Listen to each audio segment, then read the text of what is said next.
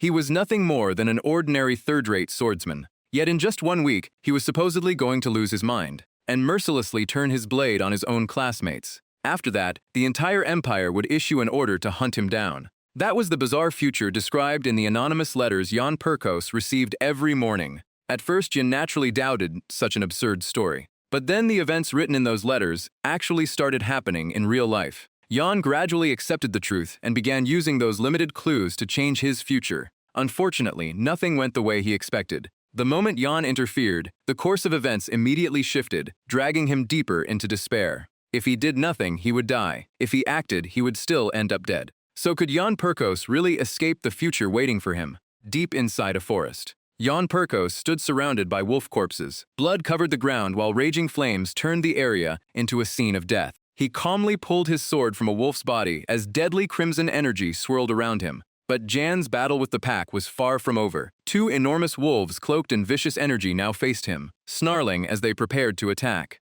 Jan showed no hesitation. With determination in his eyes, he raised his sword and challenged them to come at him. The 2 wolves instantly charged at terrifying speed, their movements leaving streaks of light that were almost impossible to follow. Within seconds, both beasts had leaped above Jan's head, baring their fangs as if they wanted to devour him alive. Jan, however, remained perfectly calm and waited for them to come. Both wolves attacked at once, unleashing a savage roar. Jan answered immediately with a decisive slash. His blade pierced straight through one wolf's head, forcing the beast to open its jaws in agony. Jan followed with another strike, leaving the wolf completely unable to move. He then spun through the air and finished off one of the beasts. Suddenly, another roar erupted. The remaining wolf had opened its massive jaws and lunged straight at Jan. Jan reacted in time and wedged his sword across the beast's mouth. But then he noticed something and shouted in alarm. With overwhelming strength, the wolf clamped down on his sword and violently hurled Jan backward. Jan quickly glanced behind him with his golden eyes, and whatever he saw immediately filled his face with concern.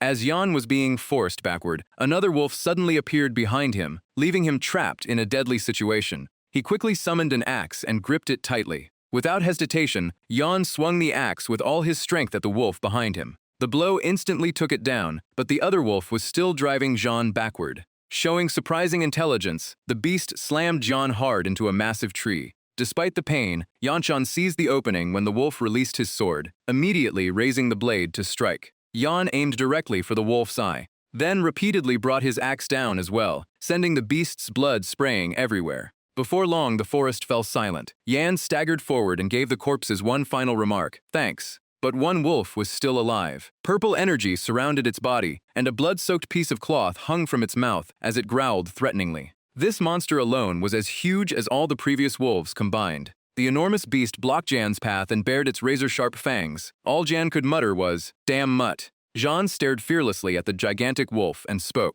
Now that he knew the letter was telling the truth, there was no reason to let this beast live. Back at the academy, Jan was a third-year student in the swordsmanship department. Slightly drunk and thrilled after finishing his midterms, he celebrated finally surviving another round at this damned academy. Beside him stood Celine Haster, a second-year student in the night department. With her arms crossed, she crushed Jan's excitement by reminding him that these were only midterms, and another failing grade would get him expelled. Nearby, Leto Anstern from the swordsmanship department held a bottle of alcohol and happily told Celine to leave Jans alone since he was simply celebrating after doing his best. Hearing exactly what he wanted, Jan slapped his thigh in delight and agreed. He admitted he was bad at swordsmanship, but he had still passed several movement and horsemanship tests. Leto then bluntly reminded him that even if he graduated, he would probably end up as nothing more than a guard in some ordinary city. Celine Haster could only watch the two helplessly. While they could still laugh everything off, she felt like every exam shaved years off her life. Jan and Leto downed their barley beer, threw their arms around each other, and agreed that studying at the Empire's finest academy was never going to be easy.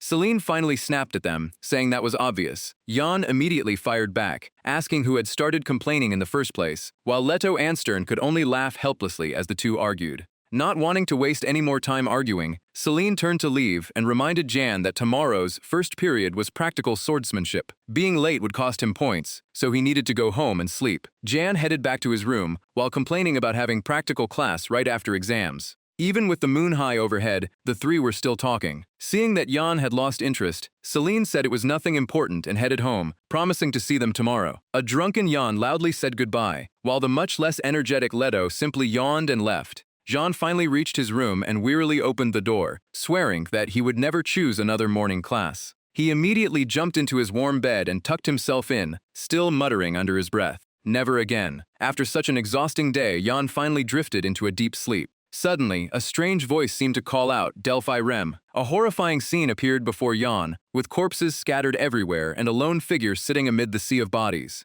When that figure finally turned around, it was Jan Perkos himself, staring at a crow perched on one of the corpses. Then the mysterious voice echoed again, warning that Delphi Rem was coming.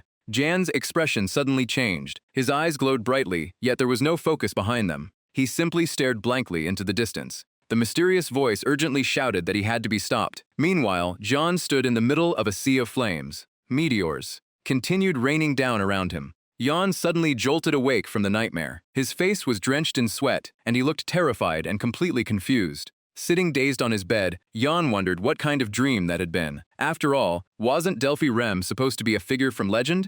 Scratching the back of his head, he felt a throbbing headache and decided he had probably dreamed all that because he drank too much. Just then, several strange letters on his desk caught Jan's attention. The letters and the calendar left him confused. The date on the calendar seemed wrong, and he had no idea what the unfamiliar letter was doing there. Jan walked over to the desk, picked up the letter, and examined it. Curiosity eventually got the better of him, so he opened it. Before even reading it, Jan guessed that whoever left the letter had also flipped his calendar. Judging from the handwriting, he figured the sender was probably a girl. Instead of reading any further, Jan kept speculating until a ridiculous possibility suddenly hit him. He excitedly imagined the female students secretly crushing on him and wondered if someone at the academy had actually fallen for him. Holding the letter happily, Jan realized he would be late for class, but decided it would only be polite to give it a quick read. John finally read it seriously. The writer said she once believed everything was merely a far-fetched fairy tale from childhood, and sometimes still wondered whether it was all a dream. Yet their names had already been written into those pages, and she would dream of him again tonight. It was signed Sephia, dated the 5th day of the Bow month, Imperial Calendar 557. As John read, he couldn't help admiring her beautiful handwriting. Jan sat at his desk with his chin in his hand, thinking over several details: a fiancé, a subjugation mission, the monster auction house, and practical class. By the time he finished the letter, Jan's earlier excitement had completely disappeared. He realized he had been tricked. Comparing the letter with the calendar on his desk, Jan complained that even the date was wrong. Whoever pulled this prank should have prepared it better. Sophia. One line claimed that the world would be destroyed unless they protected the future. That only made Jan trust the letter even less, especially with the part about dreams at the end. What a disappointment. Convinced someone had fooled him, Jan angrily crumpled the letter and called the whole thing a nightmare before rushing off to class. He tossed the letter straight into the trash, thinking that nobody would send him a love letter anyway. The scene then shifted to the bustling academy. The moment Jan entered, he sensed something was wrong. Everyone kept their distance and whispered about him, warning each other not to make eye contact, or he might start talking to them. Others wondered if he was that crazy guy from the rumors who had supposedly defeated them. Jan awkwardly touched his waist as he noticed everyone staring at him, only to discover that an axe was hanging at his side. Completely baffled by the situation, Jan could only curse and wonder what the hell was happening. His salvation finally appeared when he spotted his two friends nearby and loudly called out, "Leto, Celine." Their reaction was the exact opposite of what Jan expected. Both immediately turned away and pretended not to see him, suddenly acting fascinated by how beautiful the sky was. Leto quickly leaned towards Celine and whispered that they should ignore Jan and pretend they did not know him. Celine immediately agreed, saying she had no intention of being dragged somewhere strange again. Seeing them suspiciously avoiding him, Jan shouted for their attention. Leto finally turned toward him, then suddenly noticed something was different and told him to wait. Leto rushed over and examined Jan from head to toe, noting that he seemed different from yesterday and that his eyes looked much clearer. Already irritated by everyone staring at him strangely, Jan warned Leto that he was not in the mood to be messed with. Before Jan could finish, Leto rushed forward with tears in his eyes and hugged him, shouting that the evil spirit possessing Jan was finally gone. Jan quickly held Leto back and demanded to know what he meant by an evil spirit. Celine then explained that something strange had possessed Jan throughout the past week. That only confused Jan further. A whole week had passed, yet his last memory was saying goodbye to them yesterday. Celine immediately snapped, asking if he seriously remembered nothing. Leto angrily added that John had treated them like servants all week, and now their reputations were ruined because of him. Leto complained that if Jan had not threatened them with an axe, they would have taken him to an exorcist mage. Hearing that, Jan stared suspiciously at the axe in his hand and asked if this was the weapon Leto meant. The sight of the axe immediately unsettled Leto and Celine. They begged Jan to keep it away because their traumatic memories were already coming back. Everything had happened so suddenly that Jan could not understand what had happened during the missing week. Had he really been possessed by an evil spirit? He could not remember going anywhere dangerous or touching anything suspicious. Then Jan wondered whether it had something to do with that nightmare. His friend's conversation pulled him back to reality. They were simply relieved that whatever was gone before another incident could happen. That immediately made Jan uneasy, so he asked what incident they meant and what he had done. Celine then dropped the bombshell. Jan had defeated the top-ranked second-year student. Jan processed those words in disbelief. They meant the youngest Aura prodigy, the second-year student known as the monster swordswoman. He incredulously asked if they were talking about Seria Iudina. Jan could not believe he had defeated that monster and asked if they were joking. Celine calmly replied that Jan had put Seria in the hospital for an entire week. Jan shouted that it was impossible and wondered what kind of evil spirit could possess him and pull that off. Losing patience, Celine said nobody knew before asking Jan what he planned to do next. Still struggling to process everything, Jan asked what she meant. Celine reminded him about Today's swordsmanship class, where he would have to face Seria again. That revelation hit Jan like a bolt of lightning, leaving him wondering what he was supposed to do now. In fact, the first letter Jan had read began like this. It addressed her Dear Jan Perkos, and wondered whether anyone could truly dislike spring. The writer recalled hearing something in the capital, Abencourt, from a mature gentleman dressed elegantly. His refinement and composure had impressed her, and looking back, she suspected he had once served a noble family. He said he had wandered aimlessly the previous winter, yet his smile remained as warm as spring sunlight, perhaps because winter had finally passed. The scene flashed back 1 week, showing Seria Iudina lying on the ground in disbelief with her sword knocked from her hand. Seria struggled back to her feet, using her sword for support. Trembling, she could not understand how Jan had become so strong when he previously could not last 10 seconds against her. Jan coldly replied that the truly unbelievable thing was how mediocre her swordsmanship was. He then struck Seria hard across the face, sending her crashing backward. Seria Iudina was launched out of the training ground and slammed violently into the wall behind her. Jan did not stop there, continuing his assault with a powerful sword strike towards Seria Iudina's back. Everyone watching was stunned. Seria had supposedly remained undefeated even against fourth-year students, so they could not understand how Jan was beating her. Back in the fight, Jan slowly approached the fallen Seria Iudina. With empty, emotionless eyes, he raised his sword and coldly told her to look closely, asking whether she had noticed anything suspicious. Jan lifted his sword high for the finishing blow, while pointing out that Seria always charged in the moment she spotted an opening. She had failed to realize that the opening was nothing more than a trap. As the flashback ended, Jan still could not believe the situation and wondered why he even had to fight a fellow student. Looking at Seria Iudina, who was clearly determined to get revenge, Jan thought that facing someone he could actually fight would have been bad enough. Instead, his opponent was one of the Academy's undefeated students. Seria Iudina gripped her sword and took an attacking stance. Outside the arena, Selen Hedlone warned Jan to give up and surrender while he still had the chance. The spectators also started gossiping. Seria was certainly persistent. Even after such a crushing defeat, she still refused to accept it. They kept talking without caring how Seria Iudina felt. They claimed the professor always favored her because she was strong, but this had probably wounded her pride. After all, even she could feel embarrassed. Inside the arena, Jan and Seria Iudina had already taken their positions. The professor finally called for everyone to quiet down and announced the start of the match. He also reminded them that this duel would replace their normal class, so the result would affect their grades. Jan hated the situation, but there was nothing he could do except curse the evil spirit in his head. Mai should have cleaned up this mess before disappearing. After doing whatever she wanted, she had left him to deal with the consequences. Jan assessed Seria Iudina. She was a top student, so losing a few points meant nothing to her. But if he failed this course, he would end up unemployed and living off his parents. His only option was to hold out until she was satisfied, and 10 minutes should be enough. With his mind finally made up, Jan prepared himself for the fight. But before he could do anything, Seria Iudina suddenly appeared right in front of him. In the next instant, Seria Iudina sent Jan flying backward with a merciless blow. After soaring through the air without wings, Jan made a perfect face-first landing. Jan immediately understood his situation. There was no way he could last 10 minutes. At this rate, even 1 minute would leave him crippled, but if he surrendered now, she would never accept it. He could only brace himself for the beating. Determined to let Seria Iudina vent enough that she would stop coming after him, Jan got back up and said it was his turn. Seria coldly told him to do whatever he wanted.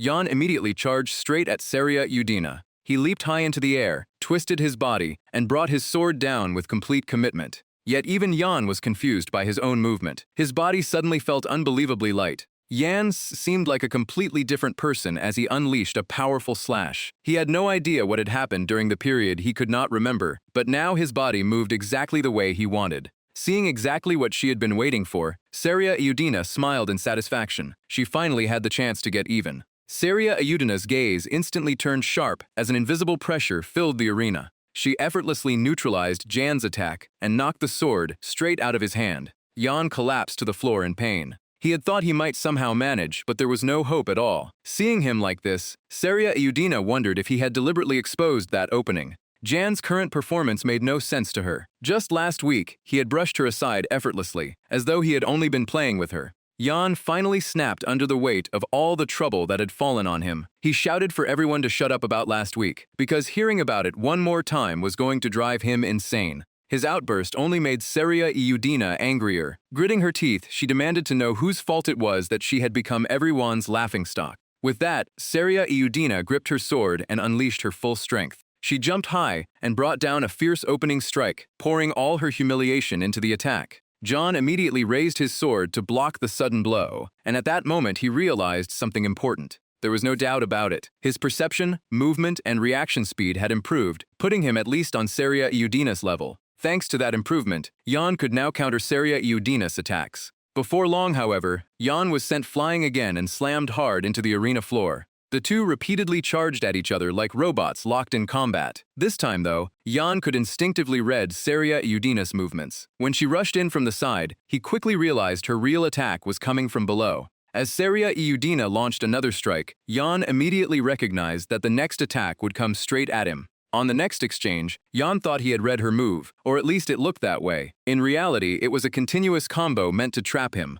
The longer they fought, the more troublesome Jan found the battle. Somehow, though, he was still able to keep up with her. After Seria Iudina sent him flying yet again, Jan finally noticed something. Leaning on his sword as he stood back up, Jan wondered why she was making so many unnecessary movements. Seria Iudina suddenly called out to him, warning him not to rush in just because he saw an opening, and to treat every opening as a trap. That was exactly why Seria Iudina had come here. Jan had told her the same thing last week, which was why she demanded this rematch. But after seeing Jan now, Seria Iudina could only describe his performance in one way: absolutely terrible. She shouted, demanding to know when he was finally going to get serious, then charged in to attack again. Those words finally made Jan understand. His own strength really had increased. But one thing was certain: Seria Iudina was no longer the same fighter she had been last time either. Jan and Seria Iudina launched into another furious exchange. Jan also realized that because of what he had told her last week, she had deliberately added even more unnecessary movements to her fighting style.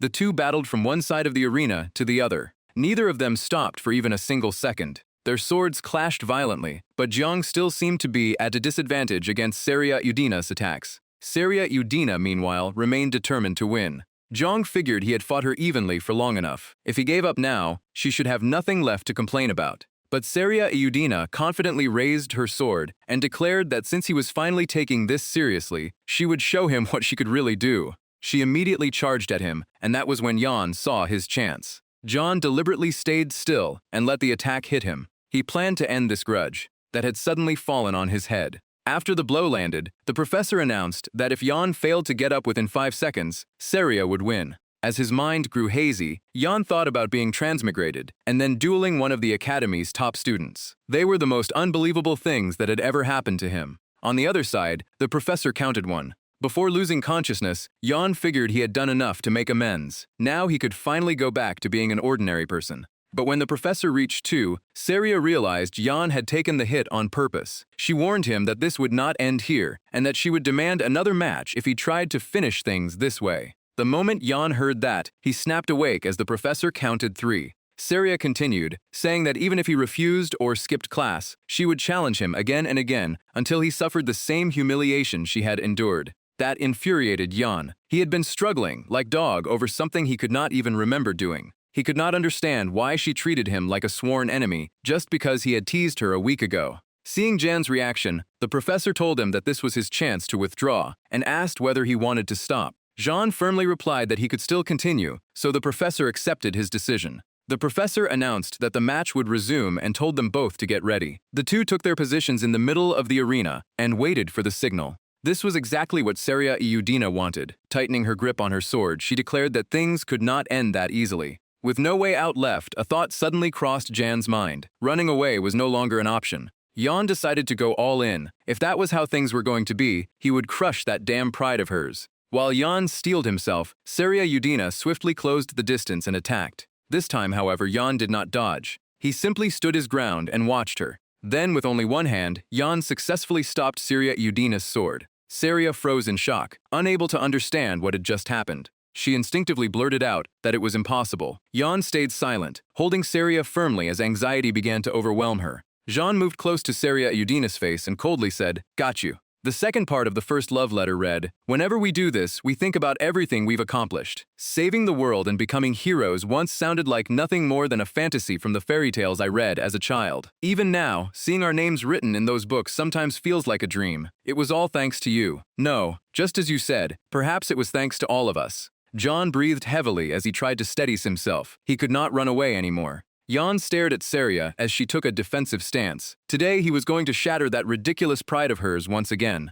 Lowering his body slightly, Jan silently analyzed her. Their previous exchange had allowed him to clearly see the pattern of her sword movements. Seria watched him with a serious gaze, while Jan knew he could dodge her attacks as long as he stayed focused. Sweat ran down Jin's face as he stared ahead and urged her to come at him. The instant he finished that thought, Seria charged at full speed. Jan was determined to completely destroy her pride. Seria drove her sword straight toward him. Jan's eyes widened as he focused. To his surprise, he could actually see the path of her blade. Seria bent her body, leaped high into the air, and pulled her sword behind her. Her face twisted with effort as she swung down, slashing from Jan's shoulder toward his lower body. Jan's eyes sharpened as he read the attack and caught the exact timing of her swing. His feet immediately pushed off the ground. Jan leaned back and looked upward, waiting for the right moment. Seria gripped her wooden sword tightly and brought it down with all her strength. A loud impact rang out. Seria stared blankly as her sword was completely stopped. Jan glared straight at her and warned, "Got you."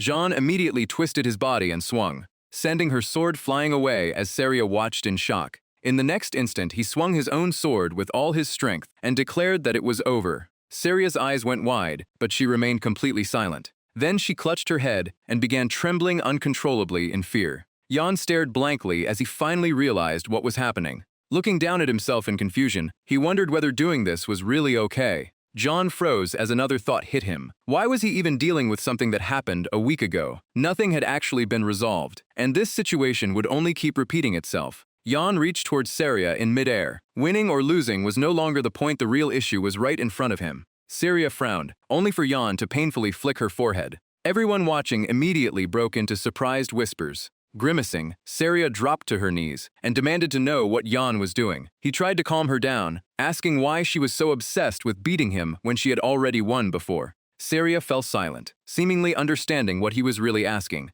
Then she angrily shouted that victory mattered because winning was everything to her. Jan gave her a faint smile and asked whether other people's opinions really mattered that much. Images of Seria training tirelessly came back to her. Jan reminded her that losing one match would not change how everyone saw her, and no matter what they said, all the effort she had poured into swordsmanship would not simply disappear. Seria sank down helplessly and admitted he was right, though being mocked still hurt. Jan smiled down at her and pointed out the flaw in her thinking. If everything she had worked so hard for could suddenly become meaningless, wouldn't that be incredibly unfair? Seria blushed and slowly looked up at him. Jan casually gestured behind himself, saying that he had spent his entire time at the academy losing, so she could trust him on this. As sunlight gradually illuminated the roof of the academy's tallest tower, he told her there was no reason to care about other people's selfish remarks. Seria closed her eyes with a smile and realized he was right. Without noticing, she had convinced herself that her swordsmanship was useless, even though it was something she had trained with faith in herself. She had learned a great deal from this.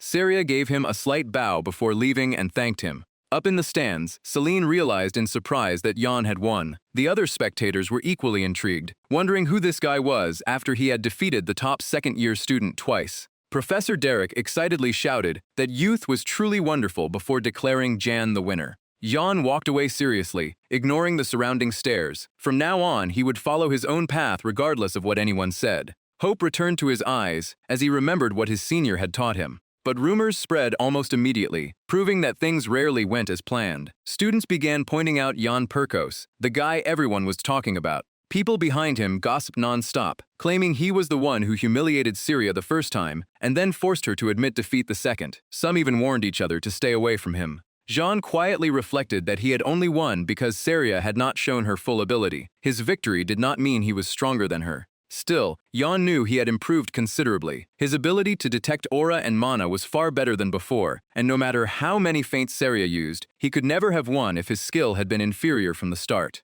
Jan was still confused about the scandal from the previous week, when a pair of hands suddenly appeared behind him. He wondered what the hell had happened during that missing week, only to be asked whether he really wanted to remember it. Leto followed behind with Celine and cheerfully called out, asking if Jan had somehow failed to notice him too. Jan rubbed his head in frustration, still unable to understand why he had been possessed. The conversation quickly shifted to the incident. The saintess at the church had said Jan was fine, so they assumed there was nothing wrong with him. Jan disagreed, considering strange rumors about him were now everywhere. Celine cheerfully brushed his concerns aside. Those stupid rumors hardly mattered, and things were not entirely bad. People used to look down on him as a low-ranking noble, but that was no longer the case. Celine immediately blushed when Jan playfully pointed out that whenever people said he had a handsome face but was less appealing because he was a rural noble, she would get furious. Either way, that still meant they found him attractive. Jean was about to continue when Celine stomped hard on his foot and told him to forget it. Ignoring Jan's pained expression, Celine turned away and explained that even the high-ranking nobles had stopped treating them badly because they were afraid Jan might crush them. Celine then turned back with a curious question, while John clutched his aching foot. When she asked whether the rumor was true, he wanted to know which one, since there were far too many rumors about him lately. Leto stepped in to explain, leaving Celine stunned. Apparently, people said Syria had been following Jan ever since that day. When Celine asked if it was true, they told her to look over there without making it obvious. All three immediately turned to look. In the distance, a white-haired head kept peeking toward the three of them. Syria blushed beneath her tiny disguise mask. Leto joked with Jan while Celine hid behind them. He wondered if Syria seriously believed that disguise would work, and why she kept following Jan after he had nearly beaten her to death not long ago. Leto glanced awkwardly at Jan and asked when Syria had started tailing him. Jan irritably answered that it had been about 5 days, and that the constant stalking was driving him insane. Leto immediately suggested talking to her before she went crazy herself. Jan let out an exhausted sigh and finally agreed. Syria blushed, lowered her head, and muttered that she needed to ask him as soon as possible. Jan awkwardly scratched his cheek as he approached. He had noticed Syria watching him lately, and asked if there was something she wanted to say. Syria froze in surprise and hurriedly asked if Senior Jan had seen through her disguise. She had genuinely thought it was working. With her face still red, Syria clasped her hands together and asked Jan to train her. Jan frowned at her request. She wanted to become stronger, and at least she was being more polite than she had been last week. Jan wondered what he could possibly teach her. Morals might be another story, but when it came to fighting, he had nothing to offer someone stronger than himself. As Syria tilted her head and waited for an answer, Jean had an even bigger concern. He had finally gotten his normal life back and wanted nothing more to do with her. So Jan rejected her on the spot and apologized. Syria panicked, pointing out that he had already beaten her twice. Jan insisted it was not because of his skill, she had simply let her guard down. Jan quickly turned to leave, but Syria followed him. He admitted that luck was the only reason he had won, while she argued that luck was a skill too. Then Syria made a proposal that immediately stopped Jan in his tracks. If he could not train her long-term, she begged him to help at least until the hunting festival. The mention of the hunting festival brought the strange letter back to Jan's mind. It had mentioned that event too, along with numerous casualties during the festival. An M3 student from the pharmacy department had gone out to gather medicinal herbs, only to be attacked by a mysterious ants monster and later found with their stomach torn open. Jan suddenly remembered that crucial detail. Syria nervously admitted that Jan had no reason to help her. Even so, thanks to him, she had remembered many things she still needed to accomplish. As Jan walked away, he told her that if she wanted to grow stronger, she should ask Professor Derek for training instead of him. Leto and Celine watched curiously as John hurried off. When they asked whether things with Saria were settled, he said no, but he had remembered something else he needed to do. As he left, the contents of the letter resurfaced in Jan's mind. He did not believe anything written in it, but seeing his friend's name there still bothered him. He had to make sure she was safe and find out whether receiving a letter from the future was actually possible. Golden sunlight shimmered across the porcelain containers. Emma quietly prepared a potion. The moment Jan saw her, he became certain that Emma knew something. The first letter said the writer had grown accustomed to life in Arancourt. They had worried about what awaited beyond a desert where nothing but sand was visible, only to discover another place where people lived beneath a warm sun beside a sparkling sea. There was even a saying that looking through a fairy's eyes would reveal hidden treasures. And now, writing letters to Jan had become an important part of their daily life. Sunlight stretched across the school grounds, glowing like golden honey spilling from a jar. Saria Urena drew in a deep breath. Then she swung her sword forward with all her strength. Her eyes were filled with absolute determination. Professor Derek, standing nearby, praised her performance. Derek told her she was almost there. With enough practice, she should be able to produce a complete aura before hunting season arrived. Saria politely thanked him. Derek smiled, admitting he had never expected her to ask him for training. Saria enthusiastically explained that Senior John had recommended him.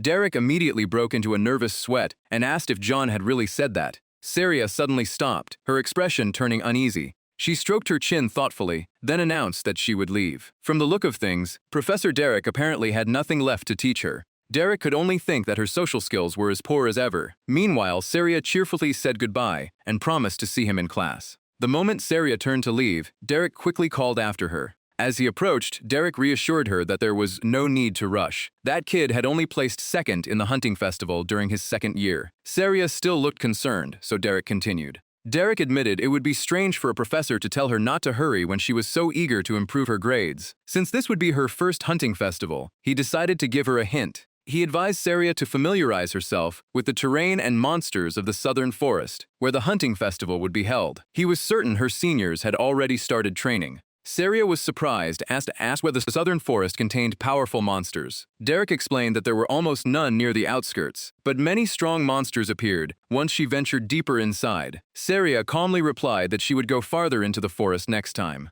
Derek immediately warned her not to go alone. Most students could defeat the monsters there, but Derek warned that dangerous beasts would appear more frequently as the hunting festival approached. At the dawn of creation, the benevolent god Rs was born alongside light, while the evil god Omelo emerged together with darkness. Following the flow of time, the good god created the universe, which was why time had always moved from the past toward the future. If that law were ever broken, the world would descend into chaos. To preserve the natural order of time, the good god placed countless forbidden spells upon it. Any being capable of defying that law would therefore be considered an enemy of the good god. One example was Delphilim. Looking less than pleased, Emma asked Jan if he finally understood. John casually waved his hand and admitted he still had no idea. Emma yawned in frustration. John was the one who had dragged her into an all-night lesson and made her explain everything to him. Worse, he had shown up after an entire month without seeing her, only to say something pointless like he was glad she was okay. Emma then smacked John on the head twice. She told him he seriously needed to learn how to enjoy life, since he became completely lost in his own world whenever he focused on something. Jan begged her to let it slide since they were friends. Emma sighed and pointed out that he only came to see her when he needed something. John clasped his hands apologetically, saying he knew he had woken her up, but she had already scolded him like usual. He sincerely apologized, then asked her to explain it again in a way he could actually understand. Emma winked and decided to give him another explanation since he at least knew he was wrong. Raising one finger, she asked if defying time would require an overwhelming amount of power. Jan hesitantly agreed. Emma revealed that only one known being possessed that kind of power, Delphilim, a subordinate of the evil god. Jan's eyes lit up as the pieces suddenly clicked. He asked if that meant the letter he had received came from Delphilim. Emma sarcastically remarked that he really needed to learn some basic life skills. Jan immediately protested that this was exactly what she had been implying. Emma said that if she had to name someone, Delphilim was the obvious candidate, but she questioned how a god, whose very existence was uncertain, could have done it. John stammered that maybe the evil god was responsible instead. Emma was startled and reminded him that they did not even know whether the evil god existed. John awkwardly scratched his head and admitted she had a point. Emma pulled out 2 test tubes, one blue and one black. She told him that receiving a letter from the future should be impossible, so he should return to his room and keep it somewhere safe. Jan wondered why she was treating him like an idiot, just because he had said something crazy. Still, he figured he really must be crazy to believe he had received a letter from the future. Emma suddenly remembered something and stopped him. She had a new item for him, a concealment potion, and she wanted Jan to test whether it worked. Excited, Jan asked if drinking it would make him invisible. Emma lowered her head and clarified that it only concealed his presence, not his body. Without giving it another thought, Jan immediately uncorked the test tube, then downed the entire potion in one gulp. Emma froze in disbelief and demanded to know what he was doing. Jan's face turned purple as he stuck out his tongue and complained about the awful taste. Emma angrily asked why he had swallowed it all at once when the potion was extremely valuable.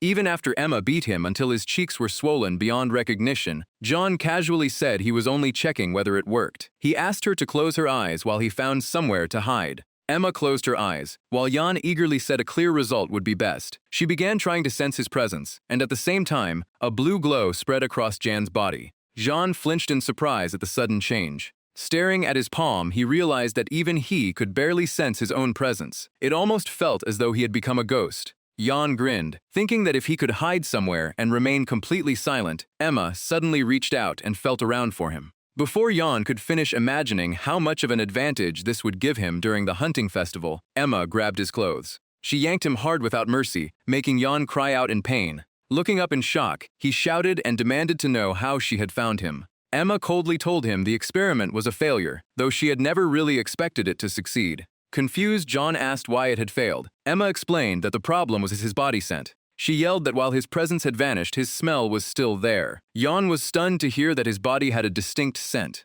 Emma explained that everyone had a unique scent they normally could not detect themselves. She had missed this flaw while testing the potion on herself, so now she had to fix it. Jan headed for the door, wished her luck, and wondered why he was even worried when she was so strong. Emma asked if he was leaving. Jan replied that now he knew she was fine, he would test the other potion in the forest and report back later. Remembering something important, Jan warned her not to enter the forest alone until the hunting festival. If she absolutely had to go, she should call him. Jan added that the monsters in the forest had reportedly been behaving strangely lately. Emma smiled brightly and said she understood. Apparently, this was finally Jan's chance to make himself useful. Satisfied, Jan agreed and reminded her to stay alert if anything happened. As dusk settled in, the sun sank behind the mountains, leaving a fiery orange streak across the sky.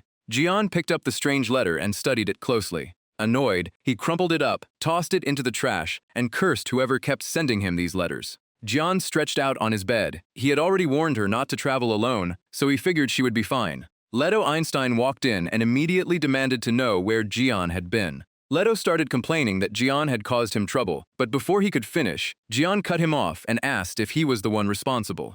Gian grabbed Leto by the collar, demanding to know how badly Emma had teased him over those letters. Confused, Leto asked what letters he meant, then realized Gian had gone to see Emma and urgently asked how she was doing. Gian sighed and let him go, saying he would overlook the deception this time, but Leto should never tell him someone was about to die again. Leto snapped back that he was asking about Emma and had no idea what Gian was talking about. Leto asked once more if Emma was all right, and Gian assured him that she was perfectly fine. Neither of them knew that Emma was already standing at death's door. Covered in blood, she had fallen within the sights of a vicious wolf. Meanwhile, Gian confidently insisted to Leto that there was no reason Emma would not be fine. In her first letter, Emma admitted she had been skeptical when Gian asked her to write once a month. Still, she had begun to feel something for the man who always smiled at her without saying much, and she missed him after being sent far away. Yet once again, those feelings seemed one-sided. She wrote every 2 days, while he only replied once a week. Meanwhile, inside a luxurious mansion, Emma lay motionless on a bed, her face covered in wounds, while someone placed a hand over her abdomen and cast a spell called Emmanuel.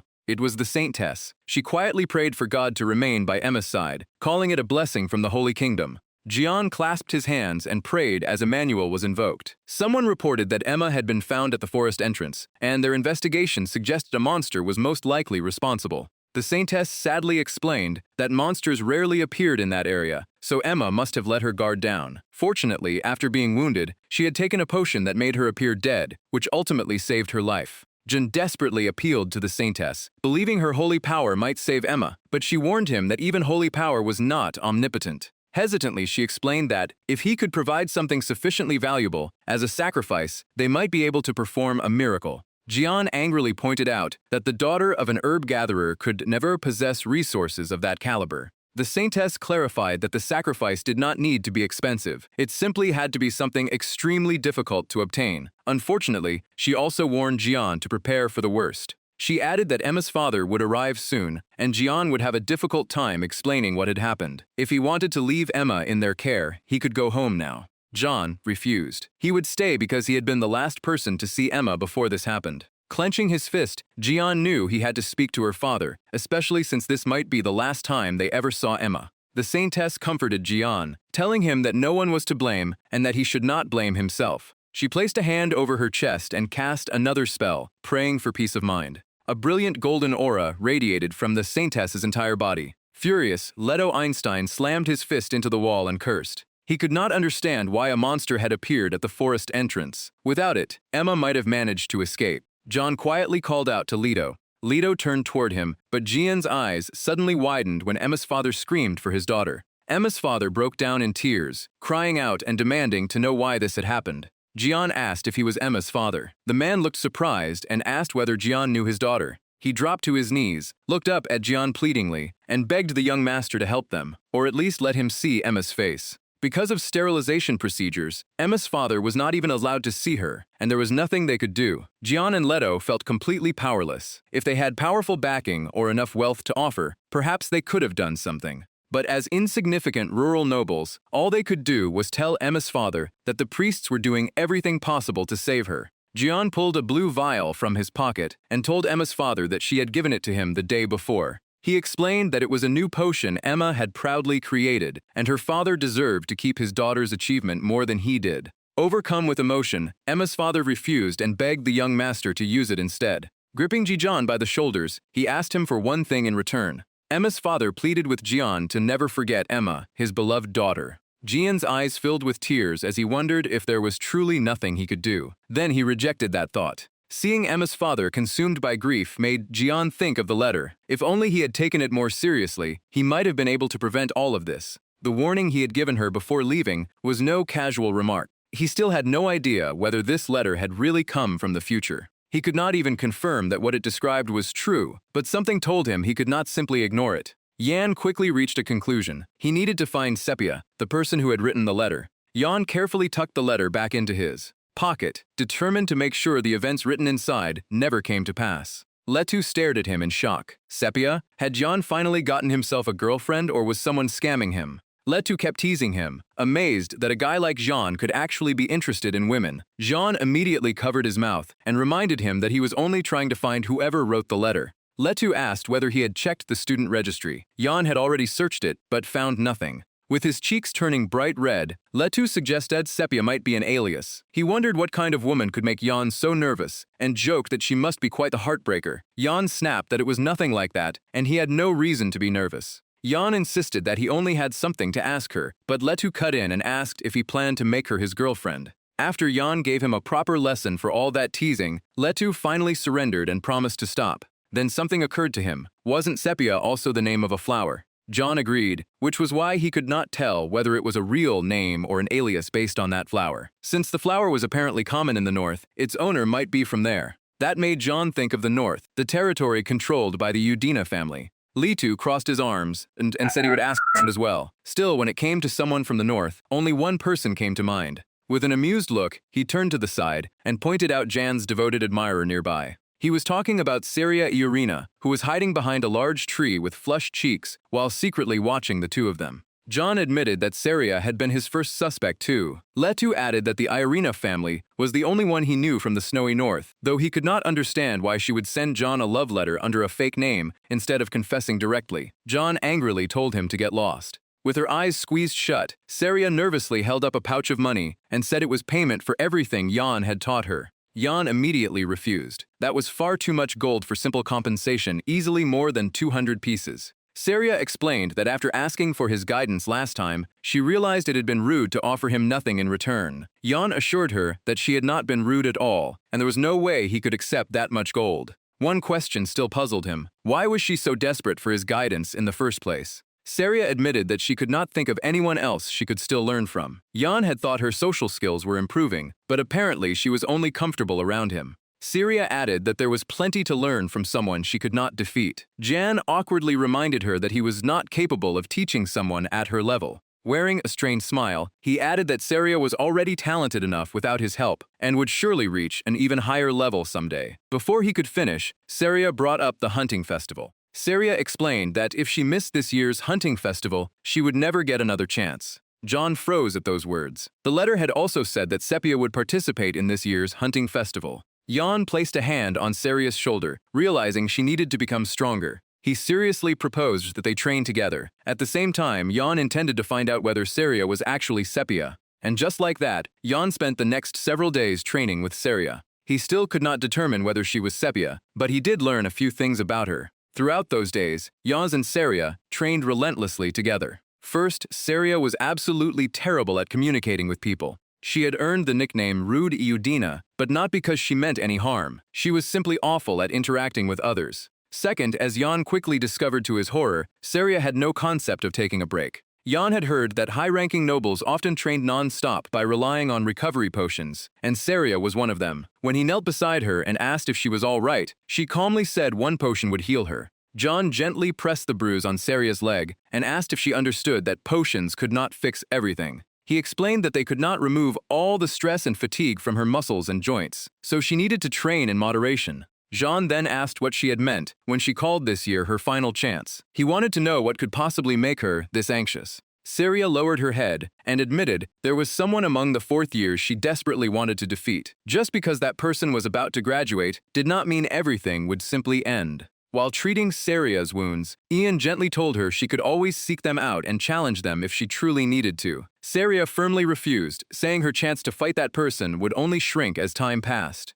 Ian was taken aback and asked what she meant. Saria explained that if she opposed the family head, she would be expelled immediately. That answer made Ian freeze for a moment. The family head? When he asked if she meant what he thought, Saria confirmed it. She revealed that Delphine Idina, the top fourth-year student in the swordsmanship department, was her half-sister and would become the family head after graduation. Saria then questioned Ian's earlier claim that she would still have a chance even after Delphine graduated. Her voice grew heavy as she admitted that there would be no chance left for her. Saria's eyes suddenly lit up as a blue aura of fighting spirit flared around her. Her only opportunity existed here at the academy. The first letter read that she understood how difficult working in the imperial capital must be. Having stayed by his side, she had witnessed his sorrow, pain, and endurance firsthand. As his fiancée, she deeply regretted being unable to support the man she loved through such a difficult time. Saria lay helplessly on the ground, bitterly thinking about someone. Changing the match rules to 5 against 1 was simply unfair. She was praised for daring to fight her sister without a single ally, but was also warned to remember one thing. Gathering people and putting them to good use was also a skill. Saria gritted her teeth, frustration filling her eyes. Everyone in the Iudina family sided with her sister, so there was no way she could find an ally among them. If only someone would stand on her side. Early the next morning, Saria looked deeply troubled. She clearly wanted to say something, but the words would not come out. Ian knelt on the ground and looked up at Saria with his usual gentle expression. He had finished treating her and told her she should be able to move now. Looking at Ian kneeling before her, Saria became visibly shy. She wondered if she should ask him to become the ally she desperately needed. There was one festival that King Idalu particularly loved. It was the hunting festival, one of the Academy's biggest events. The competition was designed to determine who could hunt the strongest magical beast. The magical beasts in the southern forest, where the hunt was held, were deliberately left undisturbed for this event. Saria was required to participate, and Serbia,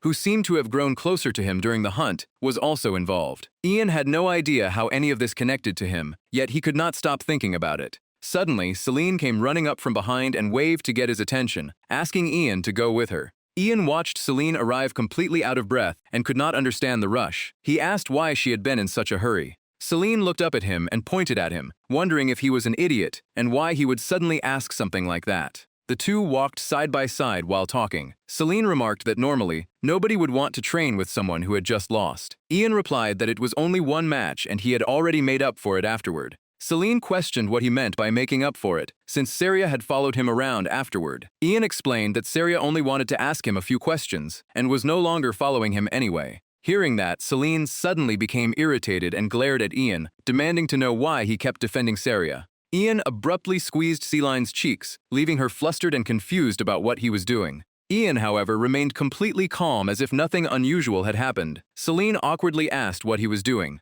Ian suddenly leaned closer and sniffed the air around her. He asked whether she had changed her perfume. Celine's face instantly turned bright red as she insisted it was not perfume. Her blush deepened as she lowered her eyes, too embarrassed to explain herself properly. She clasped her hands and pressed her legs together in embarrassment. Ian turned away with a satisfied smile, deciding it was probably the scent of a new facial cleanser. He had successfully changed the subject. Their conversation soon returned to normal. Celine asked if he knew what they would be practicing today. Since it was Ian's first time, he guessed it would probably be exploration or learning about the environment. At that point, Ian's gaze quietly turned cold. He hoped they would not encounter any magical beasts, though under normal circumstances, none should appear. But the letter had warned that magical beasts would attack. Careful preparation could prevent heavy casualties, but there was still a problem. Ian's expression became unusually grim. The warning also meant there was a high chance many people would lose their lives. No matter what it took, Ian had to stop that from happening.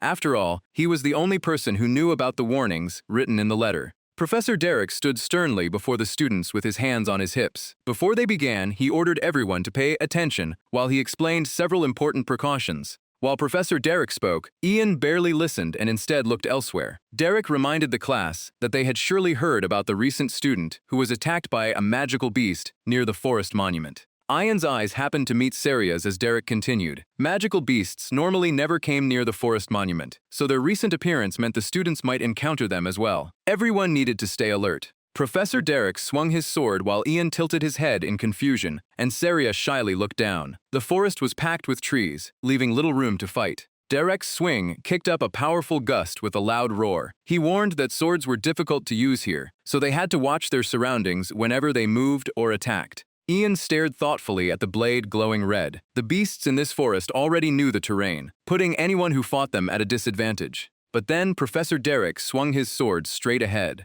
His expression turned razor-sharp and ice-cold. He explained that things were different for swordsmen capable of using aura. Derek swept his blade across with a loud shout. Even if something blocked the sword's path, every swing would simply cut through whatever stood in the way. When Derek finished his demonstration, the surrounding trees crashed to the ground. Still, he reminded them that no matter how skilled a swordsman was, the environment could never be ignored. Derek glanced toward the students and pointed out the tree. A situation like this could easily decide a battle, which was why maintaining proper distance was essential for a swordsman. That was exactly why Today's training would take place in the forest. The students could pair up and train wherever they wanted. However, because of the recent incident, Derek warned them to stay away from the center of the forest. If they encountered danger, they had to retreat first and report what happened. Ian folded his arms and sank into thought. If a group of demonic beasts really appeared as the letter claimed, staying together would concentrate their strength and make the beasts easier to handle. Yet Ian grew uneasy, sweat slowly running down his face. Gathering everyone in one place could also throw everything into chaos. In the end, all Ian could do was quickly inform the professor about the demonic beasts. Since investigating might lead to a fight, he naturally needed a partner. Suddenly, Celine appeared behind Ian with an expectant look and sparkling eyes, asking if he would team up with her. Ian hesitated. Instead, Ian grabbed Syria by the shoulder. His sudden proposal startled Syria as he asked her to team up with him. Celine immediately froze on the spot. Later, Ian and Syria walked deeper into the forest side by side. They were still within the area Professor Derek had permitted, yet not a single demonic beast had appeared. Ian told Syria how strange this was. She agreed, saying she had not sensed any demonic beasts either. Ian turned towards Syria. Someone as skilled as her at detecting demonic beasts should have noticed them if any were nearby. Syria looked back at Ian and suggested taking a break. He agreed but warned her not to lower her guard, and she assured him she would stay alert. After walking for a while, Ian stopped beside a towering ancient tree to rest. Syria stood in front of him, with her head lowered, her face turning red from embarrassment. Looking away shyly, she asked why Ian had chosen to come with her. Ian glanced aside, unsure how to answer. Eventually, he simply said it was because they were friends. He crossed his arms and leaned against the ancient tree, his expression unchanged. Ian asked if he was the only one who considered them friends, prompting Syria to awkwardly say she understood. Syria nervously clasped her hands together without daring to look up. Since Senior Ian had become her friend, she wondered whether she should give him something as a gift. Ian broke into a nervous sweat, completely at a loss with her. When Saria offered to bring him something after returning to the dorm, he protested that this sounded more like a transaction than friendship. Scratching his head, Ian looked away and explained that friends could simply talk or take walks together. They could share things they could not tell anyone else, and just spending time together was enough. Saria thought it over, then asked whether being friends meant she could ask him a slightly rude question. Ian told her to go ahead. She asked whether Ian was doing all of this for his friend, making his eyes widen in surprise. Saria's expression turned completely serious, with none of her earlier shyness remaining. She asked whether his friend being attacked here was the reason they had ventured this deep into the forest. She wondered if Ian had come to take revenge on those demonic beasts. Ian admitted he did not know, leaving Saria to ask why he was here at all. Ian clenched his fist so tightly that veins bulged across his hand, giving him a frightening appearance. Then someone suddenly came to mind. Ian lowered his head and shouted in anguish that he had already said he did not know. His body trembled, frightening Saria. Ian insisted this was not about revenge. He had come all this way to find the demonic beasts. Saria stared at him in disbelief. She wondered if this was what friendship meant, something friends were supposed to do for one another. Ian still could not explain it, and said it simply felt natural. He then asked what Saria would do if a demonic beast attacked him. The moment she heard that, Saria's eyes filled with determination, as though she were ready to fight immediately. She declared that she would definitely destroy it. Ian agreed, saying he felt the same because that girl was his friend. Saria lowered her eyes and quietly reflected on his words. At last, she began to understand what friendship truly meant. Ian looked up at the sky, revenge burning in his eyes. Still, he refused to charge blindly into the demonic beasts and risk everyone's lives. A sudden roar echoed through the forest, instantly putting Ian on alert. He asked if Saria could sense it too. Saria looked confused and asked what he meant, so Ian told her to focus. She nervously scanned the area, cold sweat running down her face, but she still couldn't sense anything. Then her eyes suddenly widened as something finally entered her senses. Wait! Countless glowing eyes appeared throughout the depths of the forest. 1, 2, 3. With this many beasts around, the students inside were in serious danger. The first letter read, 6. However, protecting Arancourt, one of the kingdom's 3 major trading ports and a strategic position guarding the continent's western coast, is also among the duties of the empire's nobles. Ihan, you should know that the consequences of the last war still haven't faded. Even so, I always make time to write because I want you to know even the smallest feelings I have for you. Ian and Serena stood completely still, listening to the sound that had just echoed out. Serena cautiously gripped her sword hilt and prepared for battle, asking whether they should attack the beasts. Ian calmly stopped her. There was no reason to fight them when they could simply run. He asked if she was ready, and Serena quietly confirmed that she was. Without another second of hesitation, Ian gave the signal and shouted for them to run. Serena answered firmly and followed him. After running for a while, Ian began to tire, panting heavily as he kept moving. 3 vicious demonic beasts continued chasing them. Ian judged that they could still escape as long as they maintained this distance. Gritting his teeth, Ian planned to keep the gap between them and alert the professor. Suddenly, a cry of pain rang out. Ian spun around and found Serena clutching her leg in pain. Alarmed, he immediately asked if she was okay. Struggling through the pain, Serena said she thought Shed aggravated an injury from training. She would be fine as long as they could splint it. Serena looked up apologetically and told Ian to leave her behind, or the beasts would catch him too. Ian turned to look behind them. He hadn't expected this situation at all. The beasts' glowing eyes were visible in the endless darkness, and they were closing the distance fast. Ian's expression darkened before he firmly told Serena to keep moving. Serena stared at him in shock, asking what he meant and insisting this was her fault. Ian resolutely stepped in front of her and told her not to talk about his friend that way. Without another word, he rushed forward, leaving Serena shouting after her senior. Ian gritted his teeth and moved as quickly as possible while carefully sensing the air around him. The entire forest had gone completely silent. Ian quickly formed a plan. Animals instinctively detect approaching predators and immediately flee from them. He stopped and calculated his next move. There was no need for a direct confrontation if he could ambush the beasts here. Ian pulled a potion from his belt. It was finally time to use the magic potion Emma had given him. He poured the entire potion into his mouth. The empty vial hit the ground with a sharp clink. Ian immediately felt his body change, though he grimaced at the familiar awful taste. Clenching his fist, Ian knew the potion could help him take them down before the demonic beasts discovered him. He could handle this.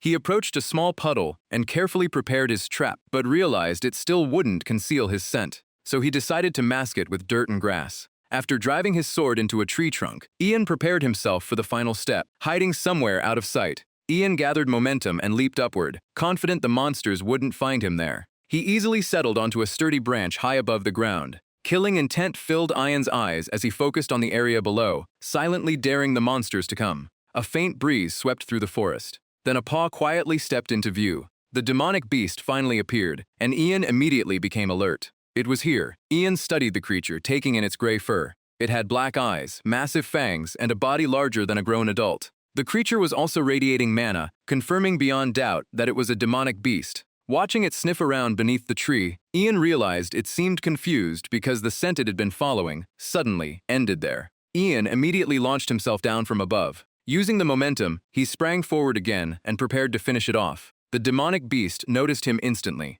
but it was already too late. Ian appeared right in front of it with his sword ready to strike. He drove the blade straight toward its neck. However, the beast's thick hide stopped the sword. Ian's aura wasn't concentrated enough to pierce through it. His only option was to put his entire body weight behind the thrust. Gritting his teeth, Ian poured every ounce of strength into the attack and urged the beast to die. At last, the sword punched through the demonic beast's head, making it howl in agony. The creature collapsed into a pool of blood. Ian couldn't help wondering how many more he could fight when killing just one had been this difficult. He immediately forced those doubts aside. This wasn't the time to despair. If even one beast got past him, Serena's life would be in danger. Ian hid inside a bush and watched the area carefully. He had to stop every last one of them here, no matter how many he had to kill. Jan stared into the distance. Another demonic beast had appeared. These wolf-like creatures seemed to hunt in packs. His entire body tensed. Only one was visible, but Jan could sense several more lurking nearby. Jan quickly assessed the situation. They had split up to search for him, which meant at least 5 were still prowling around the area.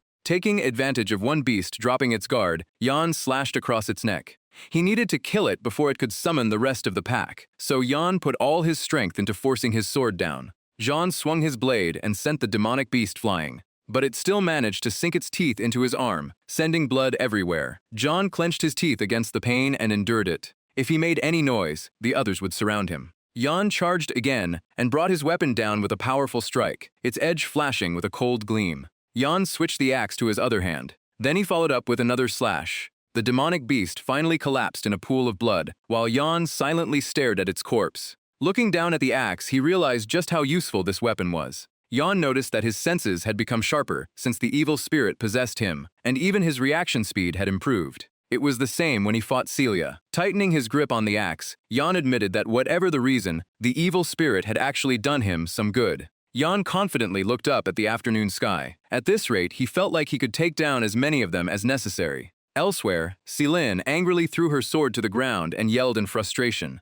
She stomped on the sword while raging over how Jan dared to team up with another girl instead of her. Professor Derek asked what was her, but Emma helplessly admitted she had no idea. Burning with jealousy, Selin complained that those two were probably dating in the forest by now. Just then, Serena suddenly appeared and called out to Professor Derek. Derek hurried over and anxiously asked Serena what had happened. Lowering her head, Serena told him about the demonic beasts. There were too many of them, and Senior Jan had stayed behind to protect her after she was injured. Derek froze, his expression impossible to read. He then placed a reassuring hand on Serena's shoulder and told everyone to wait there. With that, Derek immediately prepared to head out and search for Jan. He promised that he would save Jan. The other two were shocked to hear about the demonic beast attack. Realizing how serious things were, they decided to grab their weapons as well. Serena staggered before collapsing to her knees. Her face had gone deathly pale, all strength drained from her body as she quietly begged for Senior Jan to be safe. Back in the forest, 2 demonic beasts already lay dead. Another slowly approached to inspect its fallen companions. It lowered its nose toward one of the bodies to check for signs of life. Jan, who was hiding inside the corpse, immediately noticed the beast's movement. Before it could react, the creature was suddenly knocked backward. Jan burst from his hiding place, tossed the axe aside, and drove his sword straight into the beast's neck, drawing a gush of blood. He used his weight to pin the beast against the ground, while holding the sword firmly in place so it could not move. A desperate howl rang out. Completely exhausted, Jan could only mutter 2 words, "Damn it." The howl was answered by the beast's companions, and approaching footsteps steadily grew louder. 2 more demonic beasts emerged, howling repeatedly as they prepared to tear Jan apart. The moment the 2 beasts surrounded him, Jan slowly forced his exhausted body back to its feet. He turned toward them and raised his gleaming axe. Staring them down with a defiant look, Jan challenged the damn wolves to come at him. One of them immediately kicked off the ground and shot past him. As they circled him, Jan studied their movements and formed a counter-strategy. These were monsters, so naturally they were far faster than ordinary wolves. But as daylight faded, they were merely monsters without their demonic powers, making their movements easy to predict. Fighting an entire pack at once was the real problem, but if this was all they had, Jan could handle it. Once the beasts began circling exactly as he expected, Jan seized the opening, gripped his axe tightly, poured his strength into the attack, and leaped. A precise X-shaped strike finished off both demonic beasts before they could even react. After completing the attack, Jan landed. Numerous slash wounds were left across the beasts' bodies, while the area around them lit up from the attack. Once the battle ended, demonic beast corpses were scattered everywhere, and Jan stood silently among them. Suddenly, he turned toward the forest and shouted, "How many more are there? Come out! I'll deal with all of you at once." The surroundings abruptly fell silent, leaving only the sound of the wind as Jan remained perfectly still. Gripping his axe, Jan carefully sensed his surroundings. At first, he had assumed these beasts were the only ones nearby, but he could still sense one more. Jan anxiously stared straight ahead. A massive figure watched him from afar with glowing purple eyes, refusing to approach. Jan wondered what it was doing. Was it setting a trap and waiting for him to fall into it? Jan remembered the destruction caused by the violent movements of the two demonic beasts that had circled him earlier. He quickly took cover behind a tree, breathing heavily as he reconsidered the situation. This creature was far too clever for a simple brute, so there was no reason to keep fighting.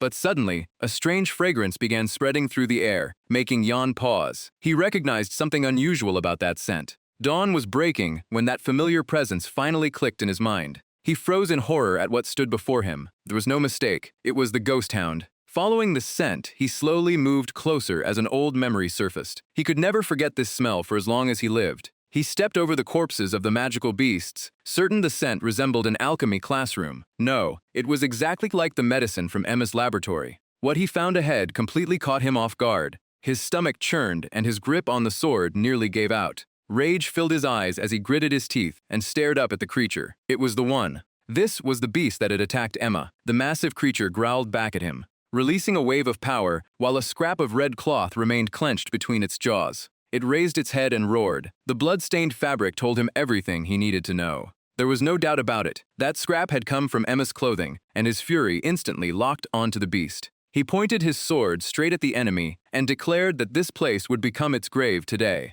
Seemingly understanding his challenge, the beast spat out the saliva-soaked scrap. The cloth landed right on his sword, only fueling his anger further. He pulled the blade close and cursed the damn beast under his breath. Like the other magical beasts, it slowly pressured him toward a corner. But this one's power carried an invisible weight that made him uneasy. It almost seemed to be laughing, completely certain of victory. The creature looked ready to tear him into 100 pieces, just as he had done to the monsters earlier. He glanced at the fallen beasts behind him and refused to give it that satisfaction. Unlike the others, this one did not immediately charge. It had to be a seasoned high-level monster. He tightened his grip and waited for a chance to counter-attack, knowing one mistake could cost him his life. First, he needed to test its abilities. The beast seized the opening, sprang forward, roared, bared its fangs, and charged straight at him. He tried to counter with his sword, but the creature rushed past at supersonic speed and struck him before he could react, leaving him dazed. The impact sent him flying, and blood poured from his wounds after taking the hit. He forced himself back up and analyzed what had happened. He could see the beast coming, but it was simply too fast for his body to react in time. Before he could recover, the creature bared its fangs and lunged at him again. This time, he managed to track its movement and shouted as he acted. He hurled his sword straight ahead. The beast noticed the blades spinning through the air. With a roar, it opened its jaws and caught the sword firmly between its teeth. The trap had worked. He rushed in, grabbed its head, then leaped up with his axe raised high. He brought the axe crashing straight down onto the massive beast's skull. But instead of celebrating, he immediately grew worried. The axe was stuck in its head, leaving him stunned by just how hard its skull was. The beast gave him no chance to follow up. It raised a paw and slashed with tremendous force, forcing him to use the axe to block its claws. Seemingly confident of victory, the creature jumped up and flipped through the air 2 or 3 times, before landing lightly on the ground. Watching that display left him with only one thought. Those pointless acrobatics were getting on his nerves. Both returned to defensive stances and waited for the other to move. Gripping both weapons, he threatened to sell the beast to a circus or anywhere else once this was over. He decided to beat it half to death first, then hand it over to one of those places. When it bared its teeth, he noticed several had been chipped during the fight. Some of its teeth must have broken while trying to bite through his sword, meaning its bite might no longer be a major threat. Still, it had plenty of other dangerous attacks, and his own condition was already terrible after taking that first hit. Trapped in a difficult position, he gritted his teeth and aimed his sword at the beast. If it used that vicious burst of speed again, there was no way he could dodge it. Before he could finish thinking, its claws were already sweeping toward him, but this time he spotted the attack in time. He slipped aside to dodge, only for the beast to reposition and open its jaws for another bite, catching him off guard. Refusing to give him a moment to rest, it raised its claws again. The move itself was simple, but constantly dodging was draining his strength, forcing him to duck once more. He realized the beast was deliberately exhausting both his stamina and speed. He brought up his sword to block the next strike. At this rate, the longer the fight dragged on, the worse his disadvantage would become. The beast suddenly backed away and stretched, confusing him. Still, he saw an opening and decided he had to end this while it was still playing around. Instead, the creature suddenly charged with a roar. He had known from the start that fighting this way was dangerously ineffective. The beast roared and unleashed a terrifying surge of power straight at him. The attack came too suddenly to dodge, blasting him into the base of a tree. That final blow left him collapsed and unable to fight back as the magical beast slowly approached. The beast pressed its claw against Ian's heart, and the area suddenly flashed. Red as blood sprayed everywhere. It felt exactly like the time a pack of monsters attacked me during the night classification practical. If we had failed to react in time, no one would have cared what happened to us. Back to the present, the beast fired a blast of energy at Ian, sending him flying all the way into a tree. His body slowly slid to the ground while the beast approached to inspect him. Its massive figure steadily closed in, but Ian stayed perfectly still, waiting to see what it would do next. He glared at the disgusting creature with rage burning in his eyes. Instead of finishing him immediately as Ian expected, the beast took its time approaching. Once they were face-to-face, Ian realized something was off. It had not killed him instantly like it did Emma. As it licked its tongue and prepared to finish him, Ian slowly reached for the sword lying behind him. The creature had ripped Emma's stomach open, as if it were playing with her, its claws flashing red. Blood spilled across the scene, running down Ian's feet and soaking into the ground. Consumed by rage, Ian gripped his sword and drove it straight into the beast's neck. He poured all his strength into the strike, peepers a vital spot, and leaving the creature screaming helplessly. Ian had known that pretending to be weak would make it lower its guard and expose its belly. Satisfied that his plan had worked, he stared it down and twisted the blade even deeper. The beast struggled desperately but could not break free. Ian kept driving the sword farther in and asked whether it had come over so eagerly just to rip his stomach open. It never realized that it was the one about to be gutted. With a furious shout, Ian yanked the sword free, spraying blood everywhere. Then unleashed a powerful upward slash that knocked the beast onto its back, leaving it gasping. As the sun slowly began to set, the beast finally collapsed from Ian's devastating attack. Ian reminded it that it should have learned to kill its prey immediately, instead of playing with them like it had done with Emma. Especially when facing someone stronger. He stomped on the creature, clenched his fists, and declared that its arrogance was what had killed it. With rage still surging through him, Ian raised his sword high and shouted that it should remember one thing: Emma was the one who killed it. He then brought the blade down with tremendous force, nearly splitting the corpse apart. Ian gave it one final look and repeated that it was never allowed to forget. Elsewhere, a sudden gust of wind swept through the area. Professor Derek pushed himself to the limit as he rushed forward, unable to stop worrying about Ian. Deep down, his thoughts were in complete turmoil as he desperately prayed for Ian to survive. Suddenly, a familiar attack erupted in the distance, shaking the surrounding area. The sight instantly erased Professor Derek's exhaustion and filled him with relief. He wondered if that slash had come from Ian. Monster corpses covered the area, and as Professor Derek stood amid the devastation, he sensed something nearby. Even from this distance, he could detect two presences. One belonged to a monster, while the other had to be Ian. Celine came running from afar and anxiously asked Professor Derek where Ian was. Derek turned to the group and told them Ian was not there, immediately throwing everyone into a panic. Terrified by the news, Celine demanded to know where he could be. Professor Derek looked toward the setting sun, and after pinpointing the direction of the energy, he told everyone they would find Ian if they kept moving forward. They had not gone far when a shout suddenly rang out, making Celine anxiously scan the area. Then they spotted Ian sitting against the corpse of a gigantic beast. Unable to hold herself back, Celine rushed toward him while calling his name. Ian looked at them while panting heavily and managed to laugh, saying it seemed they had arrived a little late. Everyone stared at him in shock, while Celine could no longer stop her tears. Ian raised his head toward Professor Derek, then suddenly lost consciousness. When Ian finally woke up, he found himself inside the temple, slowly opening his eyes beneath the bright light. According to the saintess, Professor Derek had carried Ian back after he passed out from killing the beast. After checking his injured arm, Ian learned that he would need to remain there for a while longer before he could leave. Still, he considered himself lucky that his injuries were only this serious. Ian slowly sat up, looked around, and checked his condition. In the end, his attack had succeeded, and he had avenged Emma, even though it could not wake her from her coma. Soon after waking, Ian casually recalled Professor Derek, saying that the monster was still young for its size. Had it been fully grown, it would never have played around with its prey. Lee Soo could not understand how Ian could speak so seriously about it and mocked him for acting dramatic. Just as Lee Soo was about to lose his temper again, Ian reminded him that he was still a patient and told him to cause trouble somewhere else. Lee Soo pointed at Ian's head and snapped that he was a delusional patient, demanding to know why he had risked his life just to show off in front of a girl. "You idiot." Ian pouted at that heartfelt remark and snapped back, asking what he meant. Latu reminded him that Emma had given him a potion back then. Ian looked down uneasily and admitted it was true. Without her potion, he could never have killed that monster. Latu immediately pointed out the obvious. Why hadn't Ian given the potion to Saria instead? He could have hidden her in a tree and gone to find the professor. There had been no reason to risk his life like that. The solution finally clicked, and Ian smacked his fist into his palm, confidently admitting Leto was right. Leto was left speechless. Ian was hopeless, so from now on he had better ask Leto before doing anything reckless. After calming down, Leto brought up something else. Whatever had happened, there was no denying that Eudina had confessed her feelings.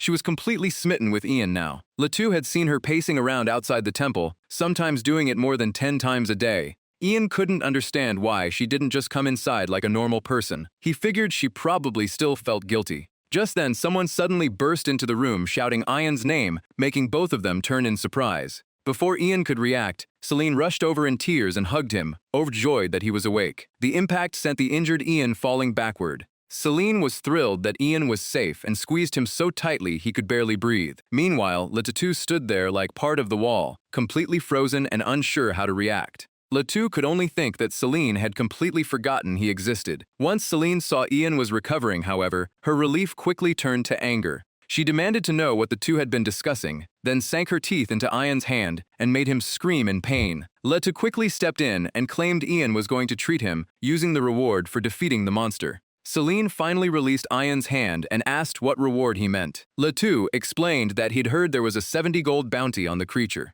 Clutching his bitten hand and nearly crying from the pain, Ian protested that he'd never heard anything about that. An excited Leto immediately slipped away to give them some privacy, saying he was going to the bathroom and telling Ian to decide what they should eat. As soon as Leto left, Celine grabbed Ian's hand tightly. With a cheerful smile, she asked Ian where they should go and whether he wanted to try monster meat, all while squeezing his injured hand. Ian could only cry out again, telling her that she was hurting him. Celine excitedly suggested the monster specialty restaurant in the city's dining district, saying she'd heard they served the best drake meat. Ian yanked his hand free, his eyes watering from the pain. Ian asked if that was really something she should suggest to an injured person. Celine immediately looked crushed, forcing him to apologize and assure her that he wasn't angry. Unable to hold back how much Shed missed him, Celine gently wrapped Ian in another hug and admitted that Shed been truly worried. Her sudden tenderness caught him off guard. With tears of relief in her eyes, Celine confessed that Shed genuinely thought Ian was dead. Seeing how deeply Shed worried about him washed away Ian's exhaustion, he finally raised a hand and gently stroked Sea Lion's head to comfort her as she cried. Ian teased her for thinking he could die that easily, while privately noticing how nice Celine smelled. Celine was still upset and demanded to know why he always threw himself into danger. She didn't care what happened to that other girl. Ian's safety was all that mattered to her. Flustered, Ian explained that he couldn't simply abandon someone he knew when they were in danger. Celine shouted that none of that mattered, then pushed Ian back onto the bed. Her expression suddenly turned serious as she told Ian that he was the most important person in her entire world. Nothing else mattered to her, and it had been that way since they were children.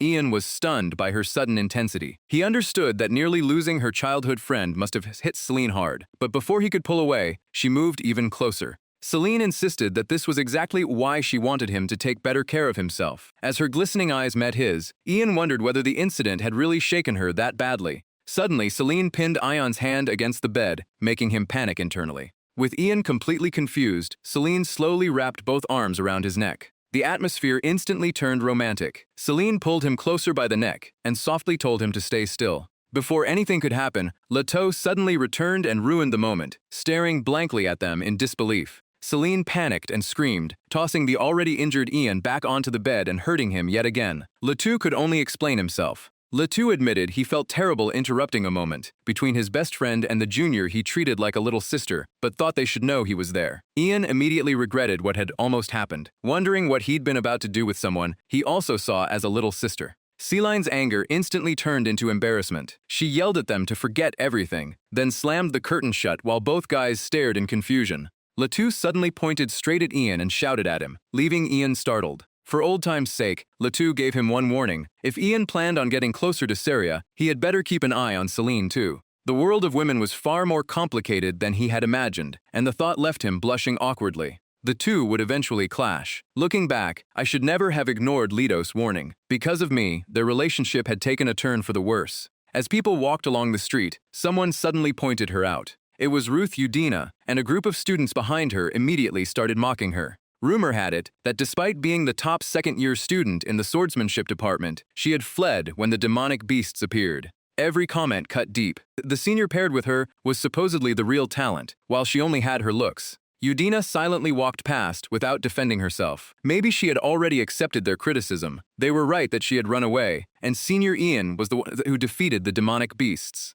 Guilt consumed Udina. Ian should never have needed to fight in the first place. It had been her fault and her responsibility. Her mind returned to that moment. Ian had stepped forward and fought in her place. She remembered every detail, including his words telling her not to say such things about a friend. He had even risked his life because of her. It became an emergency, and the temple was told to prepare for immediate surgery. Ian had nearly died back then. Senior Ian had almost lost his life because of what happened. All Udina could do at the time was stand frozen and watch him. Now one question kept bothering her. Why had Senior Ian risked his life for her? Udina sank into thought. She probably could not have answered that before, but now she was beginning to understand. Memories of her time with Ian surfaced, like when he noticed her meditating again and told her to go outside and do something else. As she pictured him, Udina realized Ian was the first person she had ever felt truly comfortable around. That strange feeling made her blush. Even when she complained or spoke harshly to him, that comfort never disappeared. The image of Ian saving her returned to her mind. He never demanded anything from her either. It was almost as if simply being together without doing anything was enough. The feeling was incredibly pure, and Udina realized she could simply be herself around him. A faint smile crossed her face. Somewhere along the way, she had started feeling that she did not want to lose him. That was why she could finally understand, at least a little, what Ian must have felt when facing those monsters. It was difficult to put into words, just like her own desire not to lose Senior Ian. His presence still lingered in her heart. Perhaps Ian had felt the same way and simply could not bear to lose a friend. Her footsteps finally stopped outside a hospital room. Udina had arrived at Ian's room. This was where she needed to be. She slowly stepped inside and called out to Senior Ian. Ian looked at her warmly. To Udina, he was the first real friend she had ever made. Blushing nervously, Udina asked whether he was feeling any better. Ian casually told her that he barely felt any pain anymore, making Udina sigh in relief. Ian smiled brightly, glad that she had come. His head was practically spinning from the book Leto had given him to study for the exam. Udina teased that he had not changed at all, then shyly lowered her head. Still clutching the gift bag, she hesitantly asked whether he was angry with her. Ian gave her a gentle look, so she had been worrying about what happened. But Ian saw no reason to be angry when there was nothing to blame her for. Udina practically jumped with joy at his answer. Ian could only think that she was terrible at hiding her emotions. Ian folded his arms and told her not to be so formal or worry too much. Friends helping each other was perfectly normal. Udina bit her lip at that. Friends. The word lingered in her mind. Ian then asked whether the thing in her hands was another gift. Udina quickly explained that it was actually a reward Professor Derek had given her. She handed Ian the bag, explaining that it was his reward for defeating the demonic beasts and that Professor Derek wanted her to give it to him as soon as possible. Ian was stunned by the amount of gold inside. It seemed like far too much. He tested Udina by asking whether she had secretly added anything, leaving her completely speechless. Ian handed the bag back and told her plainly that she did not need to disguise it as payment for saving his life. She could keep the extra gold, because a life was not something money could buy. But then Udina suddenly noticed something that made her blush their hands. Without realizing it, Ian was holding her hand. Udina could only nervously call out to her senior. Just as the mood turned romantic, Celine suddenly walked in and cheerfully said good morning. The three of them locked eyes and froze for a full 5 seconds. The moment Celine saw Udina there, jealousy immediately took over. She marched over, pushed Udina aside, then turned to Ian and asked how he was feeling. Even Ian was startled by Celine's behavior. He tried asking Celine what she was doing, but she paid him no attention. Udina could only swallow her anger, unable to do anything about it. She awkwardly stood up and held her arm, saying she should leave since she still had not finished her morning training. Celine angrily called her rude and shameless, blaming her for Ian ending up in the hospital. Ian snapped at Celine and demanded to know why she always acted like this, but Celine simply told him to forget about Udina. Celine was truly impossible. Instead, she told Ian to think about what they would eat once he was discharged. Ian remembered what Leto had told him. Women were far more complicated than he realized. Was this what he meant? Urena overheard most of their conversation from outside, but that was hardly her biggest concern. The moment Ian was discharged, he had already left. Urena sat outside looking completely dejected. 2 male students spotted her and immediately started sneering. She was even more irritating than before, and they wanted to crush her completely. One of them complained that the professors always favored Urena just because she was the top student. Now she had even abandoned her friend and fled alone, making her a disgrace to the nobility. The two quietly discussed whether Urena had any weakness they could exploit to completely break her. One of them turned to Thane for his opinion. The blonde young man sat with his legs crossed and reminded them that they knew better than to target Urena's family. Thane warned his juniors that one careless move could bring retaliation, so they had to keep things within reasonable limits. Unknown to them, someone had overheard everything and found their little scheme rather interesting. That person finally stepped forward, claiming she had some information about Urena. One boy snapped at the girl, demanding to know who she was and why she was interrupting them. Before he could finish, Thane stopped him and told Lupin to wait. A sly look appeared on Thane's face as he invited the girl to explain what she knew. The mysterious girl was none other than Celine. Celine first revealed her background to Thane's group. She then assured them they would not have to worry about retaliation from Urena's family, personally guaranteeing their safety. Meanwhile, at the hospital, Ian stood beside the bed of a reed-haired girl. He quietly called Emma's name, clearly regretting something that had happened. Ian realized none of this would have happened if he had trusted that letter. As he thought about it, Ian pulled out the letter again. 2 of its warnings had already come true. Emma had been attacked, and magical beasts had appeared in the forest. Reading it again made Ian consider the next warning. Magical beasts would most likely appear during the hunting festival, and since the letter specifically called the next threat a monster, it was probably even stronger than the previous beasts. Ian clenched his teeth. If that was true, he could not stop it alone and would need Professor Derek's help. Just then the Saintess called out to Ian. She thought Ian had already been discharged and asked if he had come to visit. Ian replied that he had only stopped by briefly. Ian used the opportunity to ask about Emma. The Saintess explained that continuous treatment could keep her alive, but that did not mean she would recover. As the Saintess held a hand near Emma to examine her, she explained that Emma could be healed if they offered a sufficiently valuable sacrifice. Ian immediately asked what kind of sacrifice was required. The Saintess calmly answered that it needed to contain powerful holy energy or mana. She added that such offerings were usually remains from magical beasts. Unfortunately, they were extremely difficult to obtain, and even Emma's father would struggle to acquire one. Ian clenched his hands as a potential sacrifice suddenly came to mind. He asked whether offering a high-level magical beast would be enough. Ian mentioned that he had heard one was valued at 20 gold, while the Saintess continued examining Emma. Unfortunately, the Saintess told him that still would not be enough. However, she suggested that a fully grown specimen equivalent to that magical beast might suffice. Ian acknowledged her answer. Ian quickly said goodbye to the Saintess, thanking her for the explanation before taking his leave. The Saintess reassured Ian that she believed a miracle would come to Emma and encouraged him to keep watching over her. As Ian walked away, one question occupied his mind. Was the monster mentioned in the letter powerful enough to serve as the sacrifice? Ian was not confident he could defeat that monster by himself, especially if it was stronger than the previous beast. He needed help, so his next stop was the professor. Ian hurried there without wasting any time. He pushed open the door with a grave expression and apologized to the professor for the interruption. Seeing Ian full of energy again, Derek remarked that he seemed to have recovered and asked what was wrong. Ian urgently asked whether Derek could handle a magical beast stronger than the wolf they had encountered before. Derek remained calm, saying it was a difficult question because a beast stronger than those wolves should never appear there in the first place. Confused, Ian pressed him further. Magical beasts had appeared without warning last time, so there was no guarantee an even stronger one could not suddenly show up as well.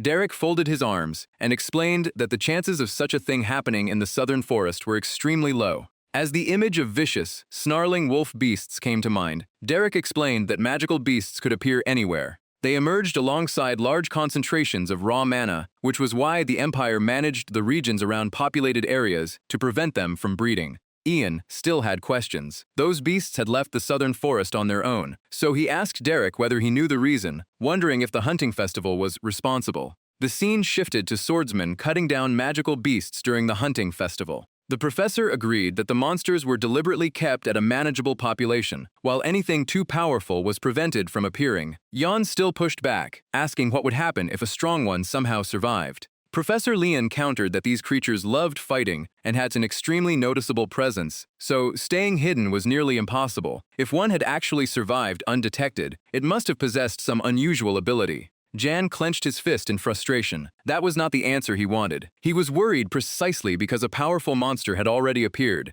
The professor added that the hunting festival was a competition to see who could hunt the strongest monster, so even if a powerful one appeared, that was part of the challenge. Jan lowered his head in disappointment and asked if that meant the professor did not care whether his students were injured or even killed. Slightly taken aback, the professor denied it. The competition existed to improve the students' abilities, which was exactly why the faculty could not interfere. With a firm look, he added that overcoming a crisis was another purpose of the event. Jan reluctantly said he understood. Despair showed in Jan's eyes as he realized the professor would not act until something actually happened. In the end, it seemed Jan had no choice but to deal with the problem himself. The clock reached 12:10. A purple-haired girl walked past carrying a tray of food. Thaw-In and his nasty group of friends immediately started picking on her, calling her that rude girl from before. Saria ignored them and kept walking, thinking they had finally stayed quiet for a while, only to start again. Thaw-In shot her a mocking glance before bringing up a rumor he had heard. He said Saria was someone even her own mother did not care for. That remark finally pushed Saria too far. She turned around and stared at the group. Thaw-In immediately went back to taunting her. He mockingly asked whether she had something she wanted to say to him.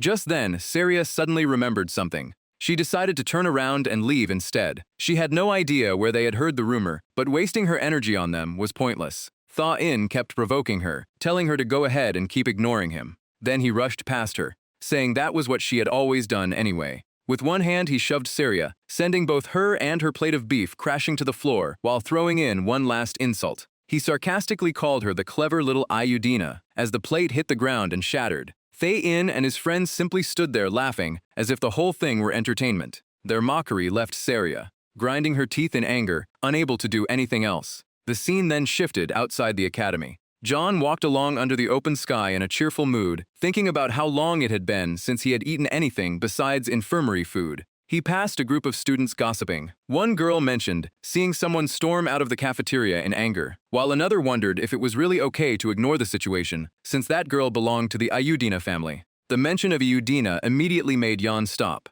One young man arrogantly dismissed the concern, saying Saria was supposedly considered a disgrace to the family because her mother came from the lower class. If the Ayudina family actually intervened, the scandal would spread across the entire empire. Still caught up in the gossip, he added that the only person likely to defend her was that senior. As he struggled to remember the name, a voice behind him supplied it, Jan Perkos. The student turned around and casually confirmed that was exactly the name. His eyes suddenly widened when he realized the person standing before him was the very man he had just mentioned. Jean fixed him with a threatening glare. He demanded to know what they had just been talking about. The student stammered that it was nothing, sweating nervously as he avoided Jan's gaze and desperately changed the subject by commenting on how nice the weather was. When he looked around, all his friends had already fled. Furious, he shouted after the traitors. He was about to run too when Jan firmly grabbed his shoulder and asked for a little talk. Jan was clearly furious, and his threatening tone made it obvious that he had plenty of questions for the student.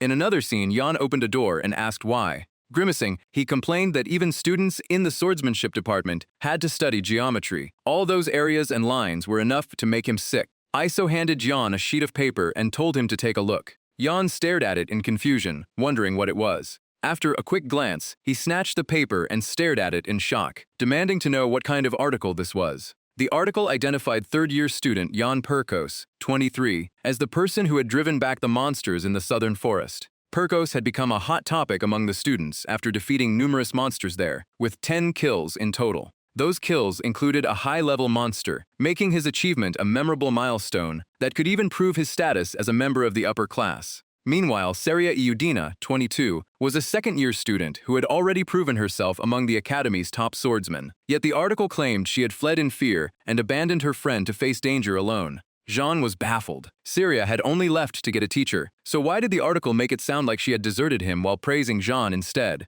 Ito simply folded his arms and laughed, saying that version would sell more copies. He even laid out the perfect headline: "The arrogant Iudina fled while a low-ranking noble defeated a high-level monster." There was hardly a hotter rumor than that, and Jan suddenly felt like punching his friend. Still frustrated, Jan asked if Ayato knew who had written the article, wondering what would happen if he simply refused to comment. Ito told him to give up. Did Jan really think the Ball Princess would listen to his explanation? Jan stared in disbelief, realizing he meant the girl who did not even care about the poor. Jan could only sigh and accept that there was no changing it. Ito told him to enjoy the attention and stop making such a big deal out of what could be treated as a joke. Jean shot him a look, saying this could hurt Seria. Far too many nasty rumors about her had been spreading lately. Before long, the two were sitting on a bench outside the academy. Jean explained that Thane had basically been bad-mouthing Seria, and now other students were spreading similar rumors. Folding his arms proudly, Jan said he had already given those kids a good scolding, so they probably would not dare talk about it openly again.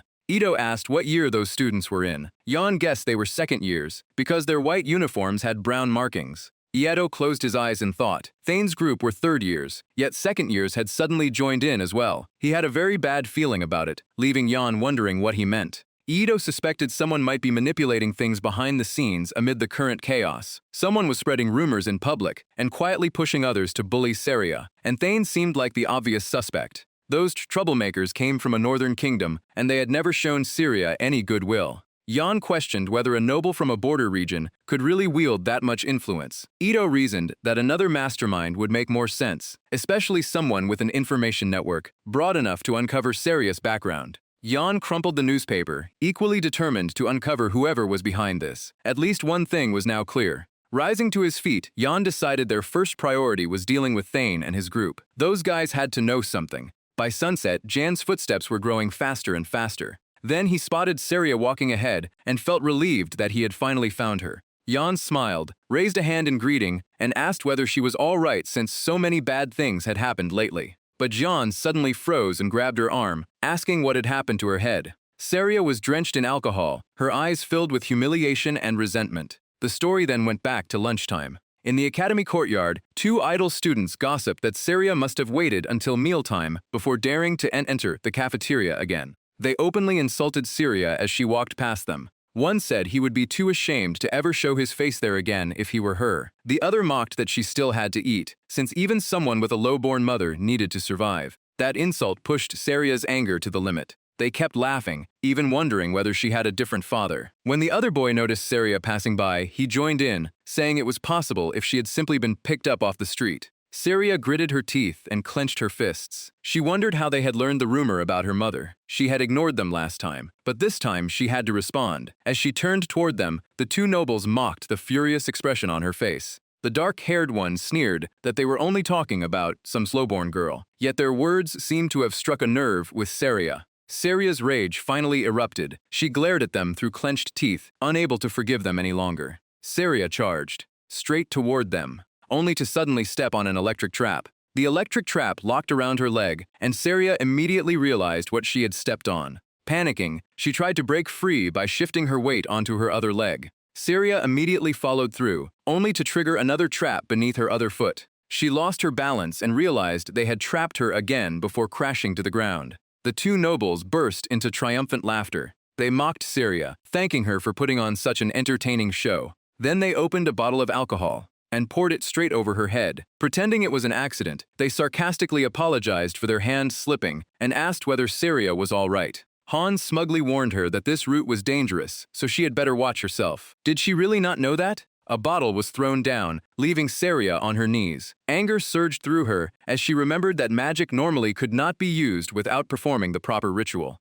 Seeing their smug grins, she realized they must have prepared everything after leaving the dining hall that morning, then waited for her to fall into their trap. The frustration inside Saria boiled over. She understood exactly what they had done, yet she was powerless to stop them and could only watch them walk away. Saria calmly explained what happened. She had fallen for their scheme and even considered beating them up, but held herself back. Her mother was practically invisible to the family, so attacking them without clear justification would only cause more trouble. Jian angrily argued that she did have a reason because they had humiliated her. Saria lowered her head and explained that the culprit had already given a fake apology, claiming it was an accident. As for the rumors, none of them had directly mentioned her name. The injustice finally overwhelmed Saria, and tears fell onto the back of her hand. That meant they could easily get away with everything. She broke down sobbing, barely managing to say that she would be the one facing trouble with her family instead. Watching Saria cry so bitterly, John fell silent, seemingly weighing something in his mind. Once she finished crying, Saria wiped away her tears and said she felt much better now, thanking him for listening.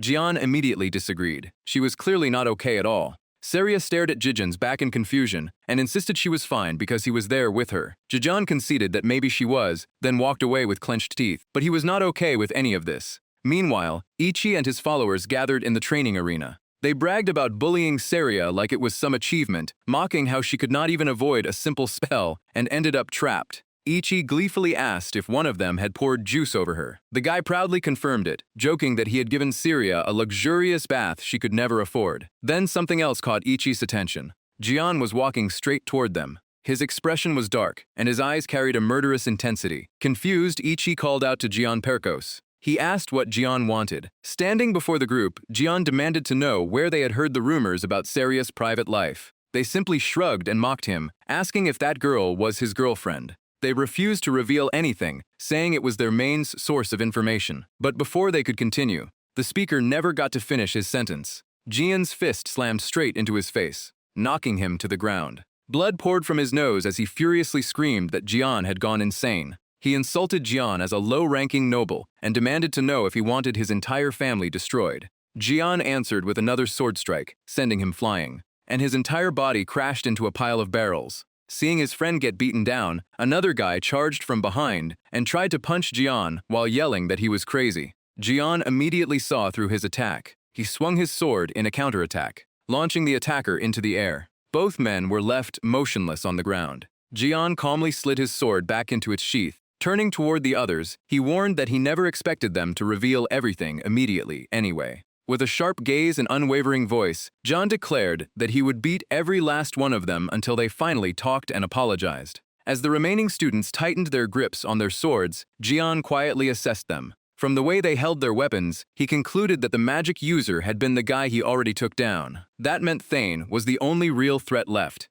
Thane remained strangely calm and indifferent. Jian stayed cautious because Thane was one of the top third-year students in the swordsman department, making him a difficult opponent. Still, Jian's resolve never wavered. Things had already gone this far, so worrying about that detail was pointless. He would deal with the enemies in front of him first, then handle Thane afterward. Several of them rushed toward Jian, shouting for the others to grab him. They reminded each other that Jian was alone. Jian counted 3 opponents. A confident smile appeared on his face. His skills had definitely improved lately, but he still knew better than to hold back against them. Jian exploded forward and charged straight at one of the 3. Their swords collided head-on, but Jian's strength nearly overwhelmed his opponent. Pouring more power into the clash, Jian sent him flying. He quickly reassessed the fight. 1 was down, leaving 2.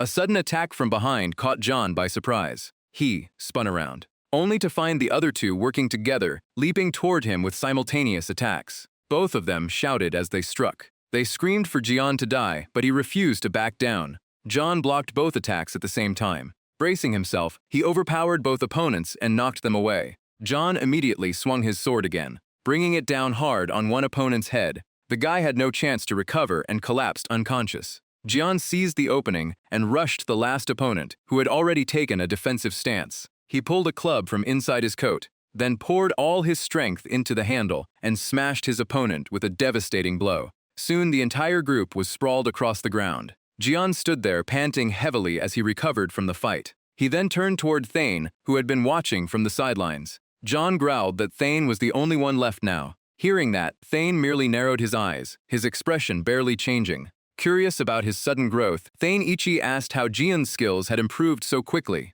He even wondered if Jian had taken some kind of divine elixir from Urina during their morning training. Realizing Thane Ichi knew about it, Jian angrily cursed the sly bastard. Jian demanded to know how he knew they had trained together and whether he had been stalking them. Thane Ichi casually replied that Jian had simply caught his attention lately. After all, Jian had already defeated Urina twice. Another intense clash immediately broke out. Jian gritted his teeth as he blocked Thane Ichi's attack. But Thane Ichi was simply too powerful, leaving Jian at a disadvantage and forcing him backward. Meanwhile, Thane Ichi remained completely calm, as though defeating Jian would be child's play. He swung his massive sword and sent Jian flying backward. Gripping his sword confidently, Thane Ichi declared that he wasn't the one about to lose. Jian's combat skills had improved, but his magic hadn't. Jian knew he was right. He could read and react to Thane Ichi's moves now, but unless he found a way around that magic sword, he would still lose. He had to figure out a way to deal with it. His own magic had improved slightly, but in a direct magical confrontation, Thane Ichi still had the advantage. Thane Ichi unleashed another terrifying spell. So much power gathered around him that the surrounding space began trembling violently. Wild bolts of lightning crashed down, threatening to tear Jian apart. Jian gritted his teeth, desperately holding his ground as the relentless attacks steadily drained his strength, until he was finally forced to his knees. Seeing this, Thane Ichi gave a mocking smile and admitted that Jian was surprisingly persistent. Still, he warned Jian not to think he could win just by dodging around. Jian seemed to have found a way to counter him, and confidently told the bastard to wait, because he would shut him up soon enough. Thane Ichi wasn't fazed. He wanted to see Jian try, and if Jian succeeded, he would accept his defeat like a man. According to him, men of the Northern Kingdom were always prepared to accept the outcome of a fair fight. Hearing such shameless words, Jian cursed inwardly. There was nothing fair about a man who had bullied Syria simply because he couldn't defeat her. Thane Ichi gave Jian no chance to recover and immediately rushed him with another relentless assault. Jian narrowed his eyes and carefully studied him, eventually realizing that his weakness was above him. Before Jian could exploit it, however, a surging wave of energy swept horizontally from Thane Ichi's sword with such overwhelming force that Jian froze in shock, his eyes widening in disbelief. Thane Ichi's attacks only grew fiercer, without the slightest hint of mercy.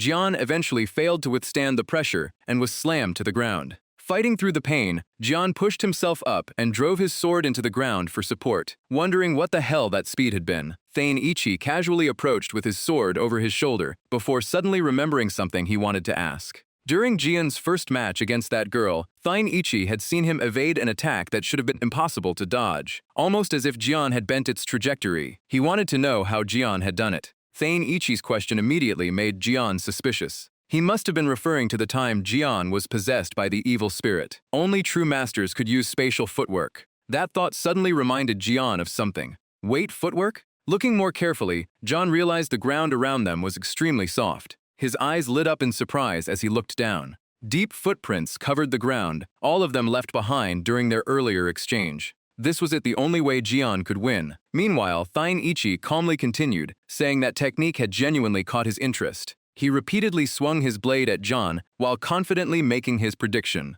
He was certain Jian would dodge his attack again.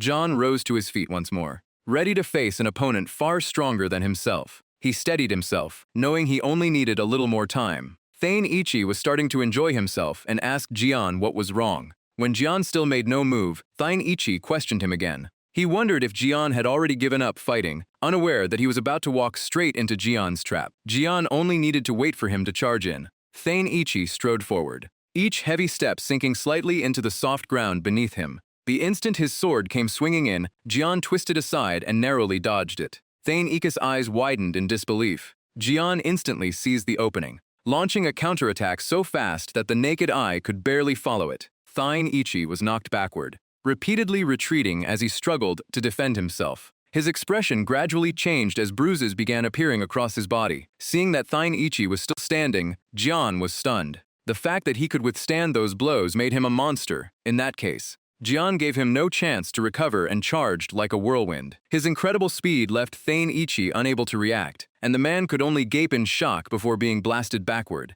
Thane Ichi crashed hard into the ground, but even worse, Jian's cold hand was already clamped tightly around his throat. Thane Ichi struggled desperately, his voice hoarse, as he demanded to know what Jian wanted, and begged to be released. Jian gave no answer. He coldly raised his axe and told him to stop wasting his breath. Jian looked like a demon straight out of hell. His grip tightened as he warned Thainichi to shut his mouth. Thainichi's eyes widened before he could get another word out. Jian's razor-sharp axe came crashing down. His body convulsed violently as streams of energy burst from his face. Like a deflating balloon, the life slowly drained out of him. Jian still wasn't satisfied. In his mind, this bastard was absolutely filthy. How could someone stoop so low as to attack others from behind? Jian raised the axe again, deciding that scum like him deserved to be smashed into minced meat. Once he finished dealing with the guy, Jian finally felt better. At last, he had some peace and quiet. But then another fool interrupted him, angrily demanding how Jian dared attack him. He introduced himself as Lu Bin, the third son of Count Luyan La.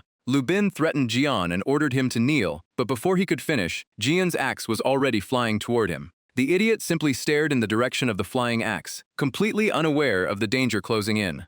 Jian casually asked if Lu Bin wanted to be smashed into minced meat as well. Since Lu Bin's was awake, Jian told him to reveal where they had gotten their information about Saria. Lu Bin stammered, unsure how to answer. He quickly spilled everything he knew, insisting that he actually knew nothing beyond that. All Lu Bin knew was that a blue-haired girl had given them the information. He had no idea who she was. Jian immediately focused on the blue hair. Lu Bin nervously explained that the girl had told him about Saria's mother and swore that was everything he knew. Jian slowly walked toward him. Lu Bin lowered his head and waited for judgment as Jian's grim voice rang out. Jian admitted it had been pointless to think he could squeeze any more information out of them. Instead, he ordered Lu Bin to remember this lesson well, because there would be no second chance. Jian spared Lu Bin's life and quietly felt relieved, believing Saria would finally be free from trouble for a while. If they ever tried another dirty trick behind his back, they now knew a madman like Jian would come after them. Still, these bastards had already spread rumors about Saria's past. Lu Bin stood there in a daze, staring at Thainichi. Meanwhile, Jian clenched his fist, still burning with rage. He made a firm vow to himself that he would find the people responsible and crush them. Saria looked around but couldn't find the familiar figure anywhere. She wondered why he wasn't there and began worrying that Senior Lan might have run into trouble. She even wondered if he had gone out yesterday to get revenge for her, no matter how angry he might have been. Suddenly, mocking laughter reached her ears as someone pointed out the orphan girl. Saria turned around and realized it was the same group of bullies. One girl sneered at Saria, asking why she was staring when she couldn't exactly run home and tell her mother. The insult made Saria tremble with fury as she cursed them under her breath. Her hands shook around her sword, but Saria forced herself to stay calm. They were deliberately trying to provoke her, and she knew she couldn't do anything about it. One of them mocked Saria for looking so furious. Seeing that Saria refused to fight back, the two girls kept provoking her, laughing at the rage in her eyes. They blamed Saria's behavior on not being raised properly and even mocked her for only having one parent. Just then, Thainichi coldly stepped in and told them to stop. The girls turned toward him and asked who this stranger was. In a dark voice, Thainichi warned them to leave unless they wanted to end up looking like him. Not understanding what he meant, the girls forced a smile and claimed there had been a misunderstanding because they were only talking to someone they knew. But their excuses didn't fool Thainichi, and he told them there was no point trying to justify themselves. After all, that lunatic Jian hadn't even given Thainichi's group a chance to explain before beating them into this state. Every injury they were carrying had been Jian's doing. After seeing how badly Thainichi and his men were injured, the two girls finally understood what real fear felt like. Terrified, they asked what he was talking about, realizing this clearly wasn't some performance. Thainichi then returned to his main purpose and called out Saria Irina's name. He and all his subordinates sincerely bowed to her, apologizing and promising never to bother her again. Saria calmly said they didn't need to make such a huge scene and could have done this another time to save themselves some embarrassment. Thainichi quietly leaned closer and explained that there was a reason he needed to make the apology so public. If vague rumors spread, they would only be mocked. It was better for everyone to remember that a madman had beaten them to a pulp. Thainichi admitted that he still didn't like Saria because she was rude, but what bothered him even more was that she was stronger than him. On top of that, Saria had powerful backing. Still, knowing how to find strong allies was a skill in its own right. Make sure you tell Jan what happened today. As Saria watched him leave, she realized he was smarter than she had expected. Then she suddenly turned around and could hardly believe what she saw. The same two girls who had mocked her earlier were now bowing their heads, apologizing with complete sincerity and promising they would never do it again. Saria had no idea how to react to this sudden change. She knew that if she had been alone, she would have simply endured the humiliation, convinced there was nothing she could do. but she couldn't keep depending on his help forever. Next time, she was determined to handle things herself. Elsewhere, inside a luxurious room, an irritated voice called out to Jan.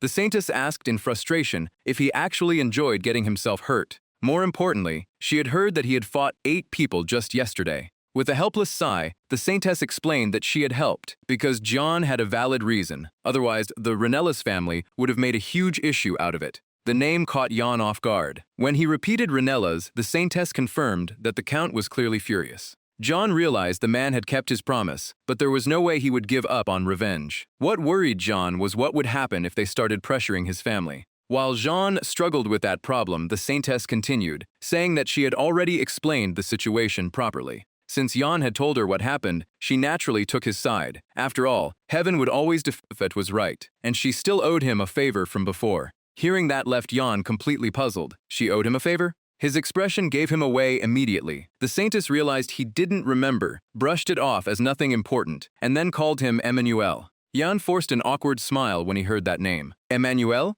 Internally, he cursed that damned evil spirit.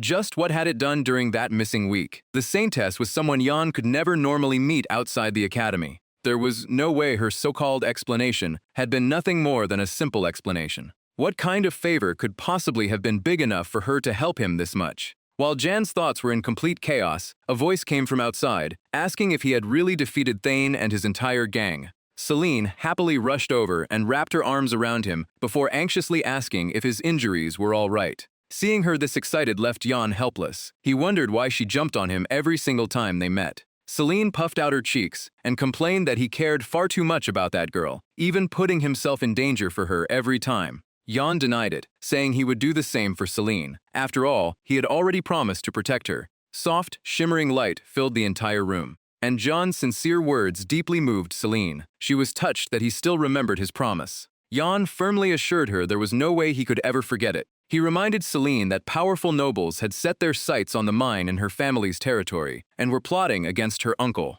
Back when Jan found his best friend crying in the garden, he had already made up his mind to protect her. Overcome with emotion, Celine hugged John tightly. He gently reassured her that he would protect her no matter what happened. To him, she was like a real little sister, so he could never ignore her troubles. Celine instantly froze when she heard him call her his little sister. The touching atmosphere vanished as she angrily stomped on Jan's foot. Celine demanded to know why he had to ruin such an emotional moment like that. John hopped around, clutching his aching foot, completely clueless about what he had done wrong. His stupid question only made Celine even angrier, and she gave up trying to explain it to an idiot like him. Celine decided they simply needed to resolve Saria Irina's problem as quickly as possible. Once it was over, John's interest in her should gradually fade. People talking badly about Saria was nothing new, but things had changed. Now they openly insulted her right to her face. Even stranger, these weren't people who hated Saria or had any personal connection to her. Most of them were high-ranking nobles connected through the academy. Jan remembered that Leto had mentioned something similar.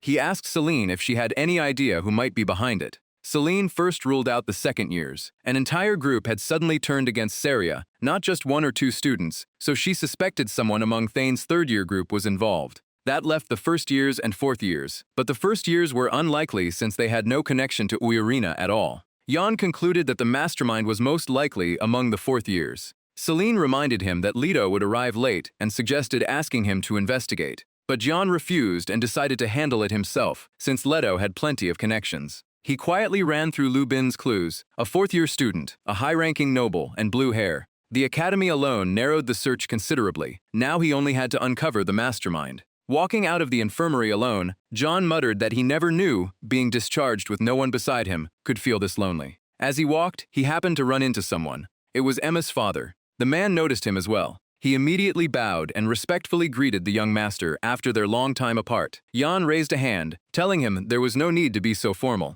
After hesitating, John asked how Emma was doing. Emma's father lowered his hands and sadly explained that she was still fighting for her life. He blamed himself for being a useless father who had no idea what he could do for her now. Seeing the guilt on his face, John reassured him that he shouldn't say that and that a miracle might still happen. Grateful, the man said he had heard John killed the monster that attacked Emma. He had no idea how he could ever repay John. As he clasped John's hand in gratitude, John became slightly uncomfortable. When the man tightened his grip, Jan explained that the creature had attacked him first, so he had only fought back. What he did wasn't worth such gratitude. Jan then pulled his hand free, leaving the man flustered and apologetic. Jan said it was fine, while Emma's father explained that he simply couldn't contain his gratitude before excusing himself. Their conversation ended there, and the two went their separate ways. Jean silently vowed to do whatever it took to save Emma. Later, Jan stood in front of the clock tower. Deep in thought, he realized just how extensive Li Su's connections were. Remembering Li Su's smug grin as he promised to handle everything while asking what John would pay him, John could only sigh. Still, even if he simply waited, Li Su would surely track down the culprit. Lost in thought as he walked, Jan eventually reached Saria's training ground. Jan wasn't surprised at all. He had known she would come here first. He stood nearby and watched Saria train, sensing that the entire atmosphere around her had changed. Saria was so focused on her sword practice that she didn't even notice his arrival. Watching how skillfully she handled the sword, Yan wondered whether he would still be able to beat her after this. Once she finished training, he approached and asked if she was doing well. Saria wiped away her sweat and turned toward him. The moment she saw Yan, she blushed and bowed, blurting out that she wasn't fine at all without him by her side. Her answer left Yan confused. Realizing she had accidentally said it too loudly, Saria immediately grew embarrassed. Avoiding his gaze, she quickly asked how he had been instead. Jan replied somewhat nervously that he was the same as always, then changed the subject and asked what she had just been practicing. Saria explained that it was her family's secret sword art, the Imperial Lion sword art. The technique produced consecutive sword trails, making it difficult for an opponent to distinguish the real strike from the feints. Since Saria lacked experience, she could only create 3 trails so far, while masters could produce as many as 10 in a single attack. Knowing this was an important family secret, Jan asked whether it was really okay for him to see it. Saria casually said it was fine because even with his skill, he couldn't copy it, only to realize how that sounded. Flustered by her mistake, she hurriedly clarified that she only meant Jan was already quite strong in his own way. Her words still stung a little, but Jan could only laugh awkwardly and admit that she was right.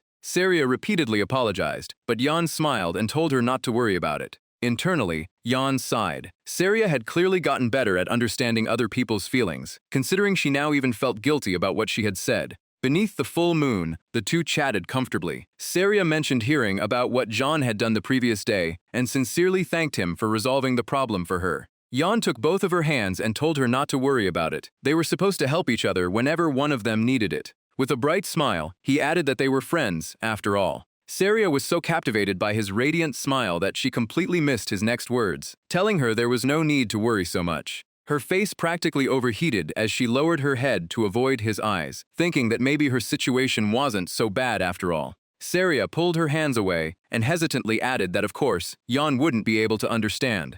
Then she looked up with a smile and told him that she would have to solve her own problem. Seeing this side of Saria caught Jan slightly off guard. He wondered why it surprised him so much. Still confused, Jan told her that if anything happened, she could always come to him. Saria suddenly snapped back to her usual demeanor and wondered if she had just said something wrong. Jan quickly denied it and suggested they start training. Saria threw herself into practice with incredible enthusiasm, barely paying any attention to Jan. As he watched her train, Jan noticed that her aura had become far more stable than before. Looking closer, he spotted something else. He turned to Saria and asked whether the color of her aura had changed. Saria casually confirmed it. Stunned by how calmly she answered, Jan immediately protested that this was no small matter. Ian remembered what Saria's aura looked like before. The difference was subtle, but its blue glow had definitely become deeper than it used to be. A person's aura reflected their consciousness, so a change in color meant something inside them had changed as well. Saria found that strange because she hadn't noticed any change in herself, leaving Ian suspicious. Ian suddenly wondered if it had something to do with the rumors about her mother getting exposed. The mention of her mother immediately unsettled Saria, who hated having the subject brought up. Saria admitted that hearing everyone talk about it had been painful, but she didn't think it had anything to do with her aura changing color. After all, it had happened a long time ago. When Ian questioned that, Saria fell silent before explaining that she had only been 6 years old. Her mother had been expelled from the Ayudhya family and desperately begged not to be separated from her. Saria still remembered her kneeling before her father, pleading to stay, only for him to summon the knights and order them to drag that disgraceful woman away. In moments, her mother was removed. 6-year-old Saria could only stand frozen as that horrifying scene unfolded before her. Even until the very end, her mother kept reaching toward her. The image of that outstretched hand had remained burned into Saria's memory ever since. Saria admitted that she had been so afraid of being expelled too that she pretended not to see anything. Her face remained expressionless, but the sadness in her eyes was unmistakable as she recalled her mother leaving and her older sister standing beside her. Her sister then warned that if Saria couldn't prove she was still useful, she would eventually suffer the same fate. Saria sheathed her sword and explained that from that day forward, she devoted everything to swordsmanship just to prove her usefulness. Ian couldn't help feeling sorry that she had endured something so horrific at only 6 years old. As the moon grew brighter and fireflies drifted around them, Ian asked if that was why she wanted to defeat her sister, to prove she was strong enough to overcome even the family's heir. Saria admitted that was what she had believed at first. But after a pause, she raised her head and said that now, she only wanted to prove to herself that she wasn't weak. Saria reassured Ian that he didn't need to worry because she was fine now. She added that it was because she had him, Senior Ian. Hearing that only made Ian more concerned. After everything Shed told him, he knew he couldn't leave her alone. Ian made up his mind and told her that all she needed to do was win the hunting festival. Saria cried out in surprise, since defeating Delphine, the Academy's strongest student, in a one-and-one fight would be incredibly difficult. But the hunting festival was a team competition, so Ian was confident they could find some way to pull it off. Rays of light fell over Ian, making him look almost radiant. Elsewhere, a girl reported to Delphine that rumors were spreading about her younger sister entering the hunting festival. Delphine wasn't concerned, saying that leaking the story about Saria's mother had only been the beginning. Delphine sat arrogantly with her legs crossed as her aura spread around her, making her presence even more imposing. That had merely been the appetizer to welcome Saria, and now Delphine intended to crush her for real. Under the bright sunlight, Ian called out to Saria, praising her for a job well done. Saria smiled and returned the compliment. Ian covered his face with one hand and looked toward the sky, realizing it was finally time to reread that letter. He had been so busy helping Saria that he'd completely forgotten about it. Ian told her he still had something to take care of, so he needed to leave. Before Ian could finish, Saria hesitantly grabbed the edge of his sleeve and called out to him. Her face turned red with embarrassment as she timidly asked if he wanted to have breakfast with her. Ian could only give an awkward smile and agreed to go after breakfast, but another voice suddenly cut him off. Sesson stood nearby, waving excitedly as she called Ian her terrible senior and asked if he'd finished his morning training. Ian immediately protested, demanding to know who she was calling terrible. Selen's gaze shifted disdainfully toward Saria standing beside Ian, while Saria quietly muttered a greeting. Saria softly said good morning. Selen smirked at her, then asked Ian if he was about to go eat breakfast too. She walked over and wrapped both arms tightly around Ian's arm, pressing it against herself as she suggested they eat together, just the two of them like always. Ian was immediately uncomfortable and wondered when they had ever started having breakfast together. Saria, meanwhile, couldn't just stand by and watch. Saria reached out a finger and firmly refused. Frowning, Saria grabbed Ian's sleeve and told them to wait. The people nearby quickly started whispering among themselves, wondering what was happening and excitedly calling it drama. Selen pressed herself even closer against Ian's arm before turning toward Eudina. She provocatively asked if Saria needed something from her Ian. At the same time, Selen wondered if this girl had suddenly become unusually aggressive. Saria firmly demanded that Selen let go of him. Selen shot back, asking who Saria thought she was to stop them and claiming that she and Ian were always like this. Annoyed, Selen glared at Saria and accused her of getting in the way just because she'd recently grown a little closer to Ian. She even claimed Ian only paid attention to Saria because he pitied her for having no friends. Ian immediately stepped in, insisting that he had never said anything like that. Saria's expression darkened. Saria coldly concluded that her suspicions had been right. Selen wasn't a good person after all. You were one of the people bad-mouthing me behind my back, weren't you? Were you trying to make me look like the bad guy? Saria confronted Selene without backing down. Whenever Selene showed that ugly inferiority complex, Saria felt those words suited her perfectly. After all, Selene had claimed that their senior only paid attention to Saria because he pitied her. Saria leaned close to Celine's ear and said that if that were true, she would keep acting pitiful so the two of them could stay together forever. Selene finally reached her limit and prepared to draw her sword, warning Saria to stay out of her way. Saria answered with an icy display of authority, daring Selene to draw it because her own patience was running out as well. Jian turned away with a serious expression and told them both to leave him alone. Even then, Selene instinctively called out his name. Both girls immediately fell silent. Tears gathered at the corners of Saria's eyes, while Selene simply shut her eyes and endured it. Later at the dining table, dark circles had formed beneath Jian's eyes as he absent-mindedly stared up at the sky. Leto asked if that was why Jian had left the two girls behind. Jian confirmed it, explaining that Seria had gotten angry, while Celine kept saying strange things until he finally lost his patience. Leto grinned as he sipped his drink, calling it an enviable situation. Two beautiful girls were fighting over Jian, yet Jian did not even seem to realize it. Jian threatened to punch him, but Leto continued. Celine's feelings were probably complicated now that she suddenly had a romantic rival. Jian could only stare blankly, completely missing what he meant.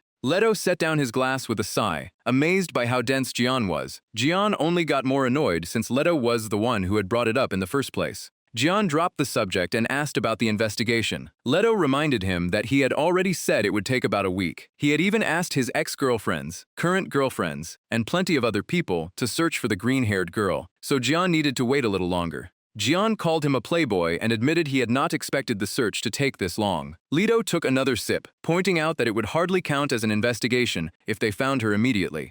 Jian suddenly brought up another question. In a low voice, he asked Leto whether a letter could possibly come from the future. Leto folded his arms in confusion, wondering why Taijian had been saying so many strange things today. Jian quickly reached into his coat and decided it would be easier to show him. Leto's blue eyes widened as he stared at Jian's hand, then asked what exactly he was supposed to be looking at. Jian insisted that Leto look at the letter from the future. Leto laughed it off and asked if Jian had eaten something spoiled. Then he reached straight through the sheet of paper in front of Jian, because, as far as Leto could tell, Jian was holding nothing at all. Jian's anxiety surged. Leto's hand had passed straight through the letter. Worried, Leto asked if Jian had been cursed and was suffering some kind of mental breakdown. Jian shot to his feet and denied it. This letter was how he had learned about Emma's accident, and its warning had also allowed him to avoid the monster attack the other day. There was more. The letter warned that an extremely powerful monster would appear during the hunting festival. Leto calmly pointed out that powerful opponents appearing at the hunting festival was nothing unusual, especially since the 4 male students who had been sent away would be returning. Jian struggled to explain that Leto was missing the point. What mattered was that an extremely powerful monster would appear specifically during the hunting festival. Still unconvinced, Leto tried to reassure him. He wondered why Jian kept emphasizing that the hunting festival would take place this year when every student at the academy already knew that. Jian stared anxiously at the paper, realizing their conversation was not connecting at all. He began to wonder if he was somehow unable to tell anyone else about the letter's contents. Leto suddenly interrupted Jian's thoughts. For the sake of argument, he decided to assume Jian was telling the truth. If so, there was a strong possibility that some kind of temporal interference was affecting Jian alone in order to prevent a disaster. Jian practically had question marks floating over his head and asked what Leto meant by a disaster. Leto wearily began to explain. Leto could not believe Jian was too dense to understand something this serious. Interfering with space-time required the highest level of magic, but even that kind of power had its limits. He asked Jian if he knew why. Jian scratched his face, vaguely remembering Emma saying something similar before. His best guess was simply that such magic was extremely difficult to use. Leto groaned, regretting that he had even asked. Magic capable of interfering with the world's natural order obviously had to come with restrictions. To make his point clearer, Leto used the earlier wolf monster attack as an example. In the future described by that letter, how had those monsters originally been defeated? Was it because Jian had read the letter? But the letter could never have been sent unless the monsters were defeated in the first place. That would make the past part of the future and the future part of the past. Any contradictions created by that loop would throw the order of everything into chaos. In other words, simply learning information about the future meant that. Seeing Yan still confused, Leto turned serious. One wrong move from Yan could potentially destroy the entire world. Yan froze at the thought that he could destroy the world. Leto set his glass down and confirmed it, warning him to be careful. He believed whoever sent the letter was also trying to prevent something from happening. But the space-time distortion only affected Yan, and even the information available to him was limited. That meant there should be no problem as long as he did not do anything unusual. A bead of sweat rolled down Jian's cheek. Even so, he might now be responsible for the survival of the entire world. He was just a noble from the countryside. How was he supposed to handle something this enormous by himself? Jagan raised a hand against the blinding light, wondering what he was supposed to do from this point forward. Before he could even settle down, an irritated voice suddenly called out to him. Jian slowly looked behind him and found Elsie glaring his way. She demanded to know if he was the one who had beaten up her younger brother, while countless fragments of blue mana swirled around her body. Elsie stood there with her arms crossed, completely at ease. Then the sound of hundreds of approaching footsteps followed. Jian struggled to breathe as he looked toward the crowd. He was now completely surrounded by the people in front of him. John quickly assessed the situation and reached one obvious conclusion. Elsie had come here to avenge her younger brother. Jian swallowed hard. If she really was that brat's older sister, then she had to be. Elsie arrogantly asked whether Jian truly thought a son of the Ranella family would simply let things go after someone like him had humiliated him. Jian held his head and sighed wearily. Elsie was the leader of one of the Academy's two major factions. Even after the Saintess tried to smooth things over, that brat had still come after him and even brought his sister along. Jian figured he was finished and would probably have to take a beating before things escalated further. Elsie was clearly no pushover, but running away would be downright pathetic. However, before the Ranella siblings could even finish arguing, all of the followers under their command were already sprawled unconscious across the floor. A blonde girl stood among them, casually brushing off her hands. Her sudden interruption left everyone stunned. She casually apologized, saying those people had gotten in her way. Her footsteps echoed through the sudden silence. Delphine gave an elegant smile and gently swept her hair aside, asking why Elsie did not stop pretending to be so tough in front of the other students. Delphine looked at her with open contempt, calling the act an eyesore. Elsie gritted her teeth in irritation, remarking that Eudina was as rude as ever. The two glared at each other with murderous intensity, each insisting that was exactly what she should be saying to the other. John watched their argument in confusion as they snapped at each other to stop blocking the way, shut up, and get lost. Jian laughed inwardly. This was the first time he had seen his senior from such a close distance, since he had only ever seen her in newspapers or from afar before. John quietly edged aside, preparing to escape. Since she was Siria's sister, he figured he should talk to her sometime, but right now this was the perfect chance to get away. A black-haired young man suddenly grabbed Jian's shoulder and asked where he thought he was going, clearly suspecting that Jian was trying to escape.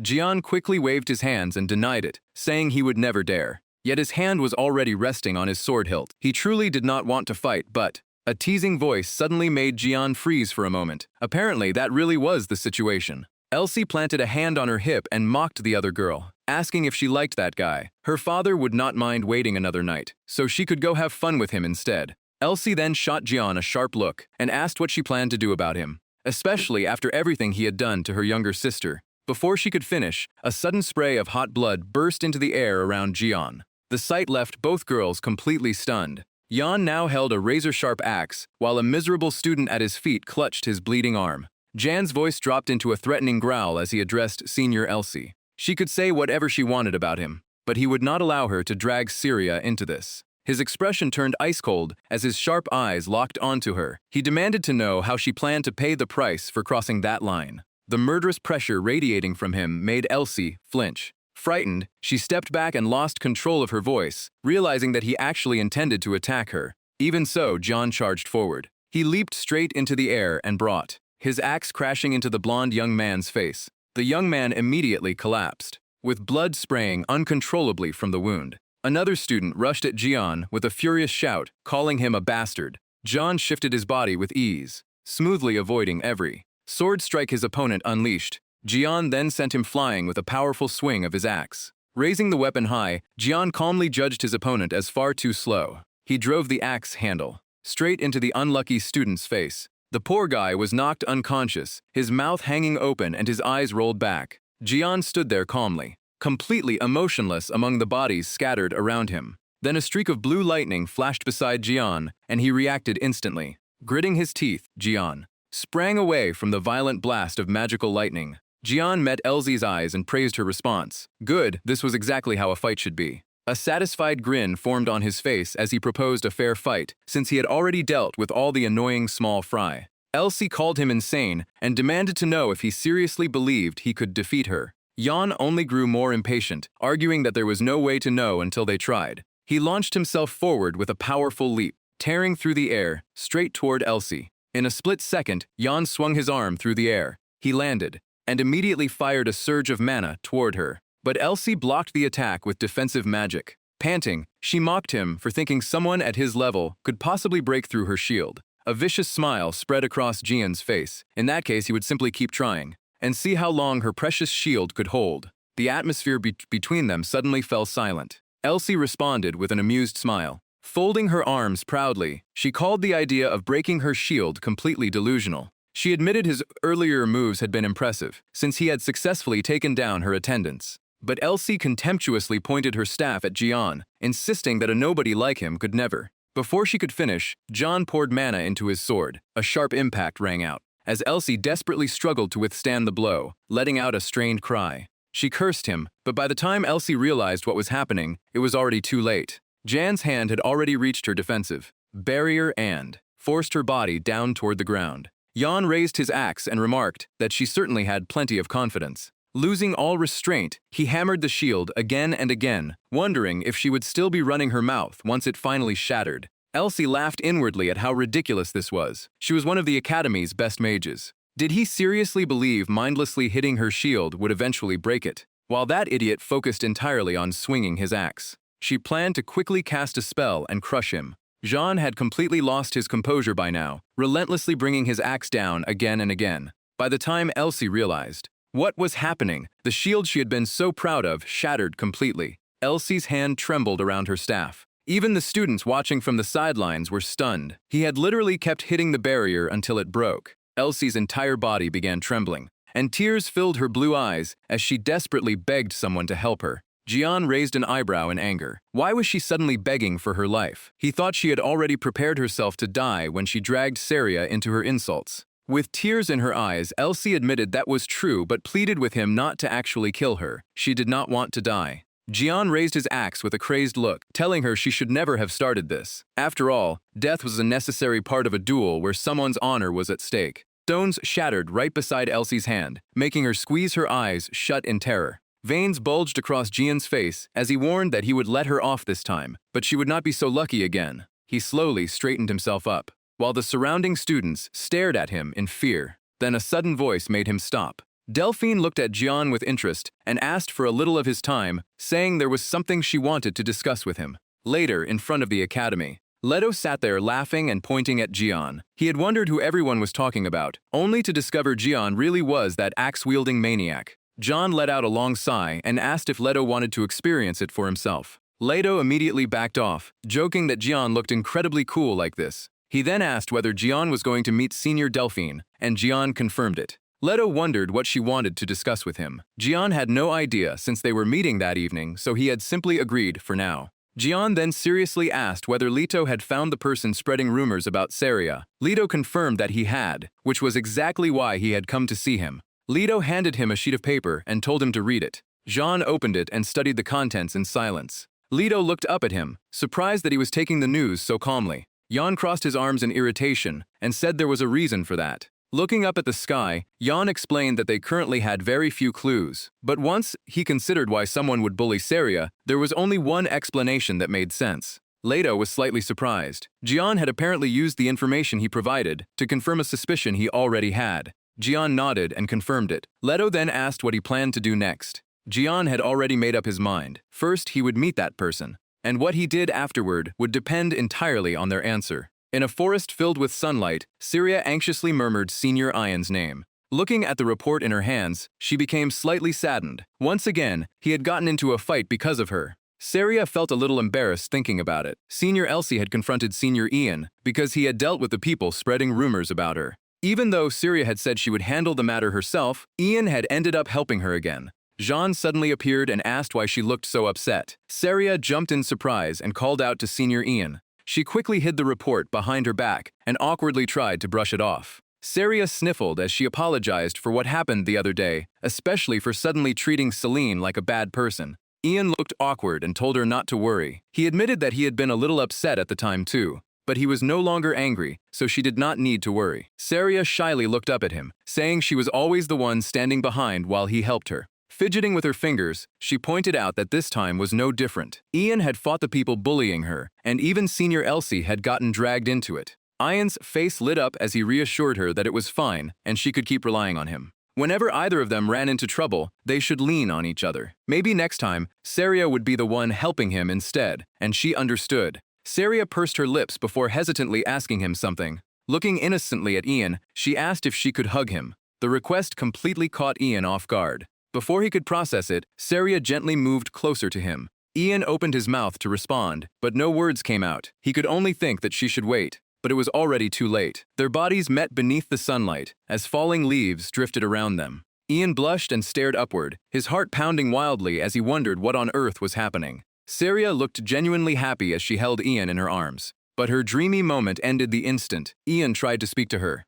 Embarrassed, Saria turned away and covered her cheeks. She explained that her mother always hugged her whenever she cried, so that was why she had done it. Her thoughts were spinning as she stammered, asking whether she had upset him. She insisted she had not meant anything strange by it, and had simply felt like doing so. Too flustered to explain herself properly, Saria looked away and stumbled over her words. Then her emerald eyes suddenly stopped on something nearby. She was surprised to find sepia flowers growing there. Quickly changing the subject, Saria explained that these flower struzes normally grew only in the northern regions. She had never seen them this far south before. The mention of sepia flowers suddenly reminded Ian of something important. The bullying incident had made him completely forget, but his original reason for approaching Saria was to determine whether she was sepia. This was the perfect chance to investigate. Ian casually asked Saria whether she liked flowers. Saria answered with a radiant smile. Since her mother loved flowers, she had grown to love them as well. Ian fell into thought. Given that emotional connection, he wondered if she might have chosen a flower as her alias. He still had no idea why she would hide her real name, but that particular flower must have held special meaning for her. Something else from the letter bothered him as well. Its claim that the two of them would become closer after the hunting festival. Ian wondered if Saria really was sepia, and if she was, what that would mean for him. The thought left him shaken. Could Saria also be someone he was destined to marry in the future? Ian quickly shook his head. No matter how trustworthy that letter seemed, he could not let himself get carried away. Saria was only his junior. He refused to let this distract him and decided to focus on the task at hand. Smiling at Saria, Ian asked if he could ask her one more question. He warned that it was somewhat personal, leaving Saria curious about what he wanted to know. Ian asked whether Senior Delphine was already certain to inherit House Udina, and whether Saria still had any chance of becoming the heir herself. Saria immediately dismissed the possibility. She lacked both the recognition and the ability needed to become the heir. Her sister already controlled all the family's real authority, and everyone in House Ayudina strongly supported her. Ian understood, then asked whether Delphine had ever tried to keep Saria in check. Saria's expression darkened at the question, while Ian thoughtfully touched his chin. Since Saria was also a daughter of House Udina, he assumed there should have been some competition over the succession. Saria clenched her hands and said she had never opposed her sister. Resentment filled Saria's eyes as she remembered the past. She had always stayed quiet and done exactly as she was told. Her sister constantly warned that if Saria could not benefit the family, then she was useless and had no choice but to obey. Because of that, Saria had always remained cautious. At least, that was how she had lived, until she decided to participate in the hunting festival. Her cheeks reddened as she curiously asked why Ian was so interested in all of this. Ian claimed there was no special reason. Resting his hands on Saria's small shoulders, he added that he would probably have to fight her sister soon. Ian gave her a reassuring smile, explaining that he wanted Saria to understand what kind of person Delphine really was. That evening, Ian arrived at Ida Lu's hall, the dormitory for high-ranking nobles. The butler bowed and thanked Ian for waiting before offering to escort him to the room. Ian nodded and thanked him. Knowing that only Delphine and he would be there, Ian figured another strange rumor would probably start spreading soon. Even so, determination remained firm in his eyes. The butler announced to Lady Delphine that Ian had arrived. A clear voice from inside invited him in. Ian knew this was his only chance to uncover the truth, so he slowly opened the door and politely entered. But the moment he saw what was inside, his face turned bright red as Delphine welcomed him. Delphine sat calmly with her legs crossed in an alluring pose, calling him Prince. Ian froze for several seconds, wondering what on earth was going on and why she was dressed like that. Hesitating, Ian suggested that Senior Delphine should change first. She asked whether he disliked it, and he awkwardly admitted that she looked beautiful. Delphine gave him a subtle smile, pleased with his answer, and invited him to take a seat. Zhang carefully took the seat across from her and respectfully suggested that she pay more attention to how she dressed when meeting a man. Delphine calmly poured wine into her glass, wondering why that was even necessary. Zhang explained that beautiful things naturally made people want to possess them. A woman's body was no different, and for most women, a man's desire could be dangerous. That was why women covered themselves to stay protected.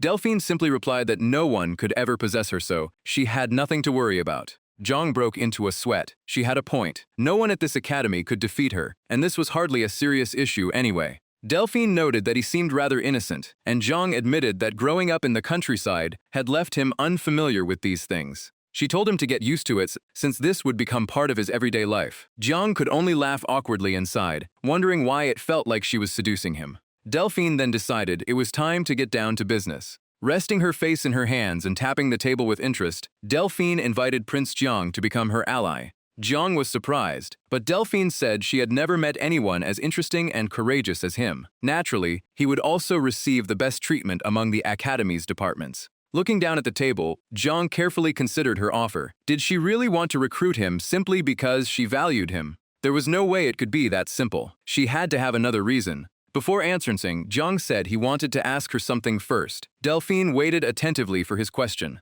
He slowly asked whether she knew that Saria had recently been publicly humiliated. Delphine openly admitted that she had heard about it, calling those responsible fearless fools for daring to target someone from the Udina family. Jiang revealed that he had identified the student who leaked Saria's secret information and confirmed that this person had been entering and leaving this dormitory. Delphine casually poured herself more wine and asked what exactly he was trying to say. Jiang decided to lay out the entire picture for her. Whoever spread the rumor about Saria's mother had to be someone from the Udina family. That person also needed enough connections and status to get so many people to humiliate someone. Most importantly, the culprit knew private information about Saria's mother that only members of the family should have known. Putting everything together left only one possible mastermind, Delphine Udina herself. Delphine smiled, admitting that she had taken Jiang for a timid little mouse. His accusation genuinely surprised her. Jiang pressed her for a motive. Why humiliate her beloved younger sister? She had no reason before, but now she did.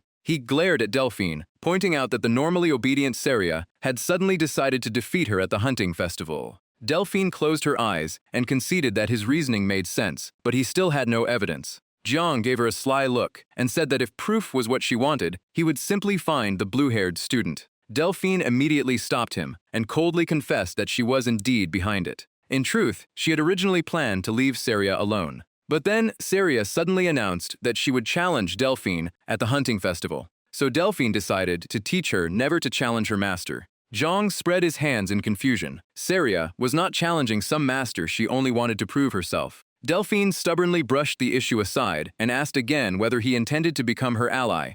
She admitted that Jiang's abilities had turned out to be far more impressive than she expected. Moments later, however, Jiang swung his axe and shattered the wine glass before coldly giving his answer. He refused. Working under someone like Delphine did not seem like it would lead anywhere good. Delphine Udina swirled the red gold wine before Jiang and sweetly repeated her offer of an alliance, admitting again that his abilities had exceeded her expectations. Moonlight streamed directly through the window. Jiang suddenly swung his axe toward Delphine, smashing the wine glass into pieces. Anger was written across his face as he flatly refused, saying that serving someone like her could only end badly. Delphine answered with a knowing smile, amused that her intentions had apparently been so obvious. She calmly set the shattered wine glass on the table. Then, in one swift motion, Delphine drew a dagger hidden at her waist. She pressed the blade straight against Jiang's neck and warned that she could no longer let things end this way. Jiang lowered his eyes toward the dagger resting against his throat. He was surprised to realize that Delphine had been concealing a weapon on her body all along.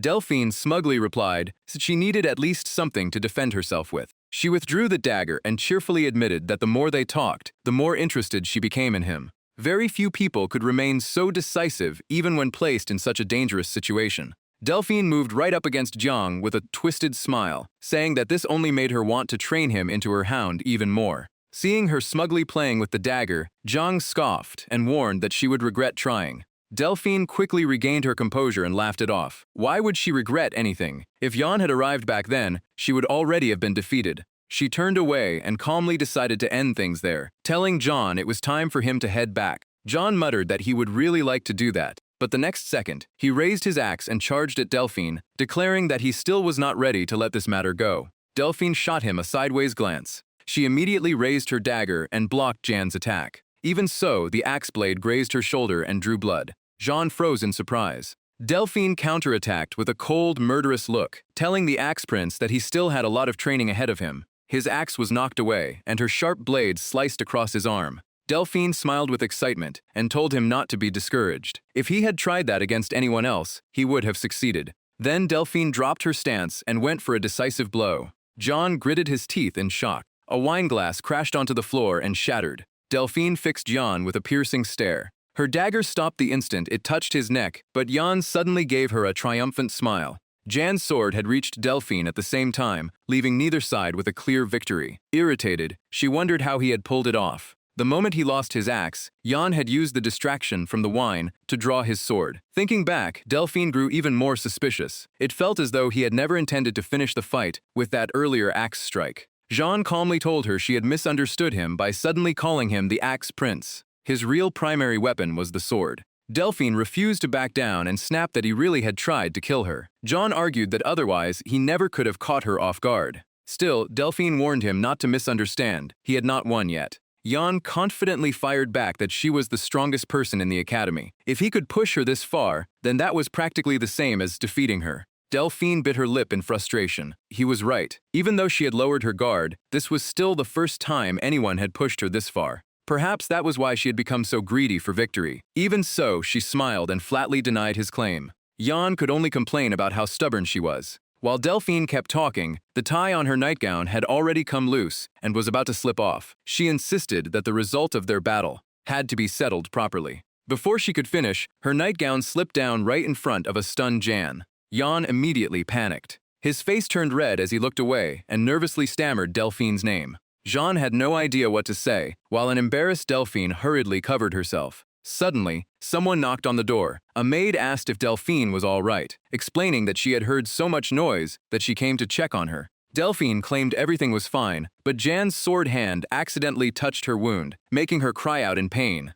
The maid outside immediately panicked. Ignoring everything else, she shoved the door open and rushed inside. What she saw was an incredibly embarrassing scene involving the two of them. Flustered, the maid repeatedly apologized and begged Delphine to forgive her rudeness. Then she fled. Delphine remained there, blushing furiously as she stammered that this was not what it looked like. An awkward silence filled the room, and Jean pretended to clear his throat. He bent down and retrieved his beloved axe, acting as though he had no idea why an axe had suddenly appeared there. Jean quickly headed for the door, bowed formally to Delphine, and conceded the match before wishing her good night. He slammed the door shut behind him. Delphine was left standing there alone, still overwhelmed with embarrassment. The next day at the academy, students were already gossiping about what had happened to senior Delphine. A blue-haired student asked whether they meant the rumor about John reaching her dorm and causing trouble. Another immediately claimed John had used alcohol to threaten Delphine while her guard was down. Someone guessed that Jan was the type to drink whenever he was in a bad mood. While they remained absorbed in their gossip, familiar footsteps approached from behind.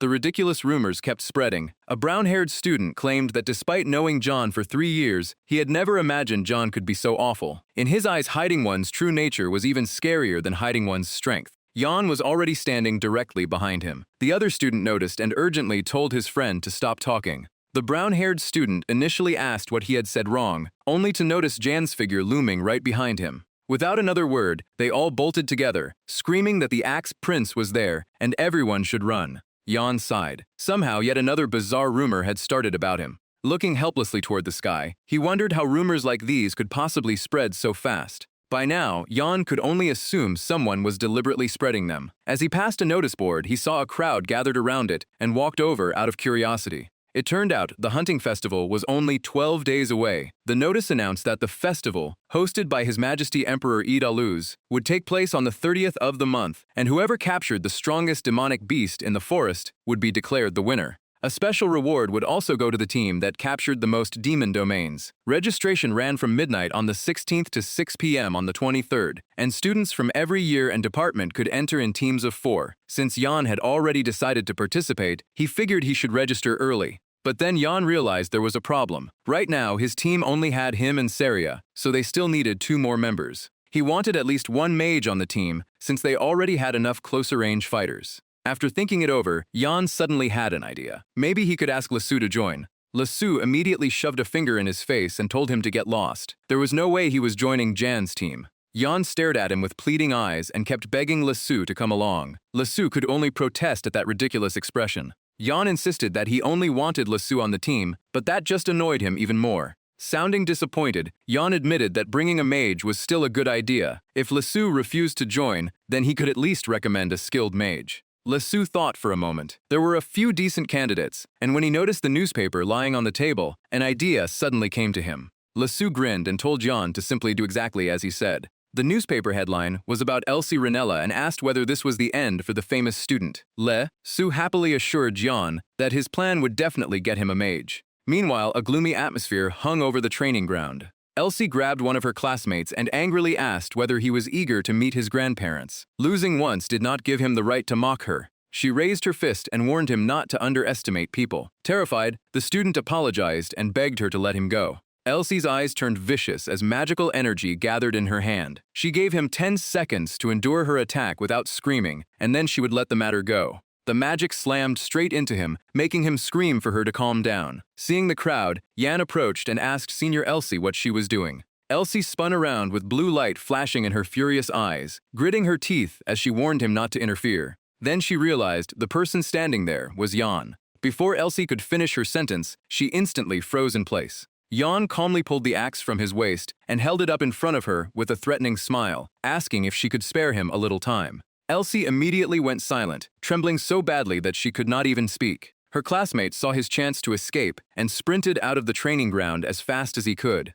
Elsie bowed before Yan while trembling, and everyone else quickly left as well. Even Yan was confused by how obedient she had suddenly become. He remembered Lesue's advice. Whenever Elsie gave him trouble, he should just pull out his axe, and everything would work itself out. Still, Yan wondered whether this only made him look like a complete jerk. John sighed and calmly assured Elsie that he only wanted to talk, so there was no need to worry. Unfortunately, that seemed to have the opposite effect. Elsie trembled even harder as she nervously asked what he wanted to discuss. Slowly backing away, she insisted that she really had nothing to talk about with him. When Yan tried to move closer, Elsie nearly burst into tears and stammered for him to stop. She took a defensive stance and shouted that she would do anything he said, as long as he put that axe away. John gently placed a hand on her hat and gave her a comforting pat. With a warm smile, he softly told Elsie that she must have been exhausted. His attempt to comfort her finally seemed to calm Elsie down. Wiping away her tears, she resentfully called him a bastard. Yan was completely confused and asked why she was calling him that.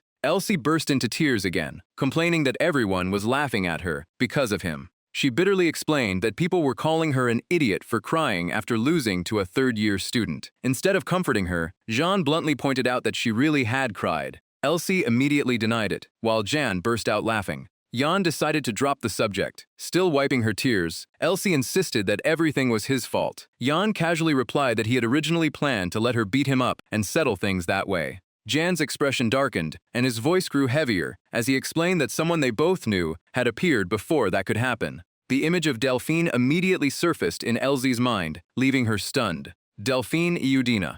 Jan confirmed that she was right, then suggested getting revenge on Senior Delphine. Elsie's curiosity was immediately piqued. She wanted to know exactly how they could do that. Jan explained that Senior Delphine had declared she would win this year's hunting festival to uphold her family's honor. That meant losing would bring serious humiliation to the Udina family. Elsie eagerly agreed, saying Delphine deserved it. Jan then asked Elsie to enter the hunting festival with him. Confused, she wanted to know why she had to team up with Jan. Jan's face immediately darkened, startling Elsie so badly that she stammered that it was nothing and told him to forget what she had said. Jan sighed, admitting that he knew Elsie did not think highly of him, but could she really stand by and watch Senior Delphine win? Just imagining that girl's smug expression was enough to make Jan angry. That was exactly why he wanted Elsie on his team. Jan calmly assured her that if they worked together, they could definitely win. After thinking it over, she agreed, though she still had a feeling he was plotting something. Ian was relieved. With the core lineup settled, he planned to have Senior Elsie provide support magic and strike whenever an opening appeared. Ian would hold the front line, blocking enemy attacks while creating openings for the others. That would give Syria the chance to unleash the finishing blow. The downside was that Ian would have to bear the pressure of keeping the enemy's attention on himself. Looking up at the sky, Ian realized he was the only one filling that role, so they needed another person on the front line. Someone as skilled as Ian, or even better, immediately came to mind, and he knew they could fight well together. The Celine family also had ties to hunters, so Celine should be capable of tracking magical beasts. Ian remembered his first fight with Celine, where she had nearly overwhelmed him the moment she drew her sword. Still, the thought of putting those two girls on the same team made him uneasy. Ian glanced toward the foot of the mountain. This was no time to be picky, so he had to do everything he could to convince her. By sunset, Ian had met Saria only for her to grab him by the collar. Confused, he asked what she was doing. Trembling, Saria demanded to know why he had gone to see her older sister yesterday. Ian stared blankly, wondering what she meant. As Ian awkwardly started recalling yesterday and Senior Elsie, Seria's expression grew even more tense. She accused him of thinking about another girl and tightened her grip. Ian painfully protested that he was only answering her question. Seria finally released him, letting Ian breathe again, but she angrily muttered that her older sister was trying to steal Senior Ian away. She nervously bit her nail, even though Ian had already promised to stay by her side. Ian was alarmed by her reaction. Apparently, another strange misunderstanding had formed, but he had no time to deal with it. Calming himself, Ian explained that most of their team had already been decided, since they still needed another mage. He had invited Senior Elsie. Seria immediately brightened up. With Elsie joining them, they would no longer have to worry about lacking damage. Ian then revealed that he wanted Celine to take the final spot. Seria instantly looked displeased, saying that bringing Celine along would only lead to pointless arguments. Ian argued that nobody else was as capable as Celine. Seria lowered her head unhappily, admitting she disliked how reckless Celine always was. Ian knew this would not be easy. Those two were like oil and water. Even so, he clenched his fist with determination. There was no backing out now. They had to register and win the festival.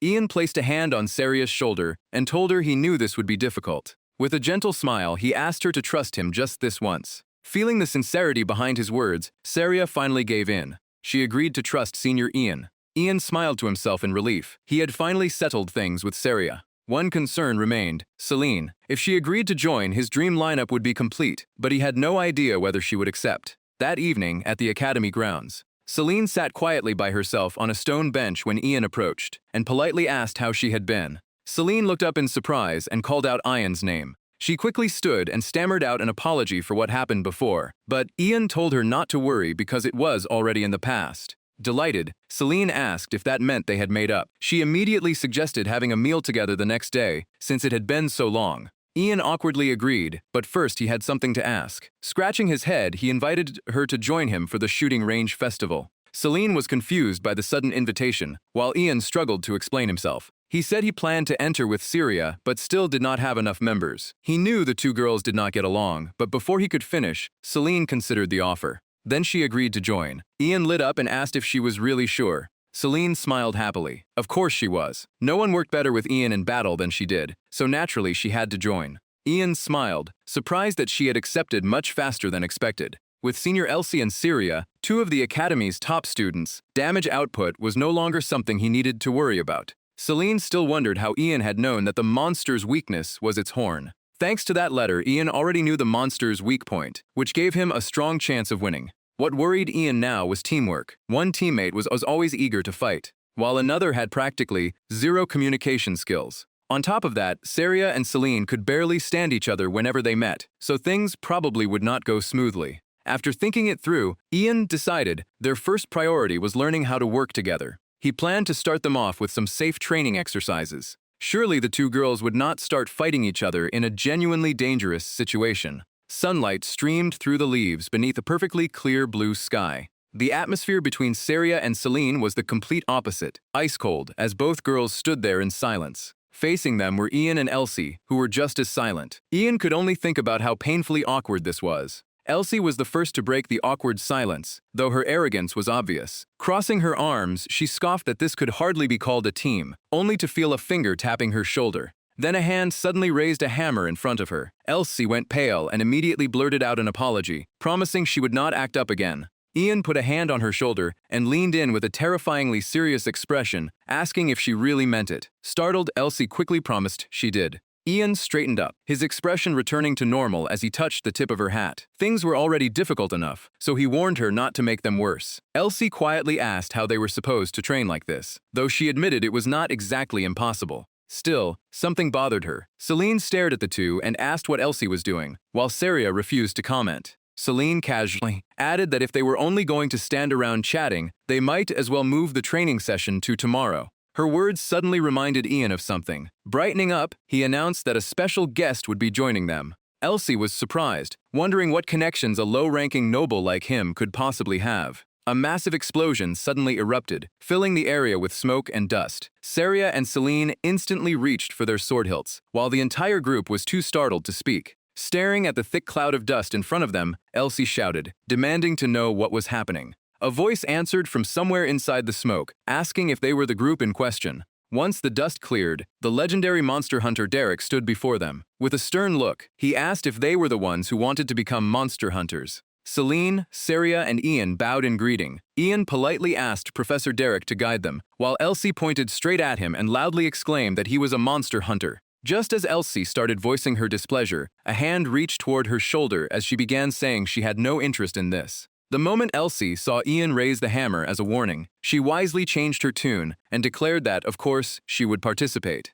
Professor Derek pointed a thumb at himself and eagerly explained the first test. They had 2 hours to treat him like a monster, track him down, and land the decisive blow. Elsie immediately boasted that it would be easy and called Derek an old gorilla. The instant she finished, Derek vanished in a flash, leaving Ian stunned by his sudden disappearance. Derek disappeared into the forest as leaves scattered in the wind. The four stared at the woods ahead, and Ian suggested they get moving. All 4 of them entered the forest together. They searched in different directions for any sign of Derek, with Ian leading the way. Since this was only a test, Ian had expected the professor to go a little easier on them. Yet Derek had vanished like a real monster without leaving any obvious trace. Searching to her right, Saria admitted that Derek truly deserved his reputation as a professor because she could not sense him at all. Celine added that if they searched carefully enough, they should eventually find some clues. Ian turned towards Celine and raised a hand in agreement, saying that someone from a family of hunters really was different. Delighted by his praise, Celine smugly replied that privileged high-ranking nobles born with silver spoons would never understand.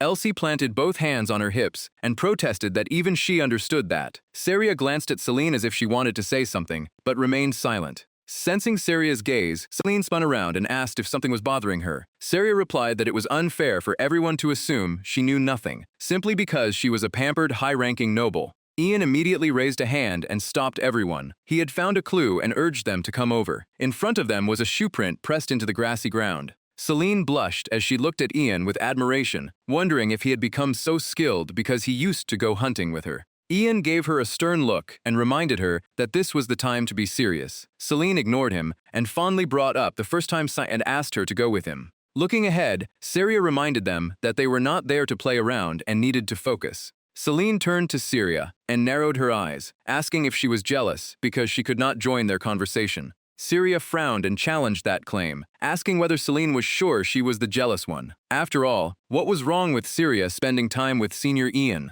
Celine coolly replied that Ian had only invited Saria because they needed another member, but Saria had been the one to provoke her. Saria's gaze sharpened as she repeated Celine's claim that she was only there to fill the numbers. If Celine truly thought that way, Saria told her to stop. Annoyed, Celine snapped at someone as quiet and withdrawn, as Saria had no reason to act so arrogant, then asked if she had nothing else to say. Suddenly, a shoe appeared on a tree branch above them, followed by a voice calling down to the group. Ian glanced at Professor Derek, who stood there casually with both hands in his pockets. Derek reminded them that monsters did more than simply run away. Ian thought over those words, then suddenly shouted for everyone to get out of there. The professor stepped off the tree branch beneath his feet. Boom! A deafening impact struck the exact spot where the group had just been standing. Sure enough, it was Derek. After landing, he criticized them for failing to conceal their movements and even getting in each other's way. Derek straightened up and seriously told them that if this was all they could do, he had nothing left to teach them.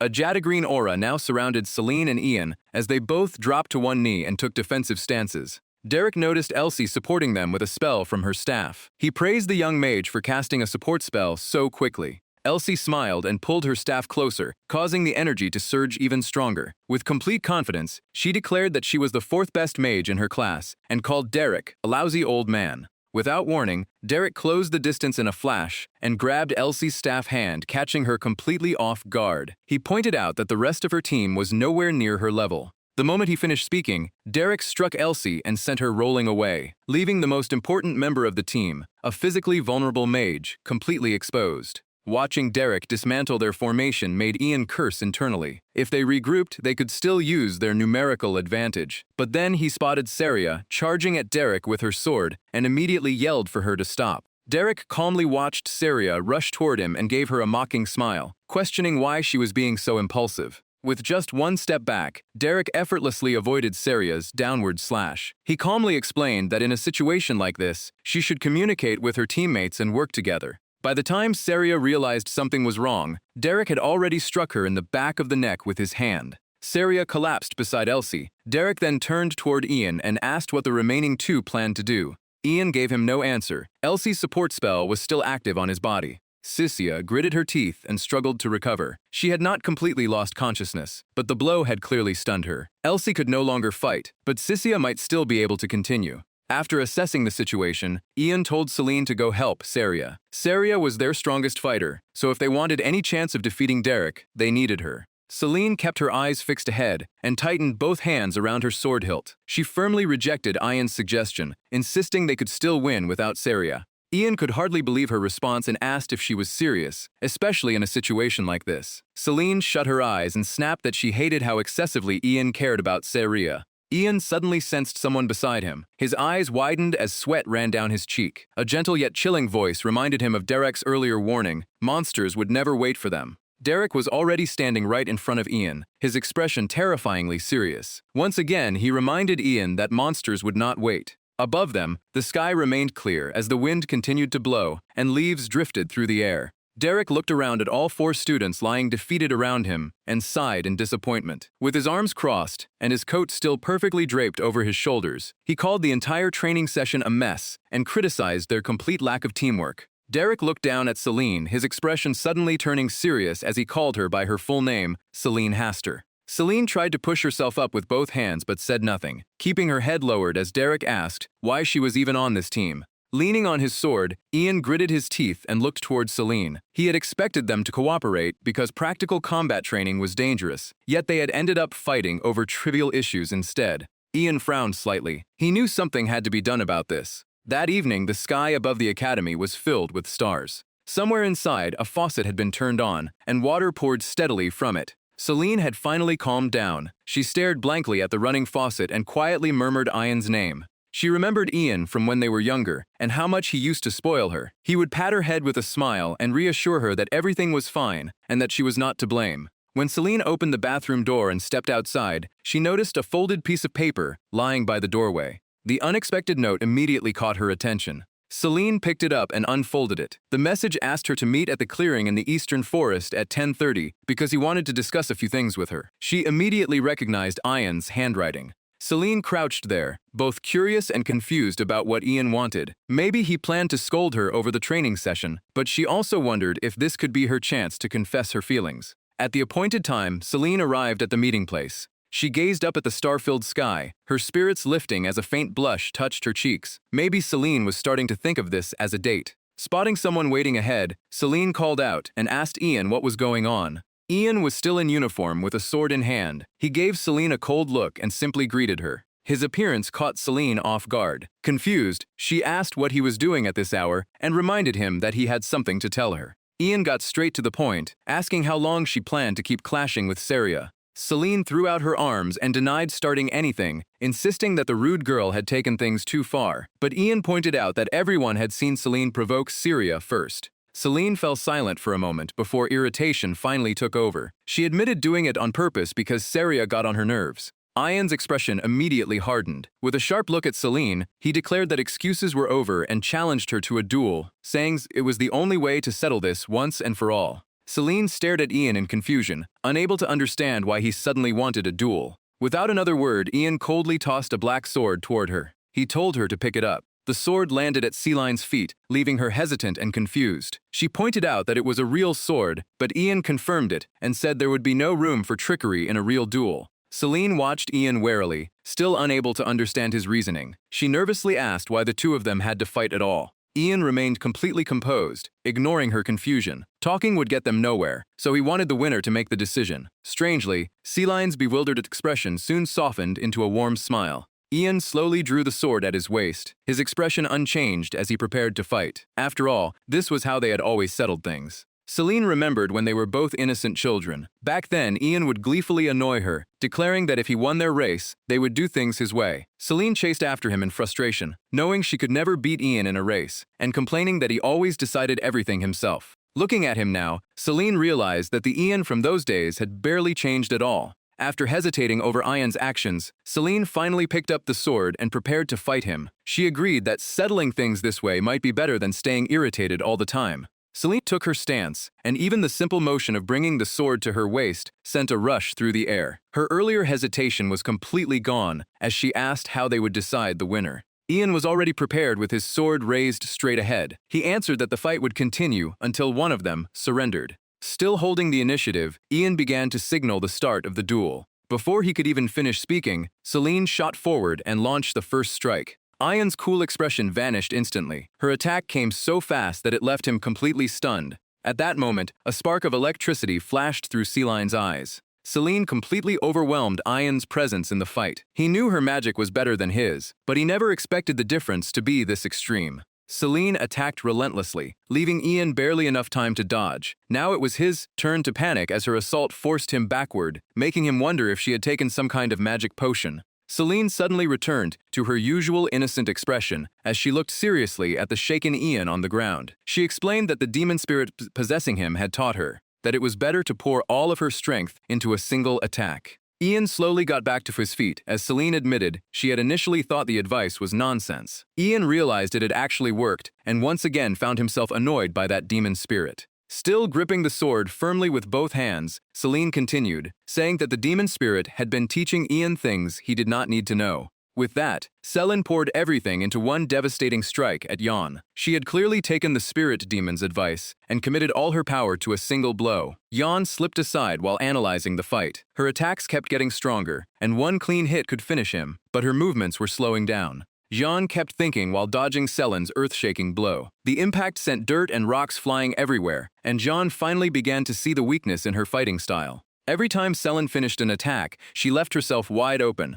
Jan finally launched his first counterattack, moving almost as fast as Celine. But Celine was still one step faster. She suddenly appeared behind him, ready to land a vicious finishing blow before Jan had any chance to dodge. Jan hurriedly glanced back, clearly caught off guard by what had just happened. Celine shouted as her sword closed in on him. There was no way Jan could block this strike with his bare hand. But somehow, Jan suddenly pulled out a heavy-looking axe and swung it at Celine. The unexpected counter caught her and drew a small amount of blood. After landing, Jan stared at Celine in disbelief. Damn it! How had he managed to escape that attack? Celine quickly covered her wound. Everyone knew Jan normally fought with an axe. Jan now held a weapon in each hand, a sword in one, and the mysterious axe in the other. His expression went blank as he realized he needed to change tactics. In an instant, Jan hurled the axe into the air, seemingly sending it towards Celine. Celine shouted and rushed toward the spinning weapon, wondering what Jan thought he could change just by grabbing it. Then she suddenly realized the weapon above her was not the axe from before. It was a sword.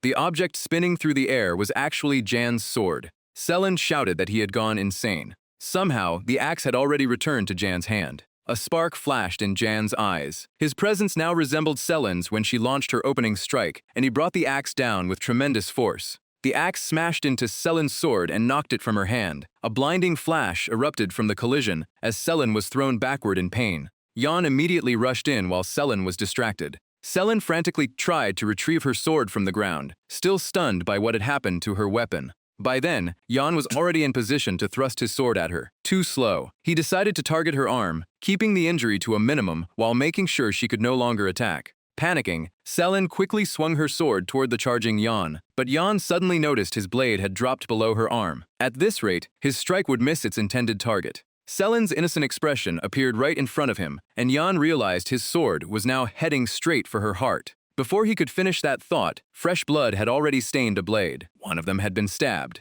But the blood-covered sword did not belong to Jan, it was Celine's. The blade trembled in front of Celine's chest. Jan had stopped himself in time and used his own hand to catch Celine's sword instead. Pain covered his face, but he endured it without letting go. Sitting on the ground with her other arm hanging limp, Celine stared blankly at Jan's blood running down her blade. He had stopped her sword with his hand. Tears gathered in the corners of Celine's eyes. She realized that if Jan had not done that, she might have. When Celine looked up at Jan, her stern expression was gone, replaced by the innocent face of an ordinary girl. Jan's hand trembled as he gently rested it on Celine's head and softly called her name. With a warm, forgiving smile, he asked if this meant he had won. Celine was deeply moved by his kindness. Her tearful eyes widened as she looked at Jan and called his name. With both swords lying beside them, Jan started to tell Celine what he wanted. Before he could finish, she hurriedly insisted that getting his injury treated was more important. Jan continued looking at Selin with the same gentle expression, completely different from his intimidating demeanor before. He told her that he wanted her to apologize to Saria and give everything she had at the festival. Selin cried as Jan continued patting her head. She asked if that was really all he wanted when there were so many other things he could have asked for. Before she could finish, Jan lost consciousness and collapsed to the ground, leaving Selin horrified as she desperately called his name. Jan later woke up in an unfamiliar bed, with the nearby window wide open and the morning sunlight streaming into the room. A voice suddenly spoke nearby. Jan painfully forced himself upright as the person remarked that he was finally awake. Still groggy, Jan asked if he had been there all night. Selin stretched in front of Jan like she had just woken from a good night's sleep. She confirmed it and told him he was lucky his injury was not serious. Jan agreed that the injury was not nearly that painful. Just then, both of them noticed a familiar figure behind Selin and turned in the same direction. They both called out in confusion. It was Saria. Surprised, Jan asked what she was doing there. Saria slowly approached his bed and explained that the saintess had told her he was badly injured. Selin clearly was not comfortable with Saria being there, judging by the sour look on her face. Then Selin suddenly sprang to her feet in front of Saria, catching the girl off guard.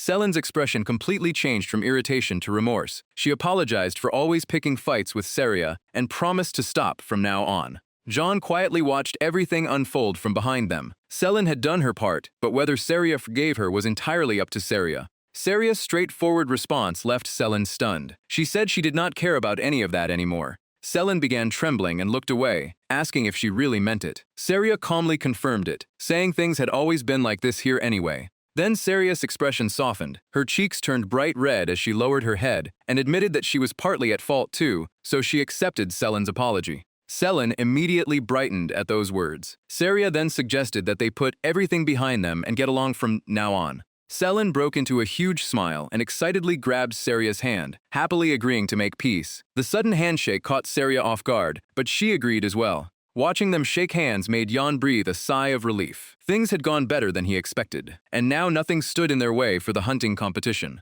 Their team was packed with talented members, but internal conflicts had been holding them back. Now those problems had finally been resolved. A confident smile appeared on Jan's face. The only thing left was to improve their teamwork. The saintess suddenly entered, surprising everyone in the room. She cheerfully remarked that Jan looked much healthier now. But her tone suddenly dropped, and despite her gentle smile, something about it felt terrifying. She asked the two girls to leave so she could treat Jan. Hearing that voice sent a shiver down Jan's spine. He could not understand why he suddenly felt such a chill. Selin silently stared at the saintess. Then Selin lowered her head and said Jan was extremely important to her, so she asked the saintess to take good care of him. The saintess smiled faintly and assured her that she understood. However, the saintess added that if Jan was truly that important to Selin, she should have made sure he never got hurt in the first place. Selin froze for a moment, before quietly saying that she understood. The moment Selin stepped through the doorway, the saintess turned to Saria and gestured toward the exit, telling her to leave as well.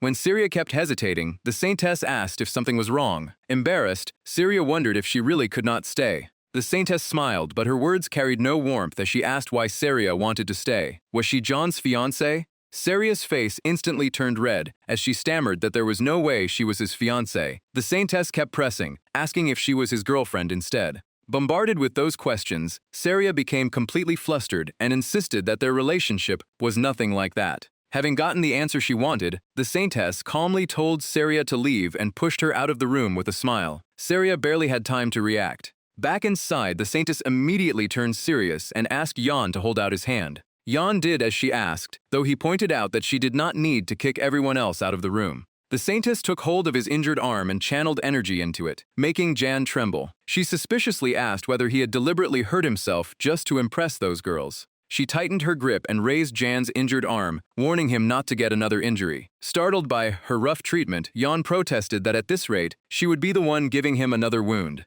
Ignoring his complaint, the saintess warned that he had been injured far too often lately. One more serious injury could leave permanent damage. Jan panicked at that and quickly promised to be more careful. Silence lingered between them for a moment, before the saintess finally spoke again, saying this was her advice to him in her role as the saintess. Looking at him sincerely, she advised Jan to withdraw if he intended to participate in the hunting festival. Her eyes remained fixed on Jan as she warned him that his body had already reached its limit. Jan still had reservations. Even after hearing her warning, he felt that he could not simply choose not to participate. Seeing him remain silent, the saintess calmly stood and asked him to promise her. Jean looked up, hesitated for a moment, then finally agreed. Suddenly, someone stepped into the room and asked what was going on, saying that everything looked unusually serious. It was Uren, a third-year student and the saintess's guard. With a grin, he asked what had happened during the month he had been away. Jian brightened when he saw his friend Uren again and asked if he had gone to the Holy Kingdom. Uren approached and confirmed that he had been there to take care of a few matters. The saintess welcomed him back and asked whether he had safely obtained the 2 items. Reaching into his bag, Uren said he had, then apologized for taking so long because that old man had stubbornly refused to cooperate. Uren stopped there and pulled out a box containing a crystal. Inside was the blood crystal. Sitting on the bed, Jian couldn't hide his curiosity at the sight of the blood crystal. Uren held up the crystal and explained that it was one of the sacred treasures entrusted to the saintess, and there was only one in the entire Holy Kingdom. He then explained its effects to John. The blood crystal could amplify the saintess's healing power. As long as someone was still alive, she could save them. Uren brought the crystal closer so Jian could see it. Jian stared in disbelief, asking if it could really save anyone who hadn't died yet. Uren confirmed it and added that even Emma could be saved with this. The saintess closed the box and carefully held the precious treasure with both hands. Unless an extremely serious situation arose, and the Holy Kingdom authorized its use, the blood crystal would remain safely stored away.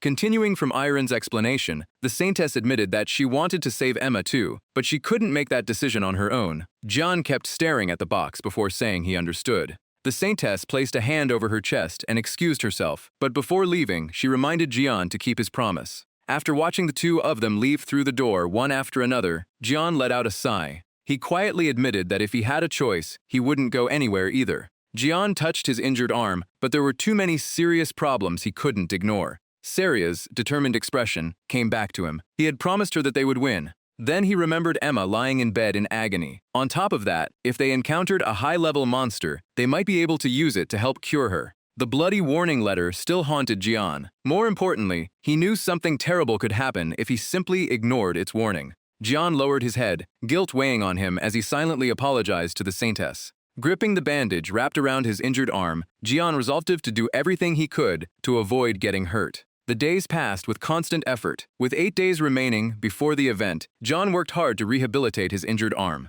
With 6 days left, the group pushed themselves through relentless training. Only 5 days remained, and as the deadline drew closer, everyone trained as hard as they could. When the day finally arrived, everyone gathered at the arena, while the surrounding spectators and participants bustled around. John calmly surveyed the scene around him. The time had finally come. With both hands in his pockets, Jian walked in alongside his group and told everyone it was time to go. Suddenly, they noticed another group chatting cheerfully nearby. Elsie couldn't resist mocking them, saying this ragtag group had finally managed to work together. Crossing her arms in irritation, she added that they should at least avoid dragging each other down. Jian turned to encourage everyone, reminding them that they had trained as if their lives depended on it. Elsie agreed, but warned that practice was still just practice, and the real match would be completely different. As Jian walked beside her, he admitted she was right, but pointed out that they could at least function properly as a team now. Without warning, a dagger suddenly flew straight at Jian. Jian reacted instantly, drawing his axe and knocking the dagger aside. Behind the incoming dagger, another group was approaching them.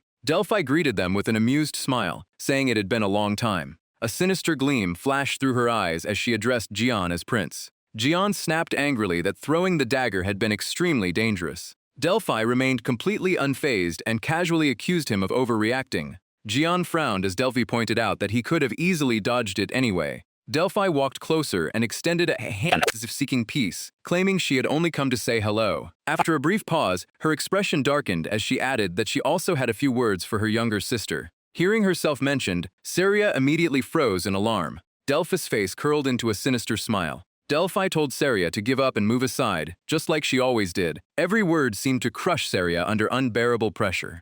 Then the first letter appeared. Its writer expressed heartfelt gratitude to the Academy, saying their relationship had deepened ever since that day. It was also the writer's first victory at the hunting festival. They had wondered what would happen after encountering that monster, but thanks to him, they survived. Even now, one question remained. How had he known that the monster's weakness was its horn? John was visibly surprised by what he heard, and remarked that those words were truly harsh. Jian glanced at Saria, who was shaken by those words. Delphine had casually told her to give up. His brows tightened in irritation even if she truly was the family's next heir. This was going too far. While Saria stood there, trembling, unsure what to do, someone suddenly stepped in front of her. This was getting ridiculous. Elsie gritted her teeth and snapped at Delphine, calling her insane. They were going to win this hunting festival, so she needed to stay out of it. Her small face was burning with anger as she demanded to know who Delphine thought she was. Delphine remained completely unfazed. She simply pointed out that she was talking to her own younger sister. That only made Elsie even angrier. She raised a fist and yelled that telling Saria to quit was basically the same as telling their entire team to give up. Jian hurriedly restrained her, his ears nearly ringing as he begged Senior Elsie to calm down.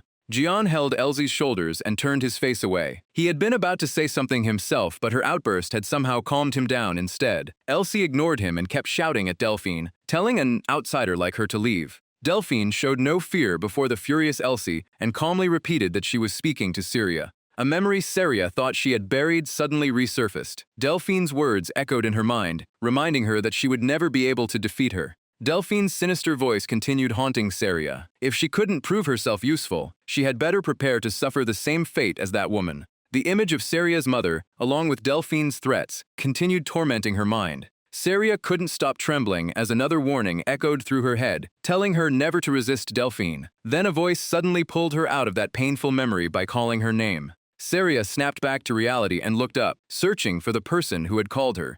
Jian approached Saria with a reassuring smile. He reminded her that she was no longer the helpless child who could only stand by in silence. Seeing that surprise and fear still lingered on her face, Jian gently told her not to be afraid. This was exactly why she had entered the competition. His encouragement finally helped Saria regain her composure. She clenched her hand, determination returning to her eyes. Saria looked her older sister straight in the eyes and apologized respectfully. Then, with more resolve than ever before, she declared that this time, she would not back down. Delphine didn't seem surprised at all. With a faint smirk, she admitted that she was actually glad to hear Saria say that. A sinister smile spread across Delphine's face, her eyes filled with madness. It had been a long time since she had faced a rival from her own family, and ending things too quickly would be boring. She casually challenged Saria to keep struggling. With that, Delphine turned and walked away with a cold expression. But then someone suddenly called out to her, addressing her as Senior Delphine. Delphine's expression changed instantly, and she turned around with a cheerful smile.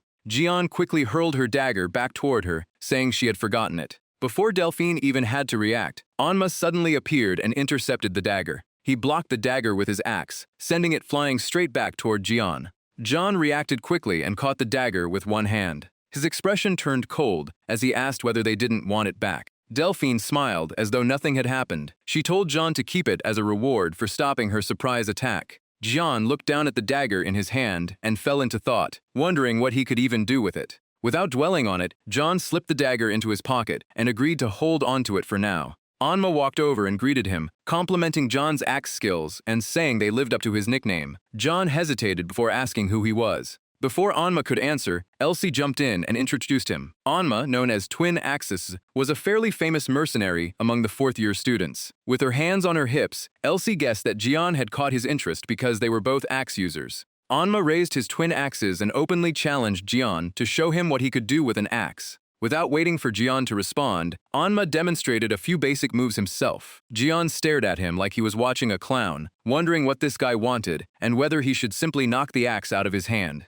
While Anma was still enthusiastically showing off and asking what Jian thought, Jian pulled an axe from his pocket. Jian swung hard and knocked the axe straight out of Anma's hand. Anma was caught completely off guard and couldn't even process what had just happened. Startled, he stumbled backward and narrowly avoided the spinning axe. Anma planted both feet firmly on the ground and struggled to regain his balance. He forced a smile and remarked that Jian was pretty reckless to suddenly swing an axe like that. Jian casually raised his own axe and replied that he had only wanted to demonstrate his skills as well. Just then, Aisha arrived and angrily demanded to know why Anma had suddenly taken a detour. Frowning, Anma explained that he only wanted to show Jian his skills. Fo Min arrived as well and quietly reminded Anma that it was time to go. Anma finally agreed, but before leaving, he invited Jian to come find them if he was interested in joining the armor circus. The guy was so obsessed that he froze for a full 5 seconds. Meanwhile, Anba left with his group. Once they were gone, Delphine said goodbye as well, telling Prince Jian that she would see him again soon in the forest.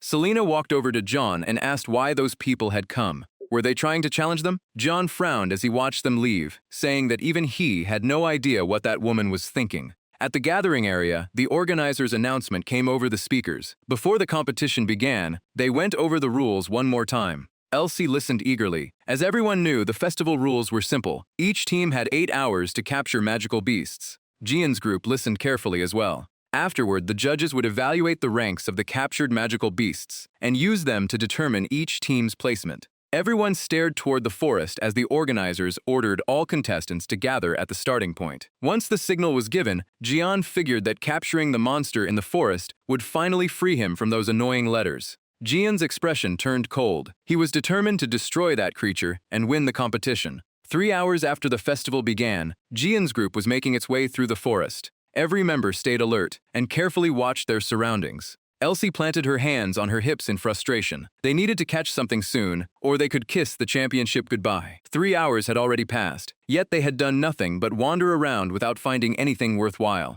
Selena thought back over the past 3 hours and agreed. They had only managed to find a few small magical beasts. She then turned to Jian and asked what they should do. They needed to capture something quickly before they ended up eliminated. Jian was just as helpless. He cursed inwardly, wondering why that letter had never mentioned where the monster was located. Just as they were about to continue, Saria stopped everyone. The entire group turned toward her in confusion. Saria's voice grew serious as her eyes turned cold. Something was strange. She couldn't sense a single presence anywhere around them. Selena looked around after hearing Saria and finally noticed how unnaturally quiet the forest was. Jian tensed up too. It was just like his previous encounter with a high-rank magical beast, when every animal in the forest had vanished. Elsie excitedly moved ahead, thinking their 3 hours of hard work had finally paid off. She suddenly pointed in one direction, where she could sense an incredibly dense concentration of demonic energy. Elsie's expression immediately changed. Whatever was there had to be at least a high-rank magical beast. Jian stared coldly in the direction she indicated. If even Senior Elsie said so, there was no mistaking it. That had to be the horned magical beast.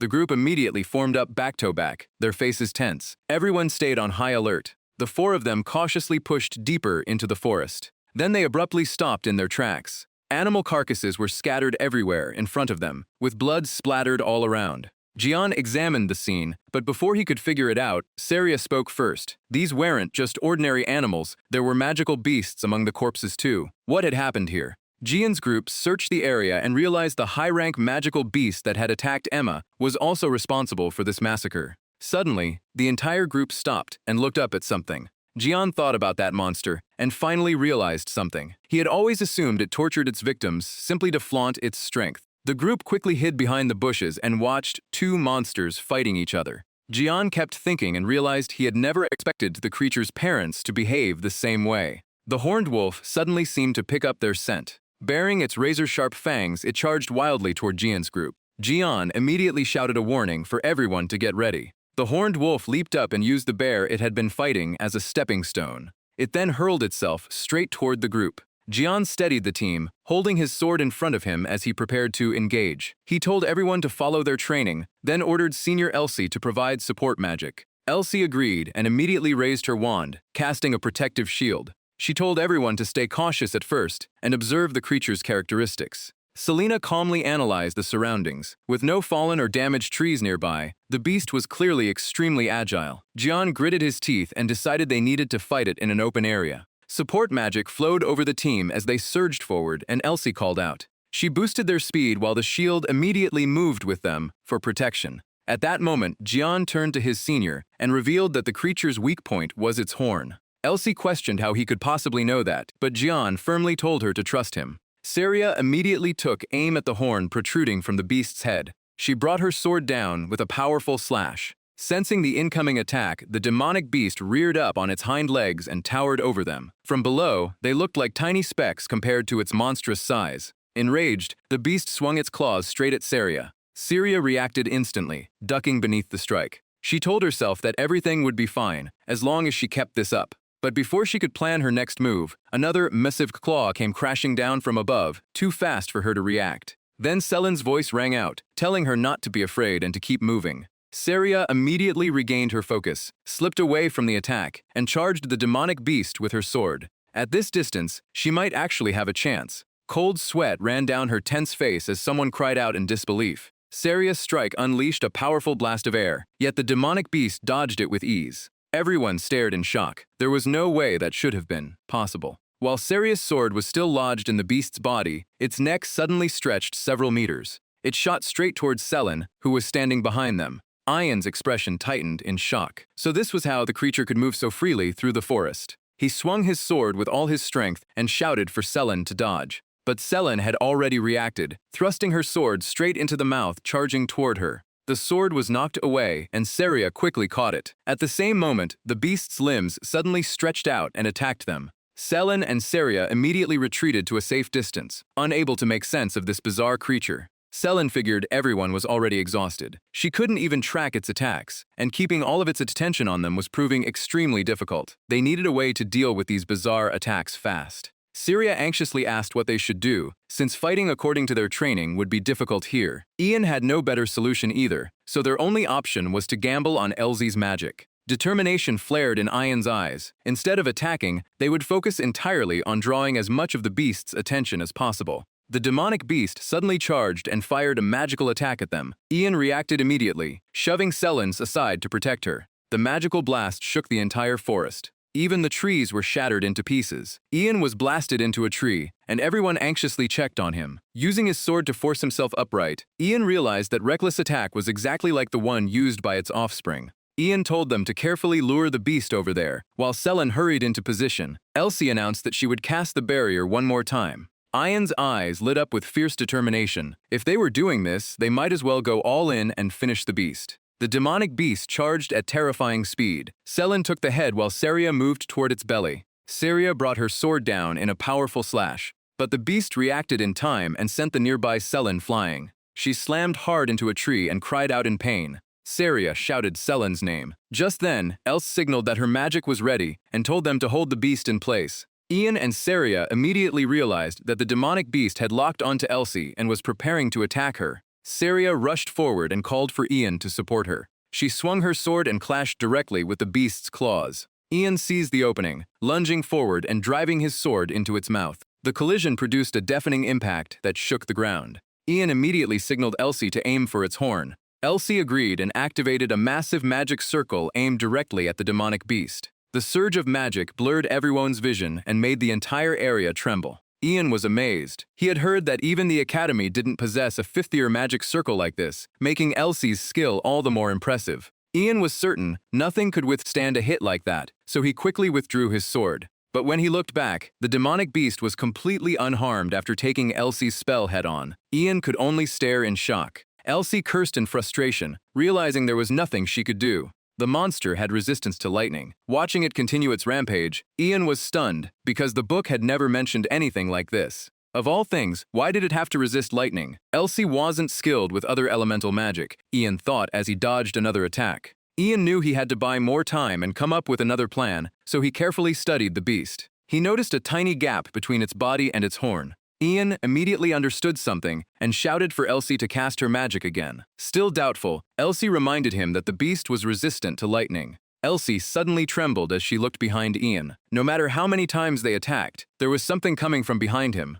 Ian insisted they had no time left as he turned to look behind him. His eyes widened in alarm. Damn it. The demonic beast was already preparing another magical attack. If it could resist lightning, then naturally it could use lightning magic as well. A gigantic sphere of magic gathered inside the beast's mouth, blazing so brightly that it seemed capable of tearing through space itself. Ian was frozen in shock, able to do nothing but stare. The elegant brown letter brought that incident to a close. In neat handwriting, it said that whenever I asked, you would only smile and tell me you had your ways. Even 7 years later, it remains a mystery. Despite the sudden attack after we defeated the monster, we somehow ended up claiming the loot from its corpse. Looking back, I am actually grateful that attack happened. He turned toward Elsie and shouted, telling his senior to get out of there. The beast brought its claw down, wrapped in an ominous, chilling glow. Elsie immediately darted aside and avoided the strike. Seria, Urena, and Elsie both fell to the ground. Celine Haster rushed forward to shield Urena and Elsie, horrified by what she was facing.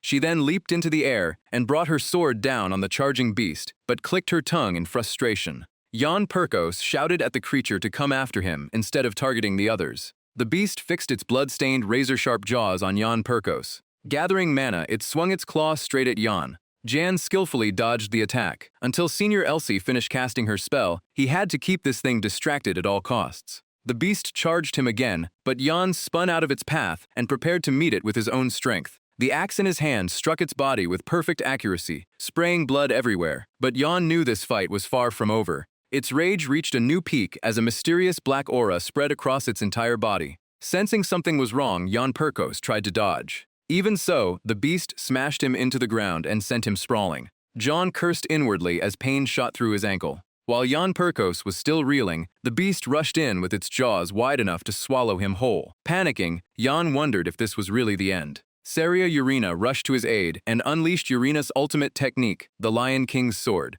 3 consecutive strikes slammed into the beast, yet none of them hurt it. The creature simply kept charging. It successfully evaded the next attack that came crashing down. Jan Perkos was stunned. He could hardly believe the creature had dodged such a fast and relentless barrage. Frightened, Sarah Urina asked her senior what they should do. Jan Perkos immediately asked where Celine was. Saria said Celine still seemed unable to move. John understood since this was her first real battle, so he decided that he and Saria would handle the beast themselves. Elsie Ranella shouted that her spell was ready and told them to stop the creature's movement one more time. Watching the beast charge straight toward them, Jan Perkos turned to Saria Urina. He asked whether she could block one of its attacks, and Saria confidently said she could. Still, Saria gave Jan Perkos a doubtful look and asked exactly what he was planning. Jan told her he already had a plan and asked her to trust him. Saria Urina raised her sword into a defensive stance and agreed. Saria Urina charged the beast, which answered with an enraged roar. But the creature was clearly stronger, and Saria Urina could barely hold it back. Sweat poured down her face from the strain.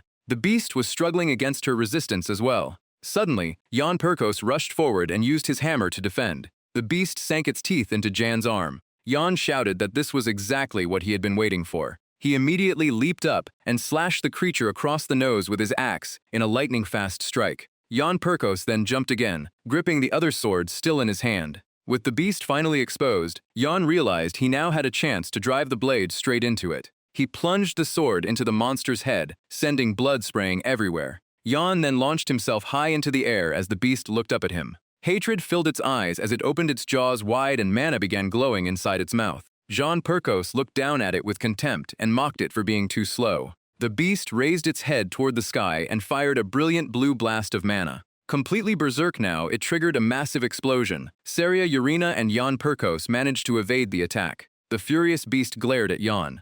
Jan taunted it, asking how it liked the feeling of being burned from its skull all the way down to its toes. The beast collapsed onto the ground. Jan Perkos knew that even with its lightning resistance, its insides could not have endured that attack. Its brain and internal organs should now have been completely burned. As far as Jan was concerned, the monster was finished. Elsie Ranella approached cautiously, wondering if something this dangerous could really have died so easily. Jan Perkos stepped onto the beast and pulled his sword from its body, causing blood to spray out. He assured her it was definitely dead and declared that this was their prey. Elsie Ranella was surprised they had chosen such a valuable target, since this appeared to be a named monster. Saria Urina was shocked to learn that the creature actually had a name. Jan Perkos realized this was what a named monster was, and briefly thought about Emma as well. He then said their victory now seemed certain. Saria Urina happily celebrated their victory. Watching her, Jan Perkos privately thought she looked adorable. Celine ran over from a distance and asked whether the monster really had a name. Seeing that she seemed fine again, Jan Perkos realized he was apparently the only one unseriously injured, but he considered that a very good outcome for the group.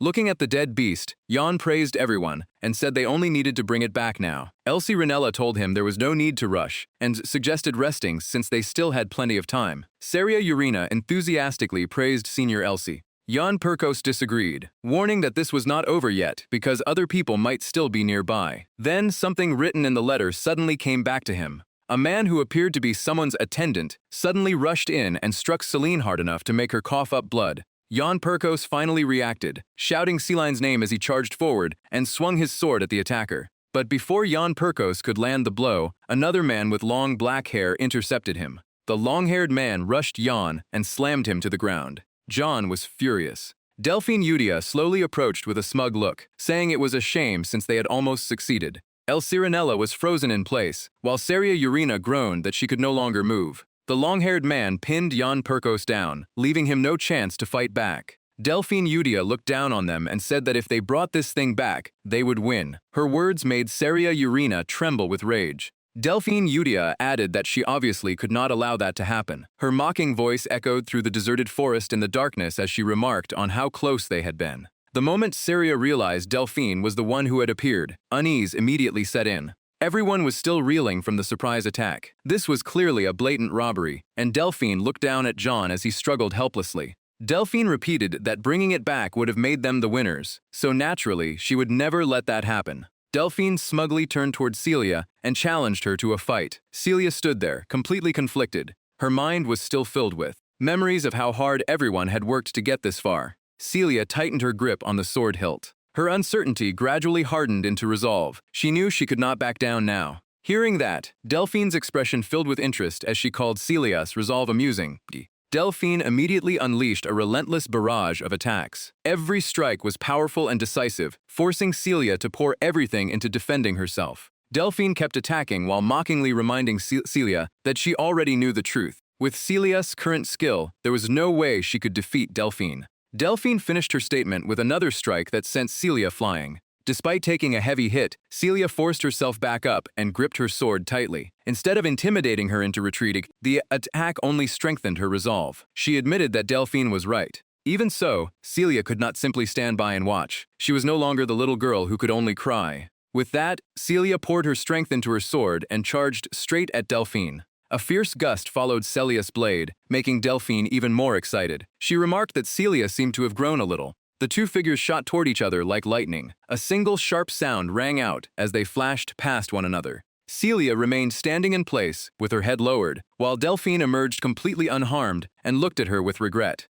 Delphine said that as long as she remained the head of the family, she would spare Celia, so there was no need for Celia to push herself this far. Fighting through the pain, John struggled and shouted at Delphine, asking if she felt no shame for being so cruel to her own injured younger sister. Foeman restrained John while anxiously warning him to stay still, or his wound would reopen. Delphine noticed Foeman's concern but remained unfazed. She asked why he was being so merciful to their enemies, and told him to take them down if they kept making noise. Those words only made John even angrier, and he cursed Delphine as a bastard and a coward. Delphine merely sneered, completely unaffected by the insult. She said Jan could call her a coward if he wanted, but his own recklessness was not her fault. She then turned toward the motionless monster on the ground, admiring the prize she had obtained without lifting a finger. Delphine looked back at John as he shouted helplessly and calmly reminded him never to lower his guard. Still confused about how her team had known their exact movements, John asked how they had found his group. Delphine seemed to have expected that question and calmly answered that it was the dagger. Jan was startled before finally realizing everything had been planned from the beginning, and he alone had failed to notice. Delphine explained that she had placed Trakang magic on the dagger she gave him as a precaution, never expecting it to actually become useful. Jan fell silent and blamed himself. Because of his mistake, Senior Elsie, Celine, and even Celia had all been injured. Delphine's voice continued ringing in his ears as she told him to treat this as a lesson. His vision gradually blurred, and John realized he was starting to lose consciousness. Seeing his condition only made Delphine even more arrogant. She mocked the prince for looking ready to pass out. Meanwhile, the contents of the letter resurfaced in Jan's memory, and he realized that in this situation, he could no longer protect what had been written there. Fear began creeping in as Jan wondered what would happen next. Would Emma die? After losing the final match, Celia would be unable to endure her family's cold treatment and would leave home. An even more terrifying thought entered Jan's mind. Once that man appeared, the entire world would be destroyed, including his family and friends, and everyone he loved. The thought made Jan tremble with fear as a warning echoed in his mind, telling him not to forget. Images of the people around him, growing cold and lifeless in his arms, suddenly flooded back. Everything seemed to be sinking into despair, yet those very thoughts somehow awakened a mysterious strength within him. If Emma's creation really worked, then Celia might finally have a chance to grow stronger after winning the semifinal. The more he thought about it, the stronger his resolve became. If he did not want to lose the people he loved, he had to keep his eyes open. Tears had already gathered in the corners of his eyes. He refused to let another tragedy happen or watch the pain of the past repeat itself. Delphine remained where she was, thinking that this might be a little harsh, but a troubled look crossed her face, yet there was no other choice. In this world, only the strong survived. She felt some sympathy, but if the girl failed to become strong enough, she would be the one suffering in the end. Before Delphine could finish that thought, a razor-sharp axe suddenly flew past her, It buried itself in the magical beast's body. Blood sprayed everywhere as Furman screamed in pain, leaving a bloody trail where the axe had sliced through.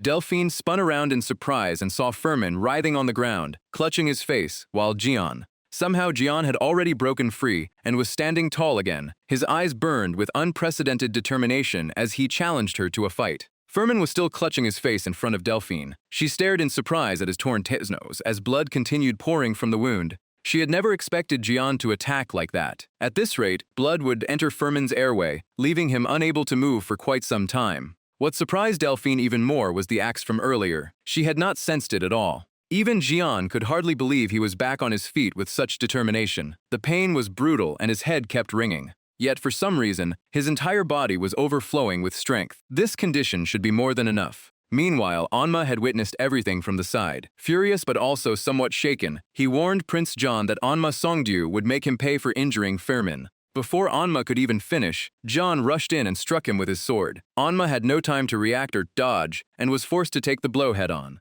The impact threw Anma off balance and sent him crashing to the ground. Watching from a distance, a flash of surprise appeared in Delphine's eyes. After taking Anma down, Jian calmly asked what he had just said. Anma lay grimacing on the ground, apparently still dizzy from Jian's previous takedown. Jian planted his sword into the ground and calmly reminded him that he was the one who wanted Jian to pay, then drove the blade down toward him. A scream rang out, and it came not only from Anma but from Asia as well. Asia, who had been watching from the side, finally stepped in. She pulled out her wand and declared that she would handle Jian herself. As soon as she finished speaking, her wand flared to life and streams of blue light poured out. Asia threatened to turn Jian into a beehive. Jian swung his sword again, his flexible body slipping past every spell with ease. His blade tore straight through the streams of light, rendering them useless. Asia stared in shock as her magic gradually dispersed. She could not believe the technique she had just witnessed. Jian had not only evaded her attacks but also wounded her. His current strength was nothing like the exhausted state he had been in moments ago. Asia demanded to know what he had done, but pain shot through her leg and forced her to collapse. She still could not understand what had restored his stamina so quickly, and even made him strong.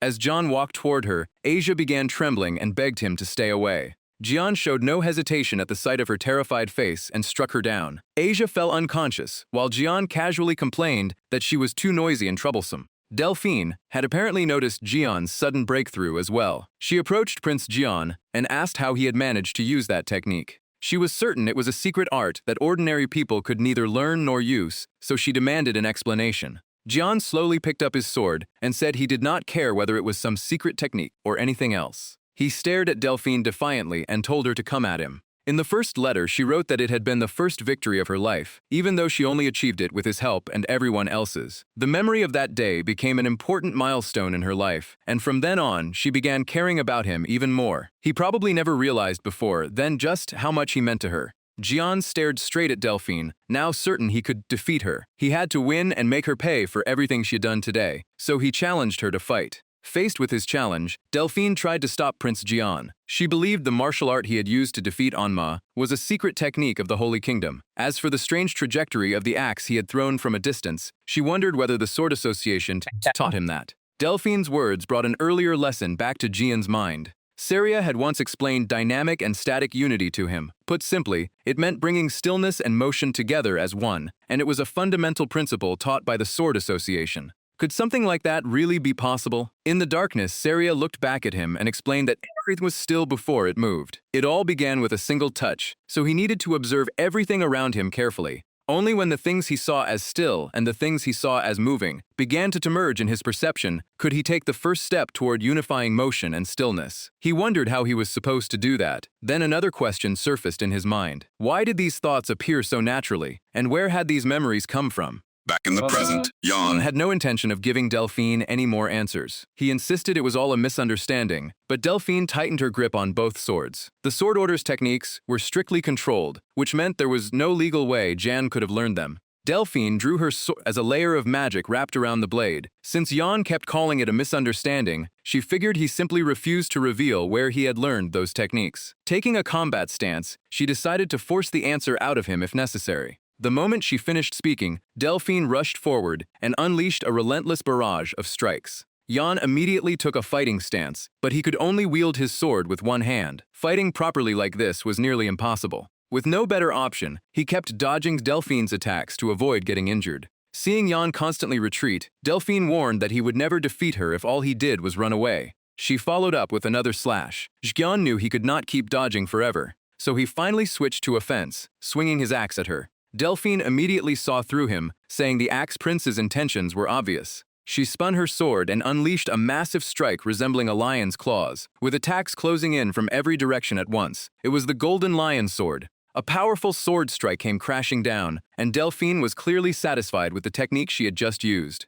Brimming with confidence, she asked whether Yan still thought he could defeat her. Yet the Axe Prince only became more interested. Powerful as Delphine's attack was, John acted as though it were nothing. He declared that he would definitely defeat her. Delphine felt a flash of alarm when she saw Jan's unwavering stance. She could hardly believe what he had just said. The Golden Lion Sword combined feints and real attacks in such a complex pattern that merely reacting in time was already impressive. With the Axe Prince's current skill, Delphine was certain he could never distinguish the real strs from the decoys. And yet Yan did not slow down in the slightest. Delphine's excitement only grew. Even under this pressure, Jan's expression remained completely calm, making her want to toy with him even more. With that, she tightened her grip on the sword and launched another rapid series of slashes at Yan. Jean moved with remarkable agility, slipping past each incoming blade. Delphine watched as he continued evading every one of her attacks. Delphine gradually became irritated. Even if Yan could not defeat her, it seemed he intended to keep dodging indefinitely. His awareness of the surrounding space was strangely precise. Determined to stop him, she taunted him for merely stalling,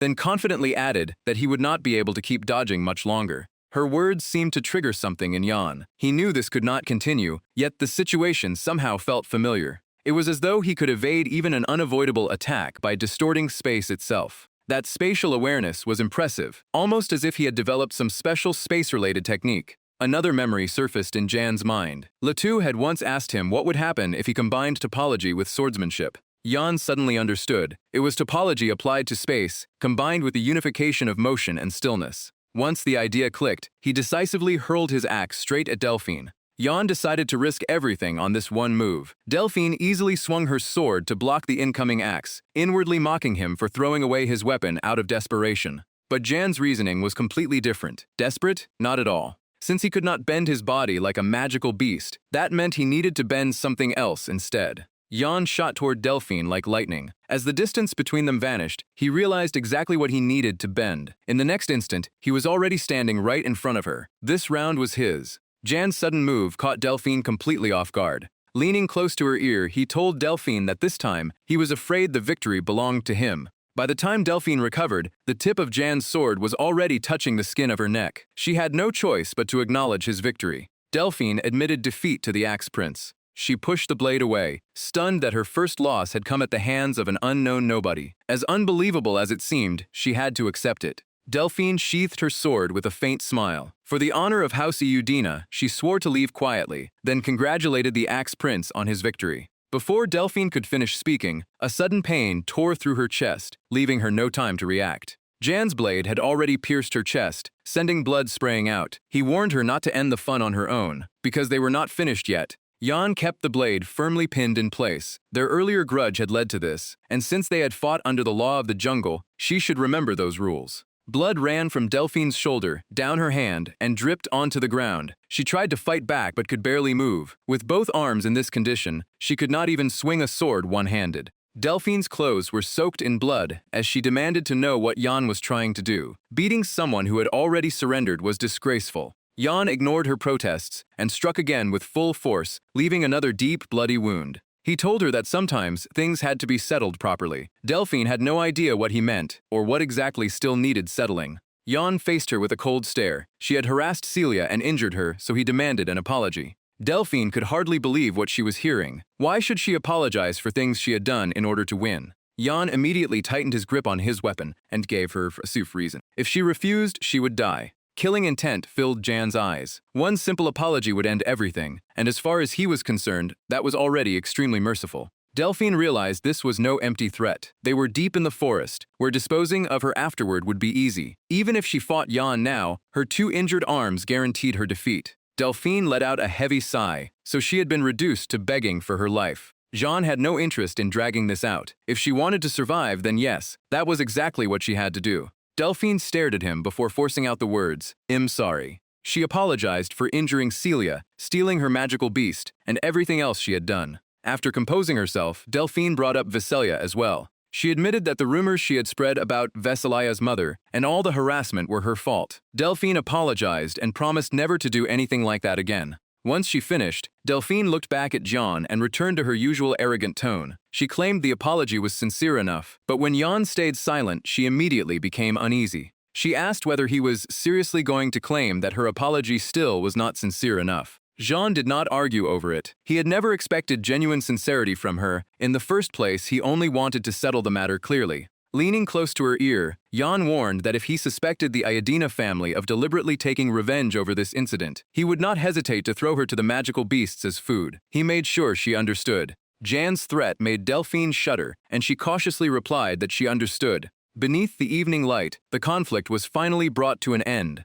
The first letter spoke of memories buried beneath dust and the time to prepare for what came next. The writer did not know whether she would ever search for those beautiful memories with Jan again. Winter had passed, and something not quite like the scent of spring was drifting in. Though the final snowfall had ended long ago, she still waited for a faint ray of sunlight no matter how much effort it took. Tonight, she once again waited for the day she could meet Jan, her beloved older brother, and prayed for his safety wherever he might be. On stage, the judge greeted the Academy's senior students and announced that it was finally time to reveal the winner of the hunting festival. The students gathered below in a noisy crowd, with some complaining that they had almost arrived late because of their friend. A gray-haired, golden-eyed boy laughed and asked why they were rushing when everyone knew Delphine Iodina would win. But a blue-haired, blue-eyed boy said he had just seen her being carried away. The first boy froze, wondering who could possibly have won instead. The professor continued his announcement. More than 500 students had participated in this year's festival and exceeded his expectations, but one team had emerged as the undisputed winner. However, he revealed that an extremely dangerous incident had occurred during the festival, one that could have caused many serious casualties. The crowd immediately erupted into whispers, wondering what on earth had happened. The professor continued, explaining that a group of students had bravely risked their lives to stop the incident and successfully eliminated the threat. He offered those students his deepest and most sincere gratitude. The professor then prepared to announce their names one by one, and the entire crowd fell silent in anticipation. The first name announced was Elsie Ranella, student 54 from the Magic Department. Next came Celine Haster, student 52 from the Night Department. The third member was Syria Iorina, a second-year student from the Swordsman Department. Finally came the group's representative, Jan Perkos, a third-year student from the Swordsman Department. Each member would receive a vial of dragon blood as a reward. A young woman quietly reminded Jan that she had specifically told him not to get injured, no matter what happened. The crowd below was stunned. A bottle of dragon blood for each member? That was a treasure from the imperial family. But what really caught their attention were those outfits. The professor then made one more announcement. Jan's group would also receive full rights to dispose of the corpse. The professor told Jan the corpse should be worth around 10,000 gold coins. Hearing that number, Jan immediately thought about using the money to help Emma. However, the entire team had captured it together, so Jan couldn't simply claim it for himself. He wondered if the others would understand if he explained the situation. Elsie Ranella stepped forward and said Jan had contributed the most, so he could do whatever he wanted with it. The Ranella family had no need for something like this. Syria Iorina agreed with Elsie and told Jan to use it however he wished. Celine Haster joined them, saying the bottle of dragon blood was already enough for her. Winning the hunting festival was the greatest reward she needed, so Jan could keep the corpse. Still worried, Jan turned to the Saintess and asked if that was really okay. The Saintess blinked in surprise. Was Jan actually talking to her? Jan looked directly at her and asked whether this would be enough to fully cure Emma. Fireworks suddenly burst overhead, filling the night sky with brilliant colors. The Saintess quietly studied Jan. Then she broke into a bright smile and clasped her hands together, wishing that his kindness would soon be blessed in return. Jan Perkos couldn't hide his joy as a radiant smile spread across his face. Emma was still unconscious in her room, while fireworks continued exploding outside the window. The hunting festival had finally come to an end, though colorful fireworks still lingered across the sky. The Saintess told Jan that Emma's treatment would begin tomorrow, so he shouldn't worry too much. She thanked him for everything he had done and praised his performance this time. She had also healed his hands, but some lasting damage would remain. Jan Perkos looked down at his heavily bandaged hands and said it was fine. His reflexes had weakened slightly, and he had already accepted that he would never wield a sword like before. If that sacrifice could save Emma, it was completely worth it. Jan knew that if anyone had died because of the incident, he would have spent the rest of his life regretting it. Impressed, the Saintess admitted that John's willingness to sacrifice himself for someone else made her envious. When John asked what she meant, she simply looked at him and said he was still the same John as ever. She took Jan's hand and placed a round red pill in his palm. A dazzling light immediately erupted from the pill, catching John completely off guard. Once the light faded, the Saintess announced that it was done and handed the pill back to Jan. Shocked by how valuable it was, Jan told her she was being far too generous. She smiled and agreed, which was exactly why they needed to keep this a secret. John instantly claimed he hadn't seen anything. Satisfied, the Saintess told him to hurry back, since the others were probably still waiting. Jan turned to leave, thanking the Saintess one last time before heading back. Watching Jan Perkos walk away, she quietly prayed for the gods to protect him. Jan's team had already gathered for a noisy celebration. Elsie Ranella enthusiastically raised her mug and called for a toast, and everyone happily joined in. As Jan approached them, he thought that no matter how much time passed, they would always be a strange group. Jan spotted Leto Einstein and asked why he was sitting there. Leto protested that just because he hadn't participated in the festival didn't mean he couldn't celebrate. Besides, with final exams and internship assignments coming up, chances like this would be rare. Jan admitted Leto had a point, but warned him not to drink too much for the sake of his health. Saria Urina suddenly called out to Jan, saying she needed to discuss something that should stay between the two of them. Jan asked what was wrong. He suggested they move somewhere quieter. Watching the two leave together, Celine Haster looked visibly displeased.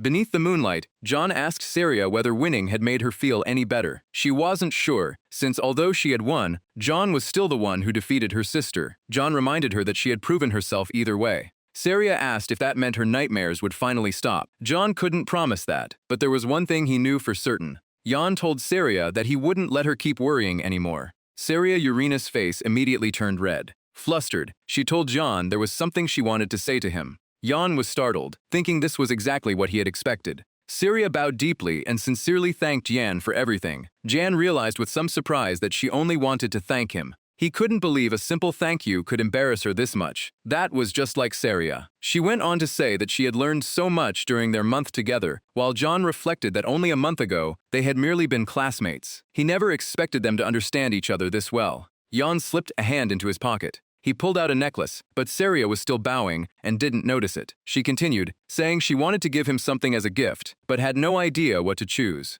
Jan held the necklace out in front of Saria and explained that he had happened to find it. Thinking she would like it, he decided to buy it for her. Jan pointed out the sepia flower, remembering that her mother loved that kind of flower. Real flowers would eventually wither, but the one on this pendant never would. Jan awkwardly scratched his cheek, saying it was nothing much but hoping she would like it. Saria immediately blushed. She assured him that she truly loved it from the bottom of her heart and could not be happier. Deep down, she could not help thinking that Jan really was someone special. On the back of the necklace was an inscription, Saria, my first love. Nearby, Celine watched the two happily chatting together. The sight irritated her so much that she clenched her fist. When Leto Einstein spotted Jan Perkos, he asked what the two had been discussing. Since Jan had been single for so long, Leto figured it was about time he found someone. Jan replied that their conversation had been nothing serious. That reminded Leto of something. He teased John that the Saintess seemed unusually nice to him and wondered if she had fallen for him too. John immediately called the idea ridiculous and asked if the bastard was drunk. Red-faced, Leto insisted he was sober and completely serious.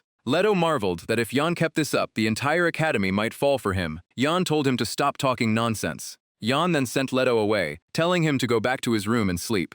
Back in his room, Jan Perkos took off his coat and considered a more important issue. No matter how he looked at it, Celine seemed like the best match for him. But could he really become her boyfriend, and how was he supposed to treat her from now on? That afternoon, as the setting sun covered the surroundings in fading light, Jan Perkos fastened his cloak and went alone to meet a mysterious person. The woman greeted him, remarking that it had been a long time and that she was glad to see him. Jean immediately asked about the situation on the Eastern Front. She explained that they were severely short on manpower while the enemy's numbers kept increasing. They were already approaching their limit. She added that things might have been different with a stable supply line, but that was not the case, so conditions kept deteriorating. Even those in the capital were doing everything they could. Jan stared at the woman and reminded her that the Western and Southern fronts were also in serious trouble. Then the horrifying scene behind her came into focus. Blood was everywhere, staining the trees red, as the woman warned that something had already approached. John recoiled in shock and called out to his aunt, asking what she meant. Her voice answered that they could not sense them.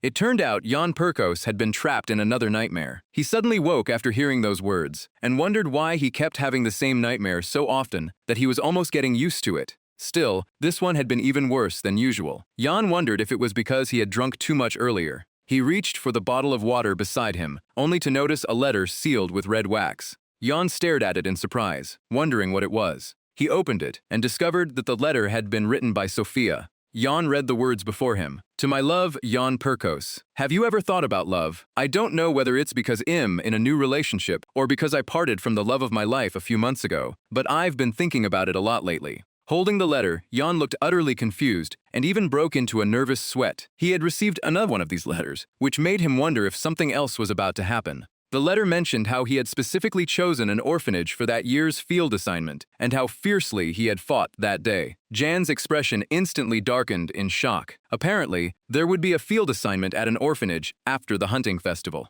The letter continued with a warning. Being far away was no excuse for acting recklessly because God was always watching. If Jan cheated, he would be punished accordingly. It was signed, from Lucia with love from afar, 2nd day of the leap month, Imperial Calendar 55571. Jan froze when he reached the name. Lucia? Sweat covered Jan's face as he realized it was Lucia, not Sophia. Just how much of a bastard was his future self going to become? Even Jan could only curse that guy. He kept reading and decided to summarize everything he knew. First, if the calendar had turned its pages on its own, there was a chance he had lost his memories again. Second, it seemed his future self had consumed the prize awarded to the hunting competition champion, Dragon Blood, one of the finest divine medicines in this world. The amount of mana inside Jan's body had doubled, now surging through him like a waterfall. Jan suddenly realized something. If all that time had already passed then. Early one morning, Jan slowly approached a huge, imposing residence, thinking Emma had probably awakened by now. He raised his hand, knocked on the door, and announced to the saintess that it was John.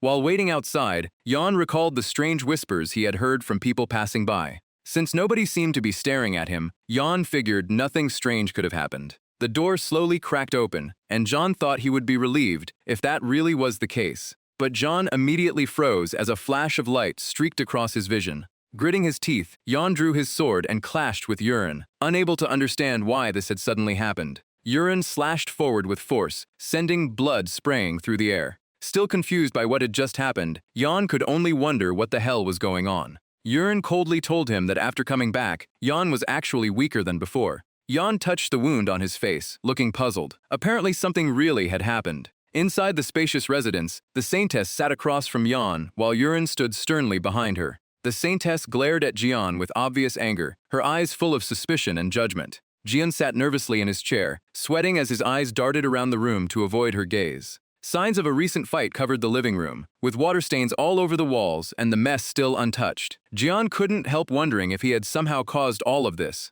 The saintess turned serious and asked whether Gian truly remembered nothing that had happened over the past week. Gian awkwardly admitted that he didn't. The saintess suddenly burst out laughing. She slammed her hand on the table and demanded to know if he seriously expected her to believe that. Gian wanted to argue back, because he really was telling the truth. Gian swore to the saintess that he wasn't lying and genuinely couldn't remember anything. She remained suspicious, asking if he was simply pretending to be clueless. The saintess suddenly snapped her fingers as if everything made sense. If the information was classified, she would leave it at that. From her perspective, Gian was basically asking her to forget what had happened the other day and hand over the information anyway. Just how important was this organization? A letter was teleported into the room while Jazan sat there in confusion, still wondering what she meant by classified information and whether she had done that with holy power. The saintess placed the document on the table, explaining that it listed orphanages still struggling despite receiving support from the Holy Kingdom.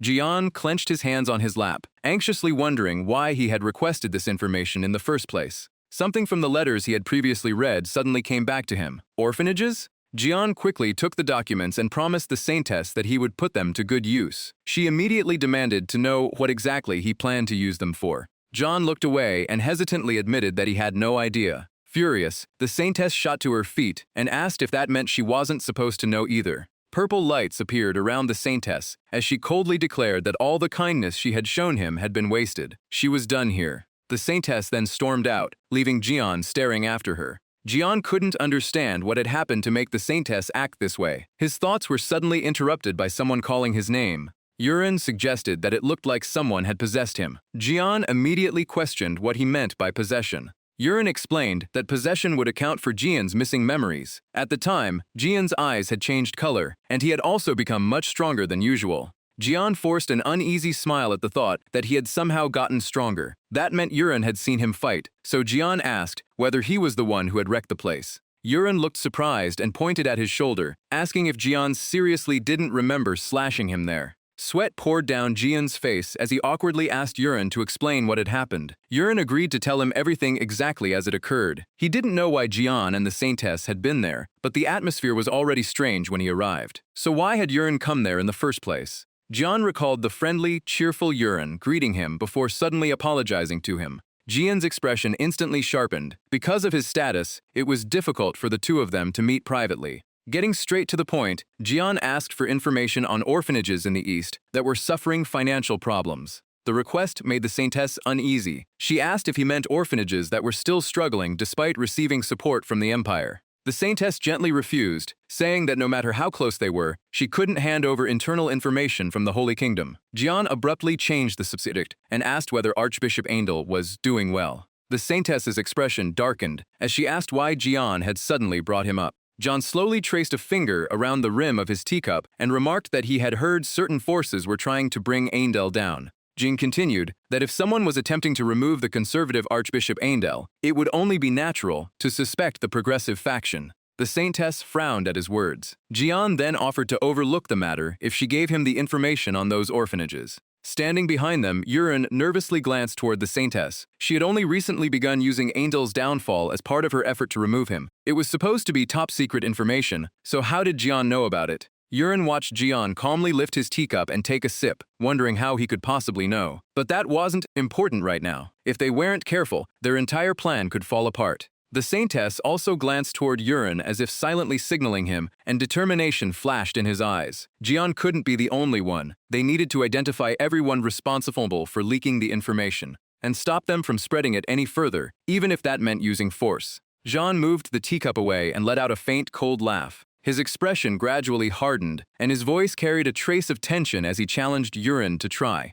The moment Yan finished speaking, Yuren flew into a rage and rushed forward, swinging his sword at him. Yan remained calm and simply hurled the teacup in his hand with tremendous force as a counterattack. Yuren immediately swung his sword and knocked the cup away. Jan's eyes widened in surprise. With Yuren's reaction speed, dodging the next strike would be nearly impossible. Jan instantly rose and brought his weapon down hard, but Yuren managed to evade the attack in time. Even so, Yuren was thrown off by Jan's relentless assault. A flicker of concern crossed his face as he began losing his balance. Jan seized that opening and slashed Yuren with his axe. Yuren immediately regretted his mistake. Damn it, he had left himself wide open. As Jan kept attacking at incredible speed, Yuren realized he could never beat him in a contest of speed. Just as the battle intensified, the saintess suddenly shouted Yuren's name. Yuren gave a faint smile and glanced upward. Jan looked behind him and saw the saintess clasping both hands in front of her chest, surrounded by golden light. Yuren immediately charged with his sword, grinning confidently. The saintess' support was as useful as ever.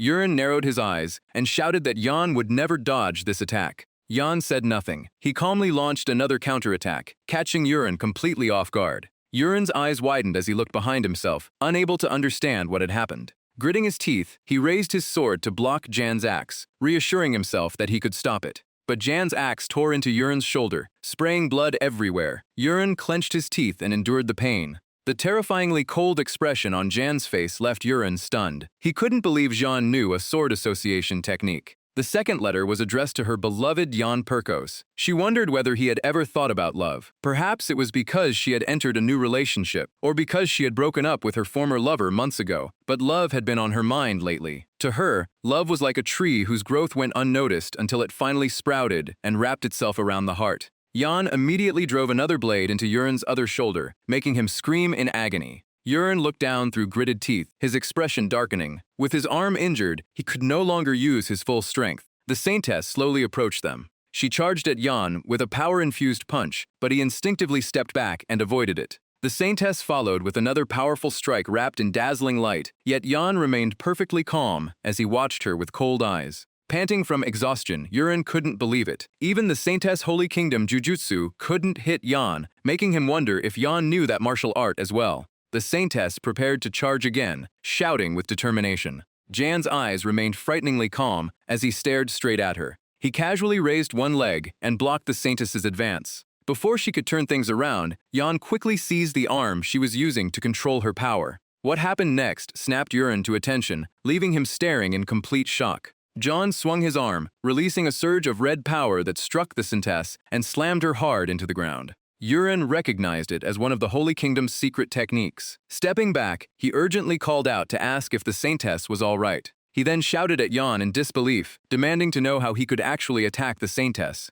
Yan tilted his head and coldly warned Yurin to shut his mouth if he didn't want to die. Confused and shaken, the Saintess demanded to know who Yan really was and why he had done this. A hint of confusion flashed through Jan's eyes before he finally spoke. The Saintess quietly followed Jan's every movement with her eyes. As Jan slowly walked forward, the Saintess remained on her side, watching him without blinking. Yan finally sat down and introduced himself with an authoritative tone. He was Yan Perkos. The Saintess angrily snapped that she hadn't asked his name. She wanted to know what kind of person he really was. Yurin added in a low voice that the secret technique Yan had just used definitely belonged to the Holy Kingdom, while his previous strike was a Sword Association's secret technique. Both were closely guarded techniques belonging to their respective organizations, so there was no way an ordinary person could have learned them both. Clutching her injured arm, the Saintess grimaced and struggled upright. She agreed with Yurin and demanded the truth from Yan, reminding him that her authority extended over nearly every noble.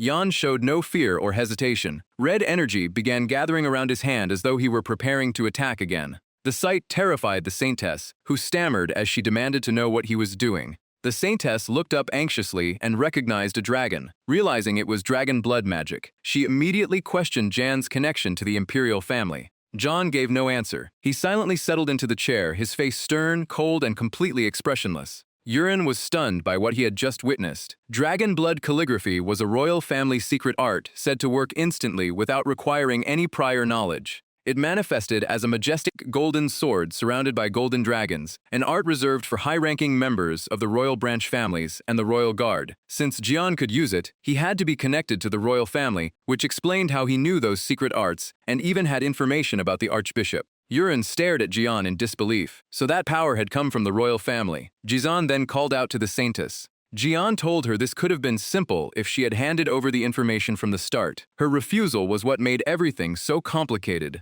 The Saintess snapped back that a supposed petitioner had stabbed her knight and broken her arm. If she had brought more knights, Jian would not be acting so arrogantly. John sat there, idly rubbing his knee before asking in a serious tone if she truly believed that. The Saintess frowned and listened as Jian warned her that, if he wanted to, he could burn the entire place down with a snap of his fingers. A frightening gleam flashed in Jian's eyes. The outcome had already been decided, so there was no point in stalling. The Saintess gritted her teeth and lowered her head before reluctantly agreeing. Since she was cooperating, she asked him to turn a blind eye to the situation involving the archbishop. John coldly agreed without hesitation. He suddenly approached Yurin, making him flinch. Jian yanked the weapon out, sending blood spraying everywhere. The moment Jian pulled the sword from Yurin's body, Yurin grimaced in agony and collapsed. Jian glanced back and saw the Saintess standing there with her head lowered. He mockingly asked whether she felt humiliated. Jian casually walked away, leaving them behind. Yurin and the Saintess could only stand there in shock. That was the price of their stubbornness.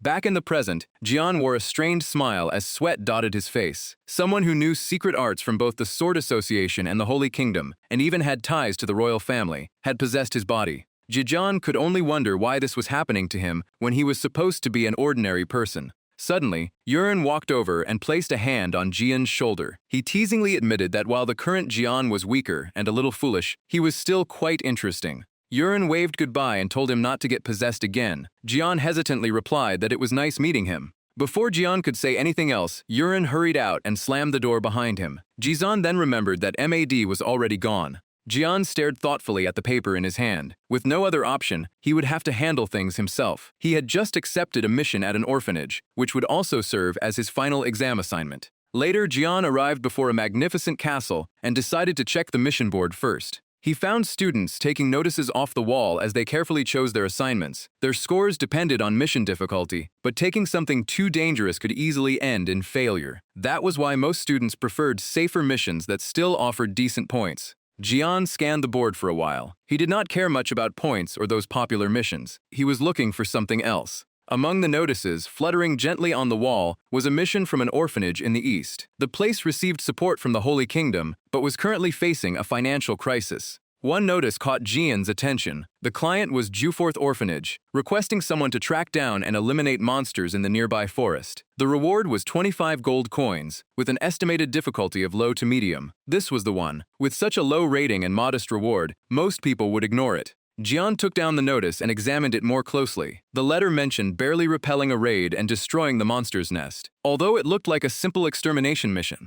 Those details gave Jian a good idea of what was really happening there. Jian quietly folded the notice and tucked it inside his coat. Now that he had a mission, he needed to find teammates. He figured recruiting members of his hunting festival team would make things easy, but second-year students and below were not allowed to take these missions, ruling out Syria and Selen. Elsie was already a third year, but Jian still needed more people. Yuren would have been a great choice, but he was busy protecting the Saintess. Jian also wanted another swordsman, yet his circle of friends was painfully small. Jian left the crowd while racking his brain. With only about a week remaining, he needed to find someone quickly. Suddenly, someone grabbed Jian by the hand. Before he could even process what was happening, Jian was dragged away. He stared at the person's back in confusion and asked who they were. The stranger shoved Jian against a wall. Letou quickly raised a hand to Jian's chin and silently studied his face for a long moment. Then Letou suddenly broke into a bright smile and declared that this was definitely the Jian he knew. Sweating nervously, Jian asked who else around here could possibly look like him.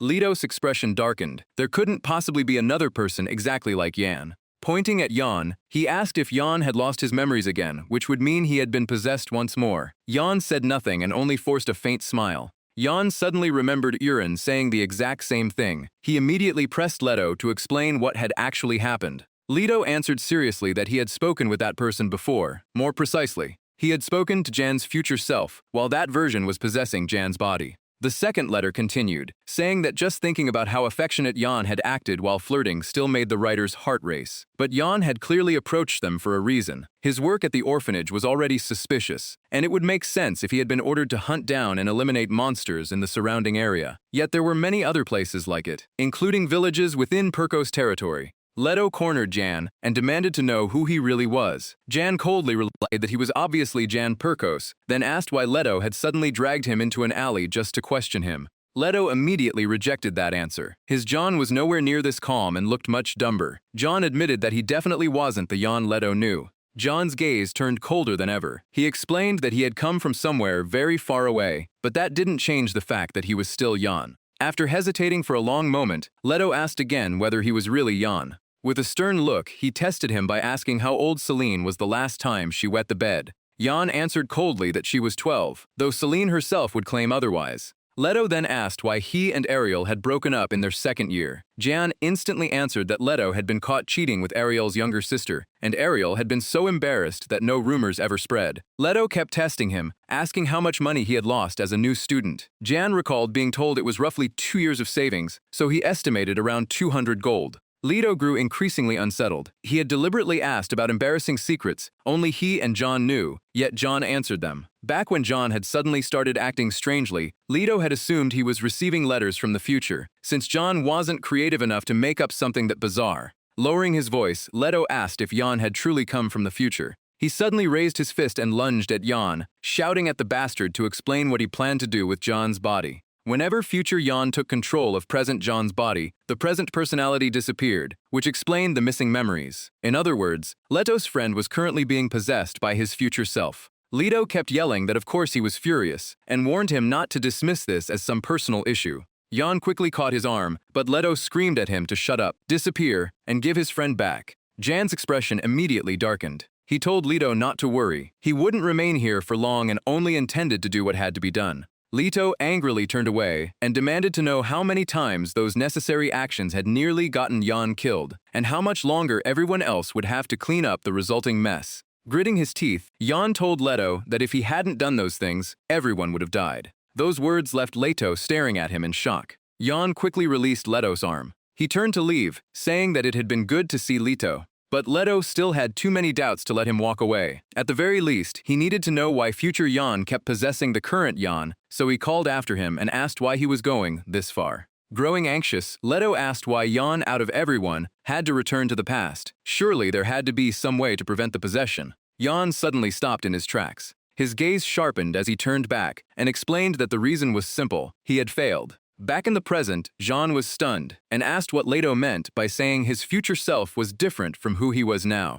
Leto folded his arms and said Jean always ended up tangled in the strangest situations. When Jean asked what exactly his future self had failed at, Leto admitted he had no idea either. A flame appeared at Leto's fingertip. He told Jean to pay attention because he would need to explain it visually. He asked Jean to imagine that future's starting point was a timeline where a massive fire had erupted and killed many people. If future Yan possessed his past self and prevented that fire, then present Yan would eventually reach a future where the disaster had never happened. John listened carefully as Leto posed the real question: where would the future John who possessed him return afterward? John wondered if he would simply go back to his original future. Leto confirmed it. Future Yan would return to the timeline where the disaster had already happened. Once that happened, present Yan and the future Yan who had possessed him would become two completely separate beings. The only thing they would share was their past. Jean gave an awkward smile, admitting there was still something he didn't understand. The future described in the letter sounded peaceful and happy. It didn't resemble a timeline where everyone had been wiped out, as future John had implied.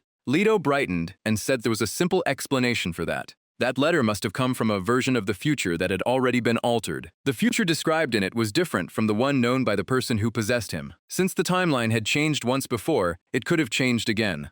Zhang lowered his head and rested a hand on his chin, deep in thought. If that was true, then where had the future from his dreams come from? If every letter had been sent by a different person, then each one could represent a different future. Doubts flooded his mind. Just how many different futures were trying to reach him? Leto suddenly interrupted his thoughts, saying there was still one thing he had not mentioned. Leto explained that the other Zhang had left for the forest. He was certain Zhang had done something there, but he still had no information about it. That left Zhang with an unsettling question. Was there still something he needed to do that he knew nothing about? Confusion flashed across Zhang's face as he asked about the forest. Leto confirmed it was the southern forest where the hunting festival had been held. Jiang immediately panicked at the mention of the southern forest and asked about Emma. Leto then remembered that Jiang had no memories of anything that had happened over the past week, including what happened with Emma. A knock suddenly came from the door, followed by a voice from inside asking them to wait a moment. Emma opened the door and calmly asked who it was, only to find Jiang standing outside.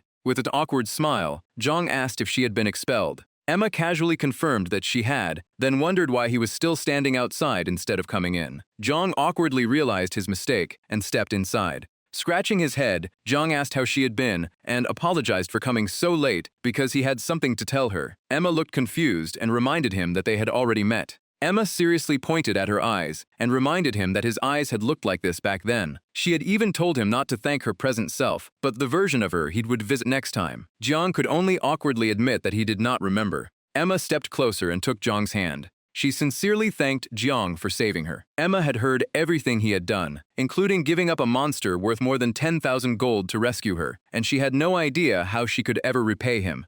Jiang scratched his head and looked away, telling her not to worry because she owed him nothing. Emma immediately rejected that idea, insisting that of course she had to care. Emma lowered her head, wondering what she should do. She even considered becoming an alchemist for the Perkins family, if that would give her some way to repay him. Jiang noticed the hand gripping his was trembling badly. He had only saved her to ease his own guilt, yet his actions had ended up becoming a burden for Emma instead. In a gentle voice, Jiang gave her a simple answer: live. His words brought tears to Emma's eyes as he told her to simply keep living her life as usual.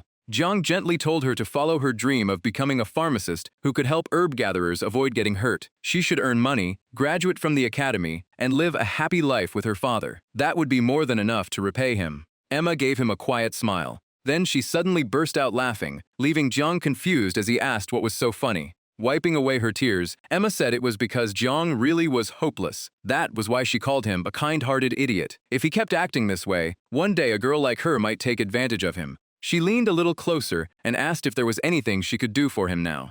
Jiang immediately brought up their previous discussion about whether sending a letter back from the future was actually possible. Emma remembered and asked why he was suddenly interested. Jiang explained that he had read a book, claiming not only letters, but even souls could travel back into the past. Emma rested a hand beneath her chin, closed her eyes, and thought carefully. Her eyes suddenly opened wide. She remembered saying that such a thing was completely possible, but now she realized that might not actually be the case. Emma closed her eyes again and calmly told Zhang that, if it were possible, she could think of 2 scenarios. Still confused, Zhang asked what those 2 scenarios were. Emma's answer left Zhang completely stunned. Either humanity had been wiped out, or the Phalem had been erased. Seeing his confusion, Emma calmly explained, if the world were destroyed, the god RS would lose its power, and if the Phalem disappeared, other people would also be able to use that power. Even after Emma's explanation, Jiang remained doubtful. He began wondering whether his future self had truly come from a destroyed world. Noticing how serious he had become, Emma pointed out that she thought they were only discussing some book, yet he seemed to be taking it very seriously. Before Jian could fully process it, Emma changed the subject. As she walked away, she glanced back with a smile and told him to forget that boring topic, since he would be leaving for training soon. She had something to give him. Curious, Jian put the previous matter aside and asked what it was. Emma stopped at a cabinet and began pulling out item after item. With a huge duffel bag in one hand, she kept packing while listing everything Jian might need. Watching her move like she was about to give him the entire house, Jian awkwardly told her it was way too much. Emma looked back and admitted it was a lot, but she wanted Jian to carry everything necessary just in case. Her vague warning left him confused, so he asked what exactly he needed to be prepared for. Emma remembered finding Delphine sprawled motionless on the grass, her own face pale with panic as she tried to wake her. She explained that Delphine had recently been discovered in critical condition in the southern forest. If Emma had not found her, she might have died. They had split up that day, and Delphine entered the forest alone. Something clearly happened there, yet no information about it had surfaced. Hearing this immediately brought Leto's face to Jian's mind. He wondered if that bastard from the future had encountered Delphine in the forest. Jian suddenly suggested that something else might have happened as well. This time, Emma was the confused one, staring at him blankly before asking what he meant. Emma remembered going to Delphine's room, only for a guard to stop her at the door. She hesitantly explained that her visit had been refused, and apparently even Delphine's close friend Ides was not allowed to see her.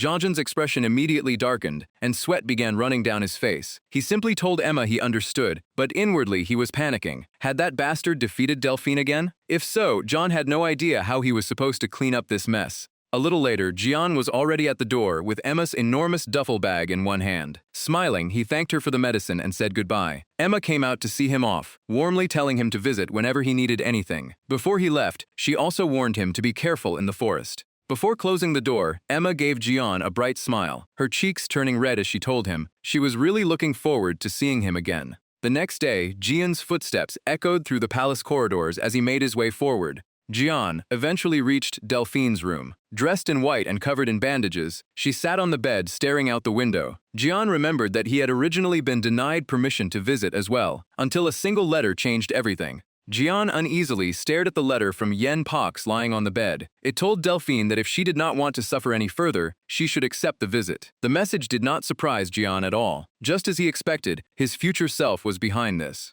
Delphine suddenly clenched her teeth so hard that they began trembling. Seeing her reaction from behind, Jian immediately grew worried. Only then did Jian finally ask how Delphine was feeling. Instead of answering, she struggled to contain her anger and demanded to know why he was there. Her brows were tightly furrowed, and she bit her lip as if holding back tears. Jian either ignored her hostility or pretended not to notice, calmly saying that he had come to check on her because they were close enough for him to visit. That was the final straw. Delphine squeezed her eyes shut before exploding at Jian, demanding how he could possibly say that when he was the one who had done this to her. After lashing out, Delphine immediately turned away, refusing to even look at Jian. Staring through the window, she bitterly asked whether he had come to mock her and see just how insane she had become. Jian had stayed rooted behind Delphine the entire time, refusing to sit as he awkwardly listened to her rant. She told him to look at what he had done. Her pride and confidence were completely shattered, leaving her with no self-respect at all. Jan took the entire scolding without arguing back and only timidly asked if his senior was pain. He felt sorry for her, but the situation seemed worse than he had expected. Even though he had not caused it, he somehow still felt guilty.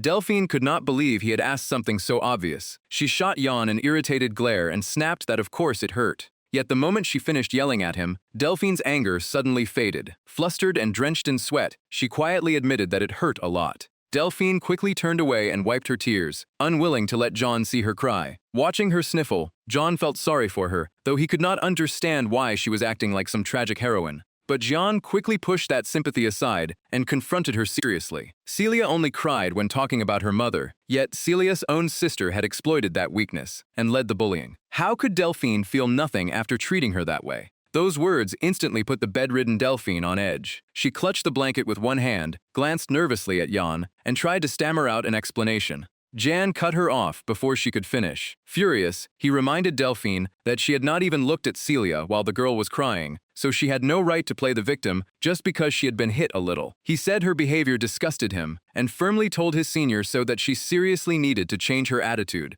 Delphine stared at him in complete shock, unable to believe what she had just heard. Even her eyebrows kept twitching from the sheer disbelief. Sitting at the bed, Delphine was completely crushed. Tears were already gathering in her eyes as she stared at Jan and stammered back, asking what he meant. Then Jan suddenly approached Delphine's bed, immediately terrifying her. She told him to stay away and reminded him that he had promised not to attack her again. When Jan reached inside his coat for something, Delphine curled up with both hands over her head, trembling and begging him not to hit her again. But instead of pulling out anything dangerous, Jan simply took a sheet of paper from inside his coat. Jan placed the paper down right in front of Delphine, leaving her completely frozen. She stared at it in confusion, having no idea what it was or what he intended to do. Delphine kept both hands over her head while staring blankly at the mysterious paper. Jan then calmly asked whether she was free until their practical assignment. Delphine had no idea what Jan was getting at. Still trembling with anxiety, she bit her lip before hesitantly confirming that she was indeed free.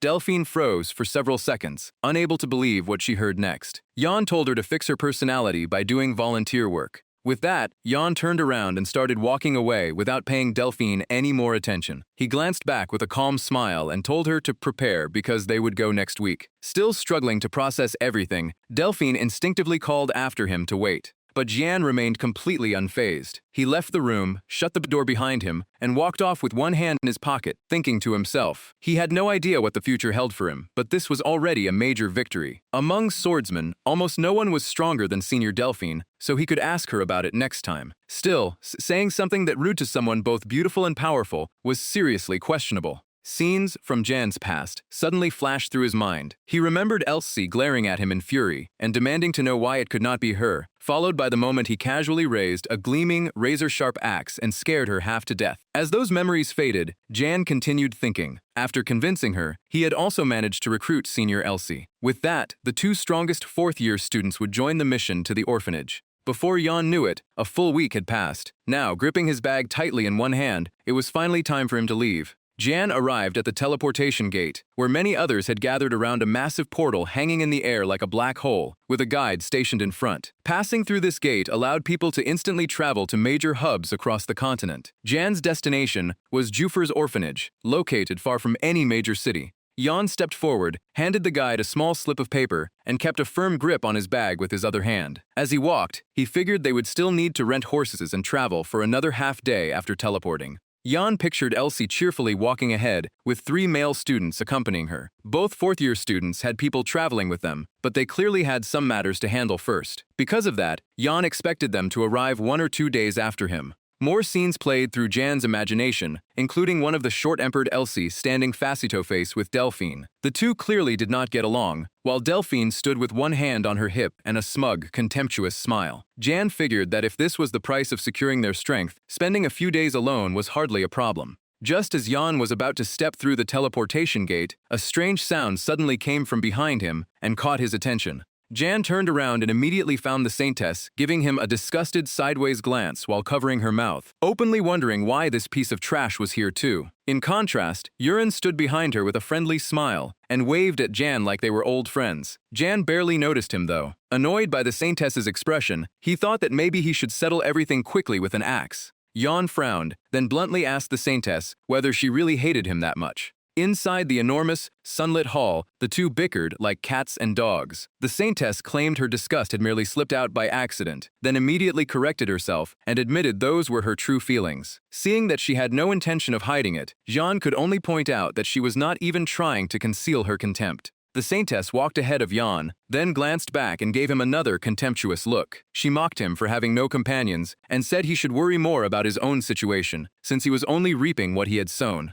The three entered the teleportation gate together. John grimaced at the saintess and explained that his companions had matters to handle and would arrive later. She reluctantly accepted that explanation for now, though she still sounded suspicious. Poor Urine could only follow awkwardly behind them, unable to stop their constant arguing. Now it was Jan's turn to fire back. Raising an eyebrow and narrowing his eyes at the saintess, he asked whether only 2 people from her team were taking the mission. He then wondered if her awful personality was the reason nobody else dared join her. The saintess was not shaken in the slightest. She stared straight at Jan, proudly raised a hand to her chest, and declared that as the saintess, she could wander wherever she pleased. Instead of taking an actual mission, she planned to do some volunteer work. Both of them were smiling, yet sparks practically flew between them. John faced the saintess and calmly wished everyone could see through her act before saying goodbye to the two-faced woman. She shot him a contemptuous look and sweetly replied that she would return those exact words to him. Urine could only sweat nervously as the two kept trading barbs. Once the argument was over, Jean turned to leave, casually saying goodbye on his way out. Urine stood behind and watched Jean walk away with the saintess.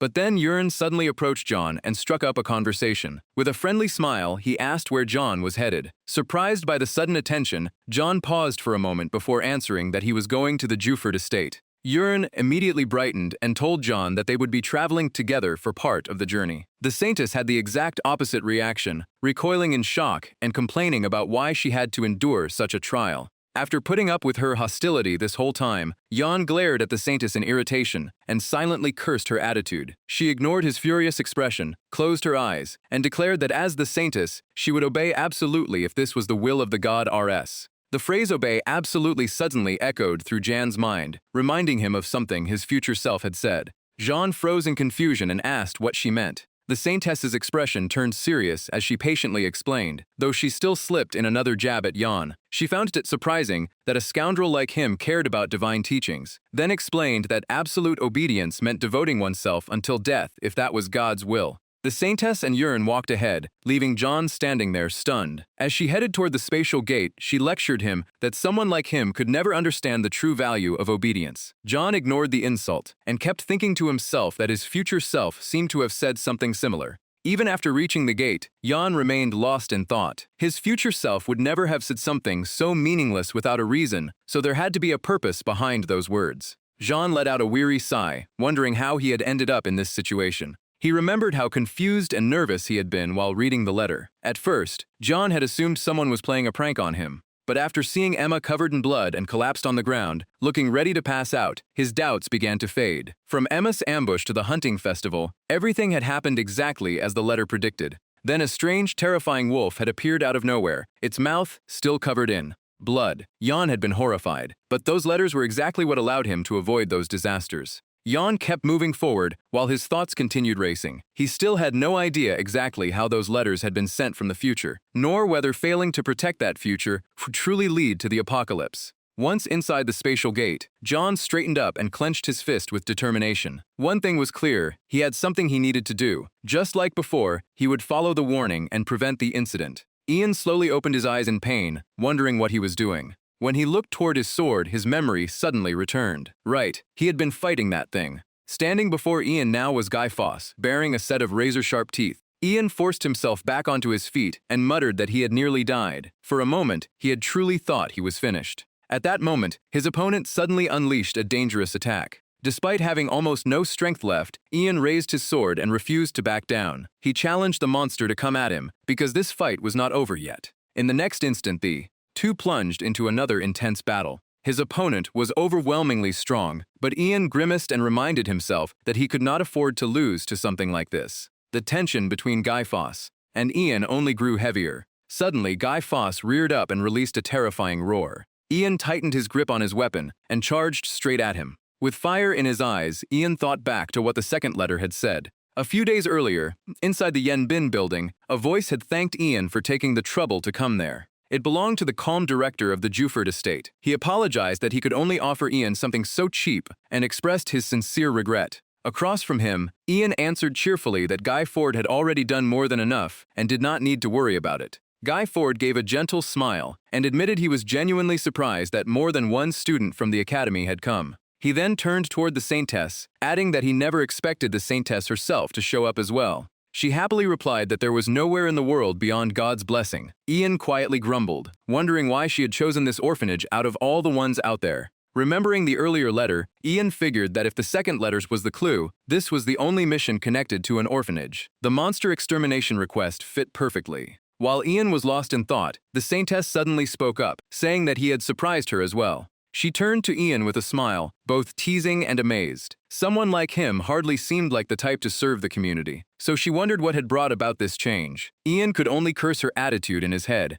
Ian quickly changed the subject, saying there was something he wanted to ask first. His tone grew serious as he questioned whether this was really just an ordinary monster extermination mission. Faced with that question, Guy Ford fell silent and thought for a moment. He eventually began explaining that the incident had happened late one night several months ago. As Guy Ford recalled that night, the memory resurfaced. A little girl had complained that she could not sleep, so he took her for a walk in the garden. His voice suddenly dropped as he revealed that something had appeared that night. A trace of fear crept into Guy Ford's voice. It was a gigantic monster resembling a primate. The memory of that tiny girl being seized by its massive hand flashed through his mind. The creature then raced straight into the depths of the forest. Guy Ford grimly explained that it had snatched the girl away in an instant before vanishing into the darkness. What came next caught Ian off guard. Since then, the creature had returned exactly once every month and abducted another child each time. Even the saintess widened her eyes at this. Fear returned to Guy Ford's voice as he warned that it would appear again soon. The terror became increasingly obvious on his face as he realized another innocent child would be taken. Seeing Guy Ford's anxiety, the saintess reassured him that they would work together to end this tragedy, then asked him for any additional information he could provide. Once their conversation ended, Ian led the saintess outside. The saintess suddenly asked whether Ian had noticed it too. He immediately agreed, certain that this was no ordinary monster. Ian pointed out the suspicious pattern. It appeared exactly once a month, targeted only one person, and was intelligent enough to abduct its victims instead of killing them. From that behavior, Ian suspected they were dealing with a high-ranking monster possessing at least human-level intelligence. As Ian discussed their plan with the saintess, he admitted their current strength might not be enough and suggested requesting support from the Holy Kingdom. She flatly replied that if such help were possible, Guy Ford would have requested it long ago. With the children playing nearby, the saintess explained that the Holy Kingdom would never mobilize its forces simply because 3 orphans had gone missing. She was certain they would not move unless there was evidence that a much larger conspiracy was hidden behind these disappearances. Ian reconsidered their options. Without help from the Holy Kingdom, their current force consisted only of himself, the saintess, and Susan, with Delphine and Elsie arriving later. Ian gave a helpless smile. At least everyone was highly capable, so they might still pull this off as long as the others agreed to cooperate. Contrary to Ian's expectations, Elsie immediately shouted that there was no way she would do it. Elsie snapped that she had nothing to gain from doing something like this in such a remote town. Delphine sighed beside her, saying that as the heir to House Jordina, she had no reason to involve herself in such a minor problem. Even as his plan fell apart, Ian refused to give up. He declared that he would handle it himself, since protecting people was a noble's duty, then said he had changed his mind and thought it was actually a good idea. Ian then lowered his voice and reminded them that, as he had explained, they needed to take turns standing guard in preparation for the monster's next attack. They listened with thoroughly annoyed expressions as Ian explained that they currently knew only what the creature looked like, so everyone needed to stay alert in case something unexpected happened. Ian then turned slightly toward the saintess, saying Susan could handle the rest of the explanation while she watched over the children. Before Ian could even finish, the saintess cut him off with a hostile glare and a threatening aura. Confused, Ian asked what she was unhappy about this time. The saintess sharply accused him of simply using force to intimidate the others into obeying him, calling it a downright abusive method. Hearing that, Ian could only sigh to himself. She always found something to complain about, so arguing with her was pointless. Given their situation, they had prepared as much as possible. From here on, everyone just had to stay alert and do their part. At the orphanage, Dogen and the children kept themselves busy cleaning the place, while the young woman warmly looked after the kids, and Elsie and Delphine grimaced over a dish that clearly did not suit their tastes. Outside, Ian remained on high alert as he kept watch over the area. 3 days had passed without a single incident. Ian wondered if the creature was avoiding them because of their numbers, but no trouble was the best outcome anyway. Before long, Ian grumbled in frustration. Elsie was extremely late, even though her shift had started a while ago.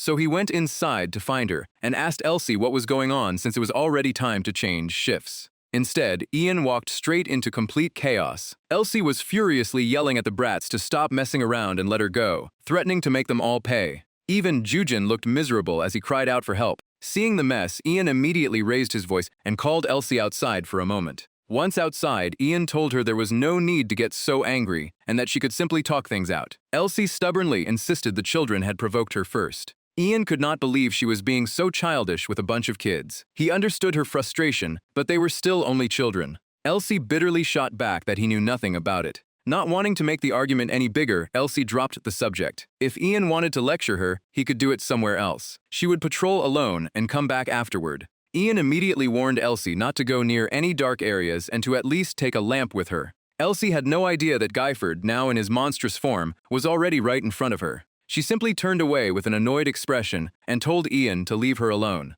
The sight suddenly filled Ian with horror. Guyford lunged at Elsie without warning, making Ian instinctively shout out. The second letter revealed another clue. From that day onward, she had begun paying attention to him. At first, she only felt threatened by him, but gradually came to believe that everything he did had a reason. Without his threat that day, they could never have repelled the attack and destroyed the nest. Once again, she sincerely thanked him for waiting for her when she was still a naive girl, for the long pain caused by her hair condition, and for allowing her to stand beside him. To her, all of it was God's blessing. Guyford's attack came out of nowhere, accompanied by Ian's desperate scream. Ian frowned, realizing the distance between them was simply too great. He immediately raised his sword, his eyes blazing with fury. But by the time Guyford grabbed Elsie and vanished, Ian realized he was already too late. Somewhere ahead, Elsie's terrified screams echoed through the area. Ian was overwhelmed with worry and cursed the bastard under his breath. Without wasting another second, he gave chase with everything he had. But blindly sprinting after Guyford got him nowhere, Ian could only shout for him to stop. Despite Guyford's massive body, Ian simply could not catch up. The monster was far too fast. Ian chased it deep into the forest until he lost his bearings and cursed in frustration. Standing alone in the dark forest, Ian bitterly realized that Guyford had escaped. He quickly forced himself to calm down and focus on what he could still do. His senses had become much sharper than before, so he was confident he could track the monster. Ian concentrated with everything he had, searching for its location. His ability soon pinpointed the enemy. Ian had found the bastard, but he could not understand how Guyford had gotten so deep into the forest in such a short time.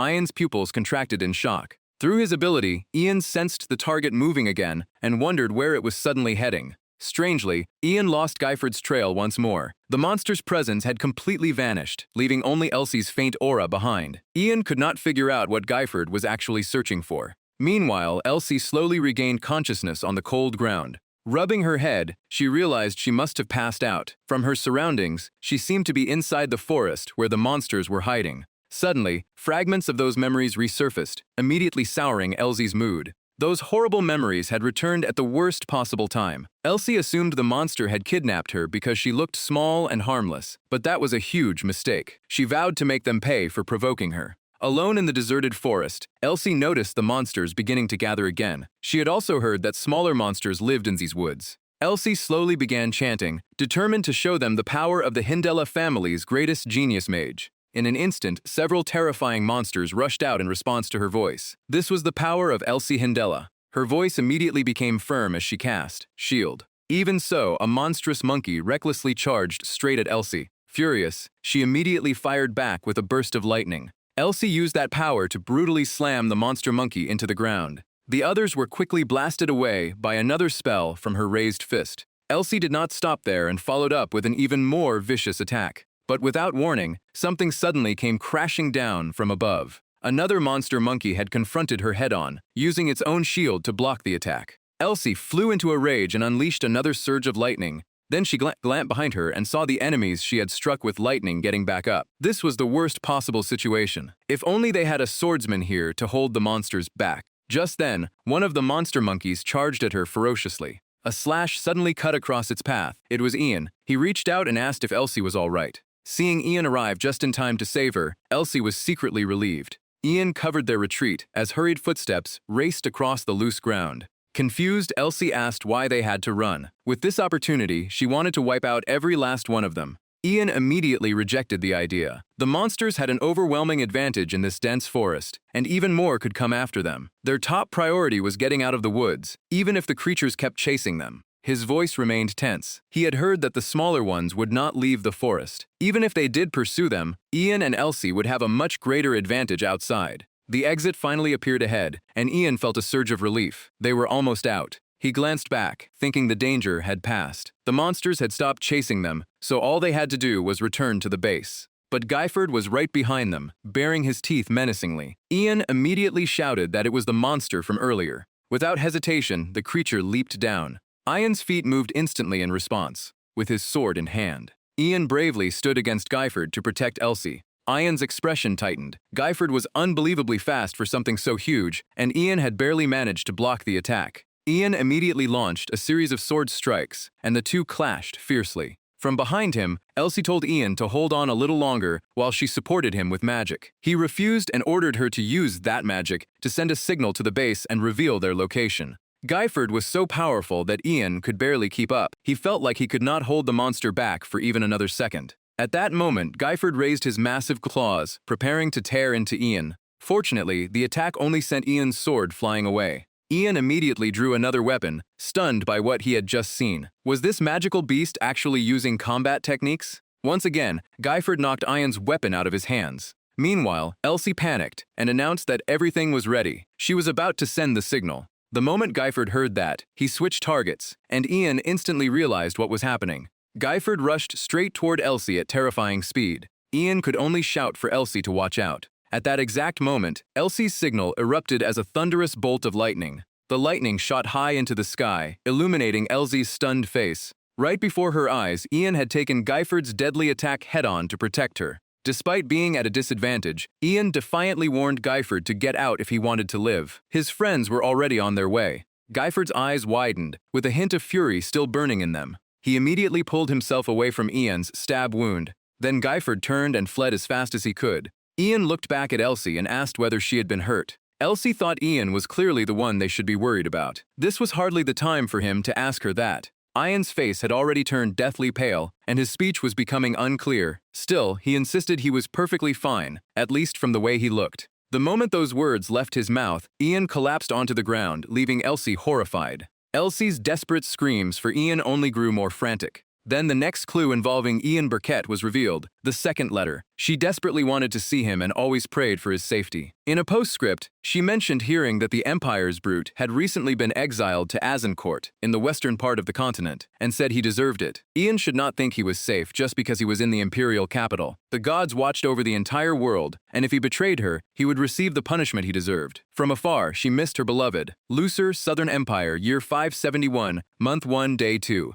The Saintess steadily poured the wine. A moment later, the two glasses clinked together, their wine gently swirling inside. She then calmly took a sip. Seeing this, Ian admitted that he never knew she drank alcohol. The Saintess modestly explained that she had only started drinking recently. Without alcohol to dull her awareness, she had no idea how she could endure this reality. Out of nowhere, Ian asked whether she finally understood how Segia had felt. Her tone immediately sharpened, saying he really should not bring up another woman while the two of them are in a situation like this. Hearing that, Ian quietly poured them more wine. The two raised their glasses together once again. With alcohol loosening her tongue, the Saintess finally opened up. She had once been extremely confident in her power. Ian pointed out that being able to save people without letting anyone get hurt was an incredibly rare gift, especially in a world this chaotic. Even so, doubt still weighed on her. Now she was no longer sure of herself. Her power felt useless when she could not change anything with it. Ian quickly tried to comfort the Saintess, telling her not to keep tormenting herself. Every front was already at red alert, and the situation had become extremely dangerous. It seemed the Holy Kingdom intended to abandon the Holy Capital to its fate.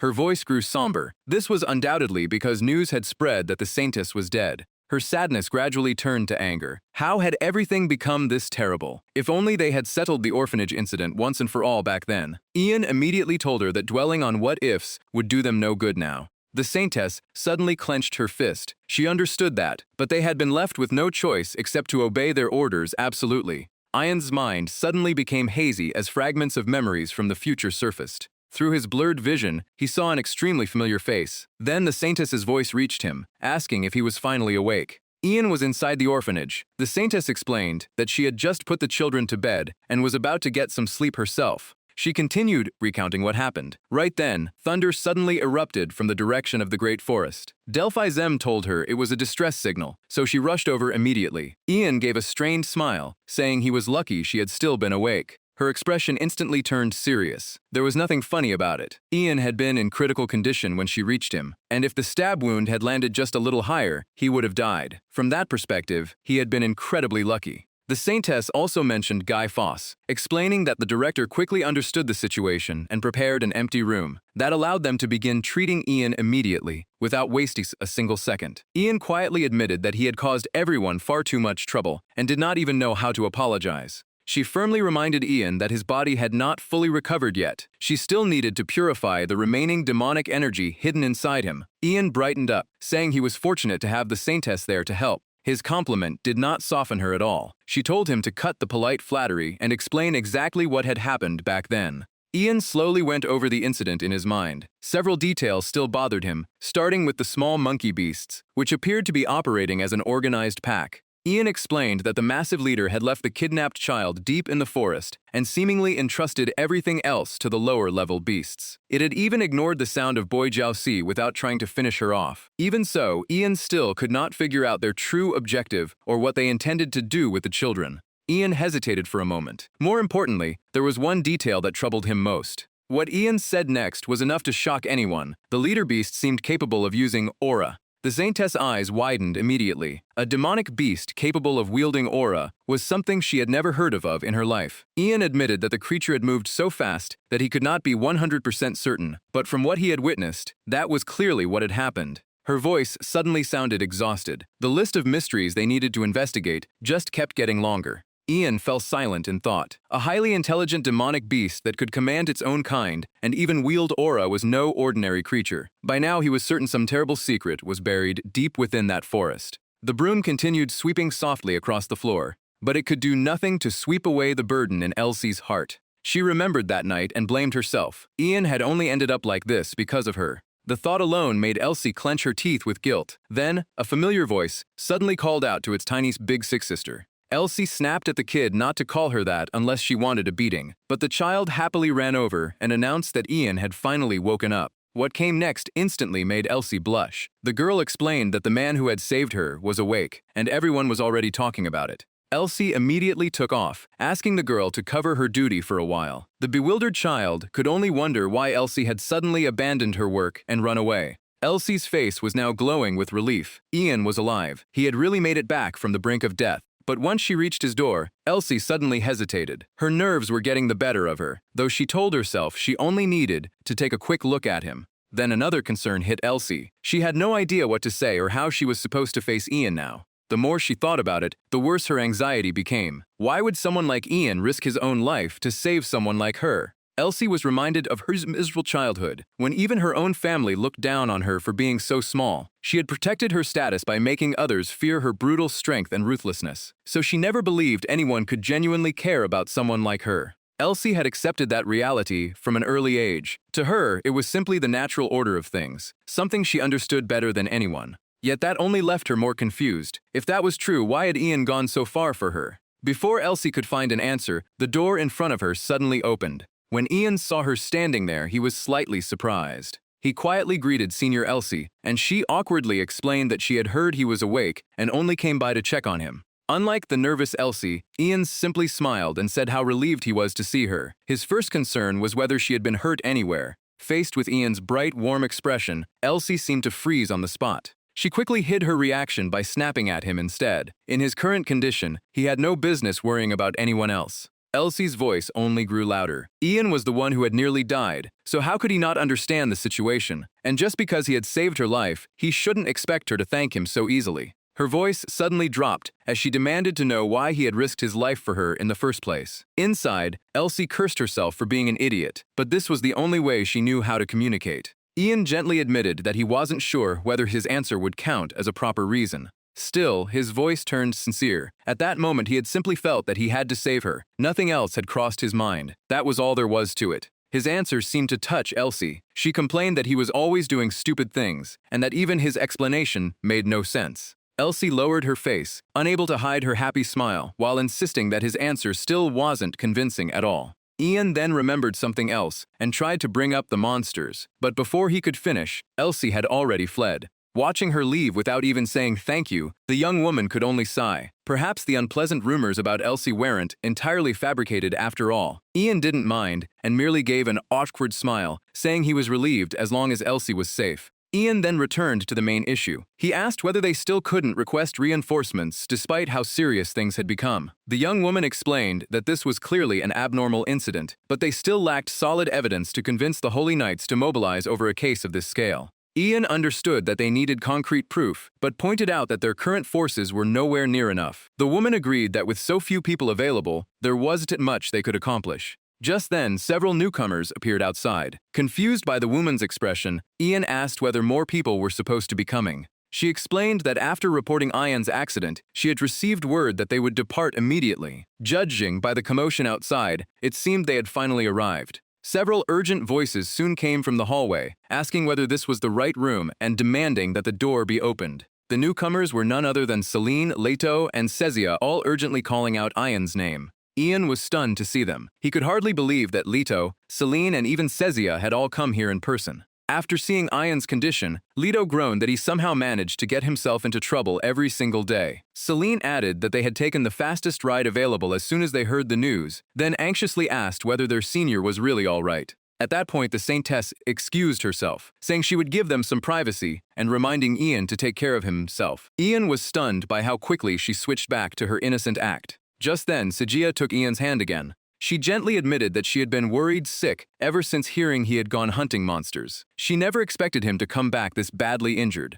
Ian gave them a bright smile and apologized for making everyone worry. Their arrival was actually perfect timing, since he was seriously considering asking for their help. Ian quietly assessed the group in front of him, a saintess and her loyal guardian, two gifted young swordsmen from the prestigious Zerdina family, a fifth-rank battle mage capable of providing long-range fire support, and a theoretical mage whose extensive knowledge and research could back them up. With a lineup this strong, their combat power could rival that of a small knight order. That realization strengthened Ian's resolve. They would uncover whatever sinister scheme the monsters were plotting inside the forest, and wipe them out without leaving a single trace behind. Selen immediately shouted that there was no way she would allow it. Sejia beside her agreed, firmly opposing the idea. Their fierce rejection caught Ian completely off guard. What? Wait a second. Sejia demanded to know if he seriously intended to form a party and search that dense forest. That was hardly something a man who had just regained consciousness should even be suggesting. She added that the Saintess had already told them everything before they arrived, including the fact that Ian needed absolute bed rest. Leto joined in as well. They all knew how stubborn Ian could be, but he sincerely believed Ian should return to the city and get properly examined.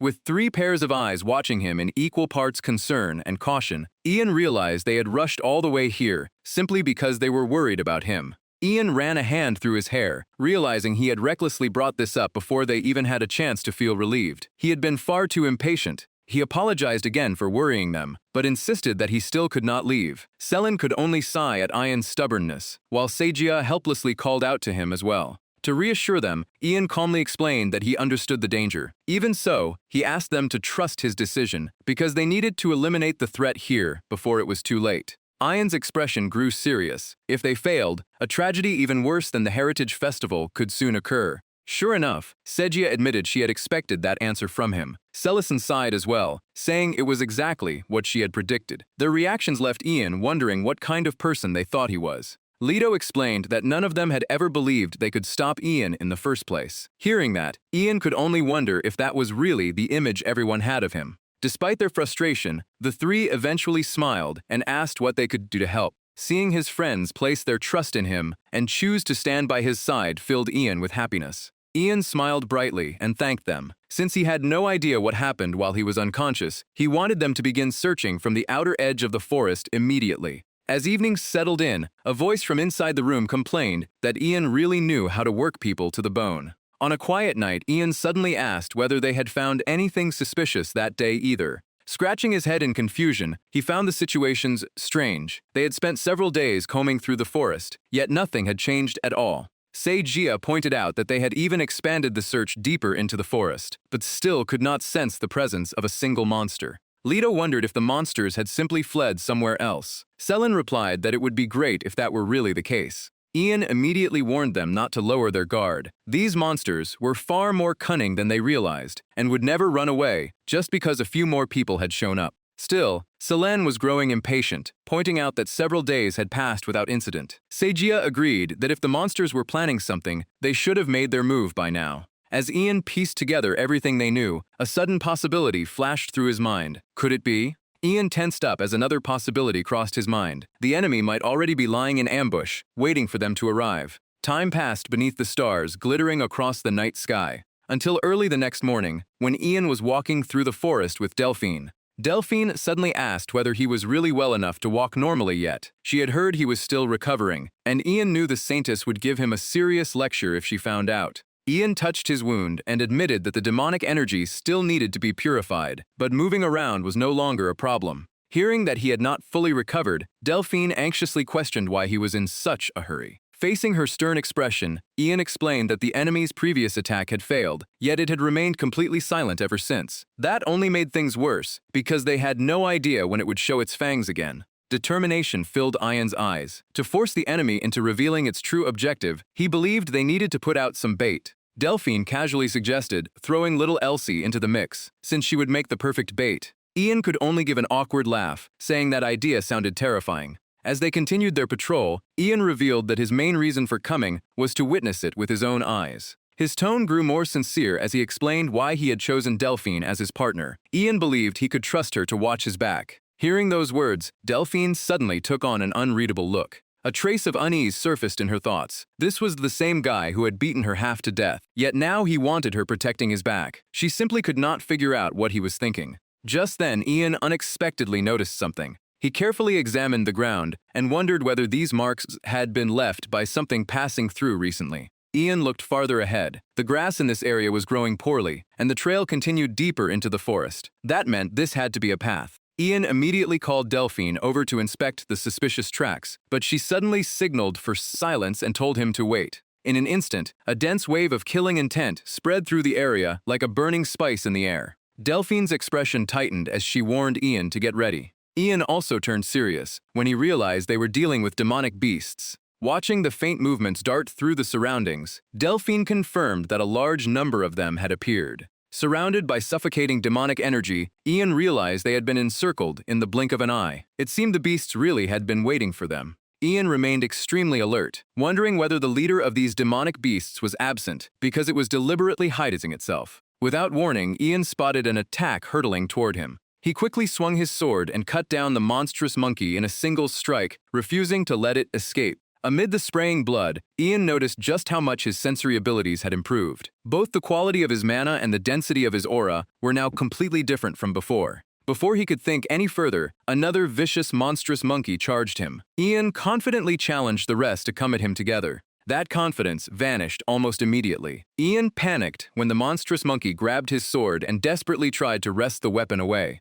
Ian cursed the beast, but in the next instant, the monstrous monkey was sent flying. It lost its balance and crashed onto the cold ground. Delphine had stepped in, and she immediately followed up with a decisive finishing blow. She then warned Ian not to let his guard down, calling him the Little Prince. Delphine told Ian to leave this side to her. He immediately agreed and entrusted it to Senior Delphine. In the middle of the battle, Ian steadied himself despite his worries. His wounds had not fully healed, so he was far from his best, but he only needed to trust his senses, stay calm, and take the beasts down. Ian gritted his teeth as another thought weighed on him. His body had been unable to adapt throughout the Heritage Festival, but now he could finally manage it. That realization seemed to give Ian another surge of strength, and his momentum grew even fiercer, despite being surrounded on all sides. Ian spun around, sending blood gushing from the monstrous monkeys. He tightened his grip on the sword, drew a deep breath, and focused his razor-sharp gaze. Then his sword suddenly went flying through the beast's frenzied assault. Ian reacted instantly as his senses pinpointed something on the left. In one swift motion, he caught the monstrous monkey by the arm as the beasts glared furiously at him. Ian immediately brought down a thunderous strike on the monstrous monkey, triggering a violent impact as he refused to let the beast carry out its move. Ian's eyes turned as sharp as the axe raised high in his hands. He brought it down without mercy, sending blood spraying through the air. Only then did Ian finally relax and let out a relieved breath. Standing amid the gruesome pile of corpses, he figured that had to be all of them. Ian hurried over to Delphine and asked if she was all right. She calmly replied that his concern was completely unnecessary. After looking around, Ian suggested collecting the monster's remains for investigation first. Once that was done, they could sell them and donate the money to the orphanage. Delphine sighed, sarcastically calling it a wonderful plan before telling him to do whatever he wanted, since it had nothing to do with her. As she walked away, Delphine urged him to hurry back. She had no desire to stay in such a terrifying place any longer. At that moment, a sharp sword was decisively drawn. Suddenly, Ian noticed something strange. Spotting a blood-soaked monster monkey trying to crawl away, Ian coldly asked where it thought it was going. Seeing how determinedly it kept moving, Ian realized the creature was deliberately heading in one particular direction. The monster monkey's sly expression only confirmed Ian's suspicion. Hunting prey had never been its sole objective, and something else had to be waiting ahead. With his mind made up, Ian launched his sword forward. He was going to uncover the creature's true objective right now. Later, a voice rang out from inside the building, telling Ian that he was far too generous. Duzen cheerfully explained that he had just done a quick calculation. The entire haul was worth around 300 gold coins, so he asked whether Ian was really sure about donating all of it to the orphanage. Ian looked slightly embarrassed and explained that feeding the children came first. Ever since rumors of monsters began spreading, both relief supplies and volunteers had completely disappeared. Though Dookie did not fully understand Ian's true intentions, he smiled encouragingly and admitted that it was still an incredibly noble gesture. Duzen then cheerfully told Ian to look after the Saintess while he went to sell the goods, and Ian readily agreed. With that settled, Duzen departed with a cart loaded with monster monkey corpses. Ian remained behind, casually waving goodbye with the Saintess standing beside him. Suddenly, the Saintess gave Ian a dangerously sweet smile and asked whether he had anything to explain. Ian hesitated in confusion and denied having done anything. A few heavy blows immediately followed as the Saintess exploded in anger. His wounds had only just been examined, yet he had already rushed outside to slaughter monsters. While taking the beating, Ian cried out that she had just hit him in a very sensitive spot. She kept pummeling him, demanding to know whether he saw her as nothing more than a supply of healing holy power. Ian protested that she had hit the same spot again, and that the pain was unbearable. Strangely, even a branch snapped against the soft ground nearby. The ground was not the reason, however. It seemed to be caused by the intense killing intent coming from Segia, who remarked that the two of them looked extremely close. Hearing her, the Saintess immediately turned to Segia with a gentle smile and claimed it was all a misunderstanding. She was only teaching Ian a lesson for treating his own life so carelessly. Ian angrily shouted that there was no misunderstanding at all, and that this was her true personality. Segia's expression suddenly turned frightening as she asked whether Ian being close to the Saintess was also a misunderstanding. Leto quickly interrupted them, saying he had something important to discuss with Ian. Near the fortress, Ian asked Leto what was going on. Leto explained that he had carefully examined every corpse and material Ian brought back and had reached a general conclusion. Leto's voice suddenly grew strained as he admitted that he sincerely hoped his prediction was wrong. An impatient Ian demanded that he stop rambling and get to the point. With a tense expression, Led revealed that this incident appeared to involve a demon. Later, under the warm lights, Guyford sincerely thanked Ian. Standing before Ian, Guyford warmly expressed his gratitude for such a substantial donation. Ian scratched his head awkwardly and explained that the decision had not been his alone, so there was no need for such formality. Ian then brought up something he wanted to ask. Guyford quickly nodded, apologized for getting overly emotional, and invited him to continue. Guyford froze when Ian mentioned hearing that, before retiring, he had once been a renowned monster hunter. Guyford quickly regained his composure and modestly denied ever being an exceptional hunter. Now he was merely an old man who even struggled to walk. True to his straightforward nature, Ian suddenly asked the director to use his experience and give them some advice. From what Ian could tell, this incident went far beyond monsters simply causing trouble. The more certain Ian sounded, the more panicked Guyford became. There was a very real chance that a demon had orchestrated everything. Ian continued laying out his reasoning. The monsters behaved as though they were guarding something, which was completely unlike wild beasts. Even stranger, their leader dragged the children deep into the forest before leaving. As the clues came together, Ian explained that their behavior and the items they had collected pointed to one likely conclusion. A demon was controlling the monster from behind the scenes. Sweat now covered Guyford's face. Based on what he had once experienced in the Great Forest, he admitted that the situation was indeed deeply suspicious. The Saintess reacted in surprise at the mention of the Great Forest, where a demon had supposedly remained for an entire millennium. Wasn't that the Demon King's territory? She asked if Guyford had actually been there. Fear suddenly crept into Geiferd's voice. He still remembered every detail as vividly as if it had happened yesterday. Geiferd began recounting that nightmare from his past. The route was incredibly dangerous, filled with monsters and strange poisonous plants, making every step feel like a journey through hell itself. Terror lingered in his voice as he described an overwhelming power, as unstoppable as a natural disaster. In a somber tone, Geiferd admitted that the experience had taught him a bitter lesson about how powerless humans truly were. Back in the present, Geiferd spoke with painful sincerity. His entire mercenary group had been wiped out, and shamefully, he was the only one who had survived. After hearing his story, four of them were frozen in horror. With a tense and worried expression, Geiferd urged Ian to suspend the investigation. His reasoning was perfectly understandable. If a demon truly was involved, this was no longer an ordinary monster-hunting mission. Geiferd gratefully reminded them that they had already helped far more than enough, but Ian firmly cut him off, refusing to abandon the investigation now. Ian stood his ground. Senior LC had nearly been abducted, while Ian himself had almost lost his life. Ian looked at the children outside, and his resolve only grew stronger. More importantly, if they retreated now, those children would have to live in constant fear of being taken at any moment. Ian insisted that the investigation had to continue. Once they found solid proof of a demon's presence, they could request reinforcements. Geiferd considered his words for a moment, before calmly replying that if Ian was truly that determined, he would accept his decision. The Saintess and Leto quietly listened as Geiferd summarized their situation. There was a strong possibility that the enormous monster leading the pack was actually a demon. Ian added that it seemed to be hiding something inside the forest. They first needed to discover what it was concealing, and why it had been abducting children. Leto then suggested that they split into separate exploration teams. He had clearly thought this through and quickly assigned their roles. Since Ian was injured, he would stay at the orphanage with the Saintess and Leto, who had no combat ability. They would inspect the collected materials and organize a defensive watch, while everyone else thoroughly searched the forest.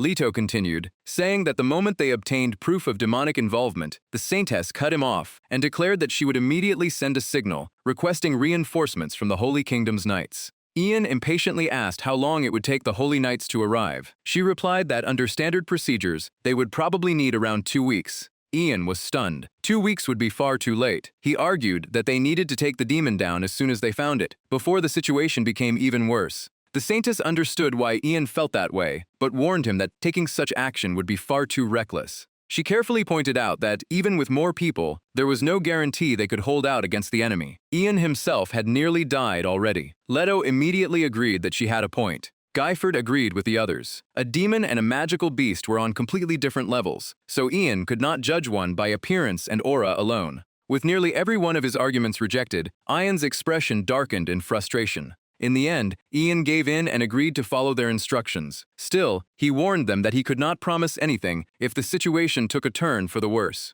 Before the discussion could continue, the door suddenly opened again. For now, they decided to focus on planning the upcoming investigation. Geiferd turned toward the door, confused by the interruption. He was surprised to see the little girl there and asked Ding what was wrong. She explained that her sister had finished making dinner and wanted everyone to come eat before the food got cold. Geiferd gently thanked her but said the adults were still busy. Ding insisted that if they did not come, her sister would throw another fit. Ian could only wonder when Senior Elsie had become like this. Geiferd gave an awkward smile and apologized, saying Ding was still young and that he would send her away. The Saintess immediately smiled and assured him it was fine since they had already covered the important points. She suggested continuing their discussion after dinner. Before long, night had fallen. Ian was patrolling alone along the perimeter of the orphanage. Suddenly, he vaguely sensed what felt like the presence of a demon. Following that sensation, Ian stared toward the wall surrounding the orphanage. Seeing nothing, he kept walking and hoped nothing would happen before they found evidence, and the Holy Knights arrived. Even so, he could not shake the terrible feeling that something was wrong. In the blink of an eye, Geiferd appeared in his monstrous form, suddenly emerging behind Ian with a terrifying glare. Ian instantly spun around and swung his sword at whoever was behind him. But just as the blade was about to connect, the figure suddenly appeared to be Geiferd in his human form. Geiferd swiftly twisted his body aside, effortlessly dodging the slash while grabbing Ian's arm. Only then did Ian realize in shock that it was Geiferd. Geiferd's face had gone pale as he told Ian to calm down because it was only him. Still breathing heavily, Ian asked Headmaster Geiferd about the murderous aura he had just felt and those strange movements. Realizing he had nearly struck him, Ian repeatedly bowed and apologized, explaining that he thought a demon had appeared. Geiferd calmly assured him it was fine. After a sigh, Guyford remarked that Ian's seemed extremely tense. He explained that he could not sleep and had gone out for a walk, only to nearly lose his life. That made Ian feel even guiltier, and he apologized again. Then, Guyford's expression suddenly darkened, carrying an unreadable meaning. Looking at Ian, Guyford admitted that seeing him like this reminded him of his own younger days. Ian was surprised to hear the headmaster bring up his youth. Guyford explained that he had once been a young swordsman and mercenary, full of passion and ambition. His voice grew nostalgic as he recalled believing that with his sword in hand and his companions beside him, there was no hardship they could not overcome, no matter how brutal. Guyford then lamented that all of it was now nothing more than a distant memory. Ian could only stare at the headmaster in surprise. Guyford casually added that he was rambling like a senile old man, probably because he had only recently returned from the brink of death. Ian finally caught the implication. The old man was taking a jab at him. Turning serious, Guyford offered to teach Ian a method for fighting demons if he was truly that afraid of them. Ian was stunned that such a technique even existed and immediately saw how valuable it could be. Still, he worried that Guyford might be pushing himself too hard. Seeing Ian's hesitation, Guyford assured him there was no need to worry about his legs. After all, Ian had just witnessed his movements firsthand. Those words finally convinced Ian. He realized those movements from earlier must have been part of the method, though it was already too late to continue talking tonight. Guyford turned to leave with a smile, telling Ian to come find him after he woke up. Ian immediately agreed. Ian quietly watched Guyford's back as the headmaster walked away. Left alone, he wondered whether that disturbing sensation from earlier had really been nothing more than his imagination. Elsewhere, two wooden swords slammed against each other in a tense exchange. During his training with Guyford, Ian struggled to keep up. The headmaster's movements looked slow, yet his wooden sword was unbelievably fast. One tiny lapse in concentration would be enough for Ian to lose instantly. With eyes as sharp as a blade, Guyford calmly knocked Ian's sword aside. In the blink of an eye, Guyford had his sword at Ian's throat, leaving him stunned. The sparring match ended there, and Guyford smiled as he asked Ian what he thought. Ian immediately lit up and admitted defeat, saying it had been incredible. Guyford modestly claimed his skills had grown rusty, and without this match, he might have forgotten them completely. Ian was still amazed by the sheer power and sharpness of that strike, and asked what the technique was called. Guyford explained that Ian had to keep his eyes locked on the blade until the very last second, then pour everything he had into a single slash. The technique was called Kai-Ji slash. Despite being drenched in sweat, Ian was thrilled. He vowed to master the move and asked Guyford to keep training with him. Just then, a commanding voice suddenly rang out. Someone ordered them to stop. It was the Saintess, rushing over in a panic and demanding to know what Ian was doing. Ian calmly replied that he was simply training. She pointed at the blood seeping from his abdomen and shouted at him to look at his wound. Only then did Ian realize he had probably pushed himself too hard. The Saintess immediately scolded him again, reminding Ian that she had ordered him to rest and accusing him of ignoring her. Faced with her anger, Ian could only wonder how someone this dangerous had caught him. Refusing to argue any further, the Saintess grabbed Ian and dragged him away. A confused Ian barely managed to tell her to wait. Left alone, Guyford quietly remarked that after using that move, he had probably gotten the hang of it again. Suddenly, a chilling presence appeared behind him, someone he had not seen in a long time. Meacham called out to Guyford, making him spin around in alarm. Meanwhile, behind the closed wooden door, the Saintess' frustrated voice rang out. She could hardly believe Ian was still conscious and demanded to know why he was pushing himself this far.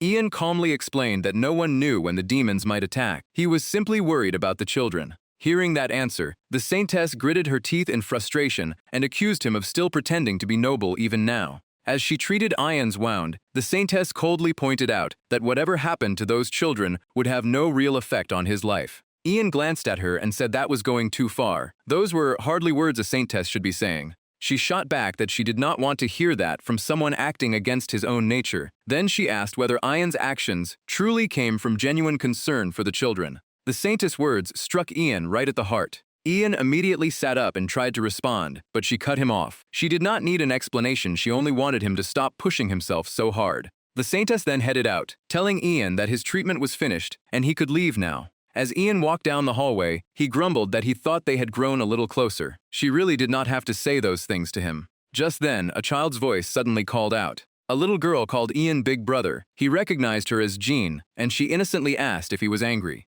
Ian wondered if his irritation was really that obvious, then quickly denied being angry. He claimed his wound was simply still hurting, and Jean quietly accepted the explanation. But the Saintess's question kept echoing through Ian's mind. Was he truly acting out of genuine concern for the children? He could not get those words out of his head. Jean innocently asked Ian to help tie her hair if he was not angry. Ian helplessly admitted that he did not know how. Even so, Ian took the girl's hand and offered to find someone better at it. Jean happily agreed. While they were walking, Ian unexpectedly came across Guyford and Meacham. Seeing Meacham respectfully taking his leave, Ian heard him tell Guyford not to see him off, since walking was already difficult for him. Guyford agreed. Ian then approached and greeted the guest, who seemed slightly surprised to see the young master.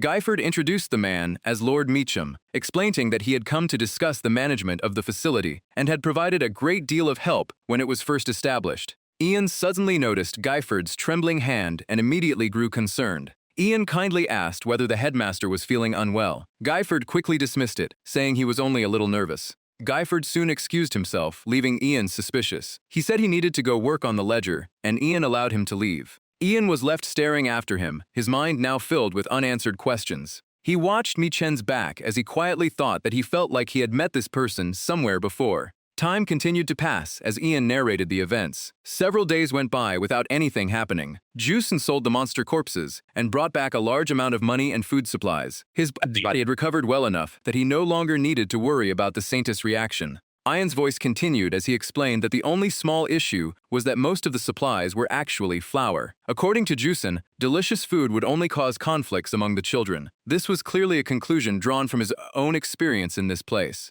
Ian also revealed that, based on Leto's deductions, they had identified several suspicious locations. A patrol team was formed, with 4 people searching through the forest. They continued their investigation slowly but steadily, gradually narrowing down the search area. Before long, they found the most suspicious location. Holding the hand-drawn map, a voice pointed out, "This is the place." It was Ian's voice. According to the records, this area connected to the most routes, meaning this cave was very likely their base. Delphine added that around this area, small monsters were gathering in groups. Even with a rough estimate, their numbers reached dozens, making this place the most suspicious in her opinion as well. Hearing that, Ian immediately said he would go with them this time. This would be their final search. Ian also reminded everyone to prepare thoroughly and depart as soon as the sun rose. No matter what happened, they had to obtain evidence and report back. Just as their plan was finished, a terrified scream suddenly echoed through the area. A monster had appeared. Ian and the Saintess hurried outside in panic. He asked what had happened. The crying child pointed ahead and said that a monster had appeared, a monkey-like monster.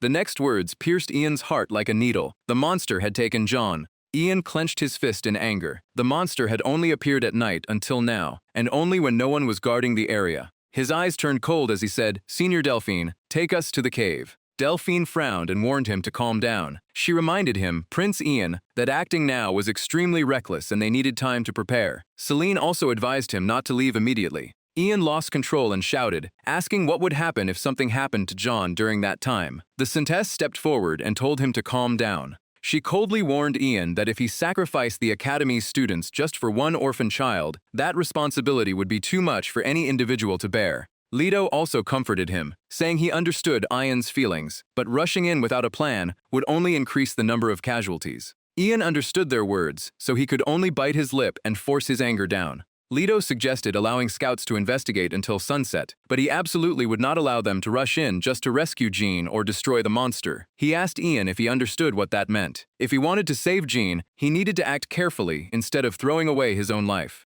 Ian gritted his teeth and replied that he understood. He returned to prepare the necessary items. Ian placed everything into his inner pocket, including Emma's medicine, recovery potions, water, and medical supplies. After confirming he had prepared everything, Leto suddenly entered from outside and called out to him. Leto handed him a scroll and explained that it was a grade 2 fire magic scroll. Most monsters feared flames, so Ian should only use it when absolutely necessary. Ian was shocked, realizing it was worth as much as dozens of gold coins. Ian thanked him, but Leto reminded him that he did not give it only for Ian's sake. He told Ian to protect Zeeling properly, or he would have to answer to him. Guyford suddenly interrupted the conversation. He apologized for dragging Ian into such a dangerous situation and told him to return safely. Guyford closed his eyes and spoke with a pained expression. He said it might sound cruel, but Jinxie was still only an orphan child. If the situation became even slightly dangerous, then Jin. Ian interrupted him and said he understood what Guyford was trying to say, but asked him to stop saying things like that. He coldly walked past him and declared that he would bring her back.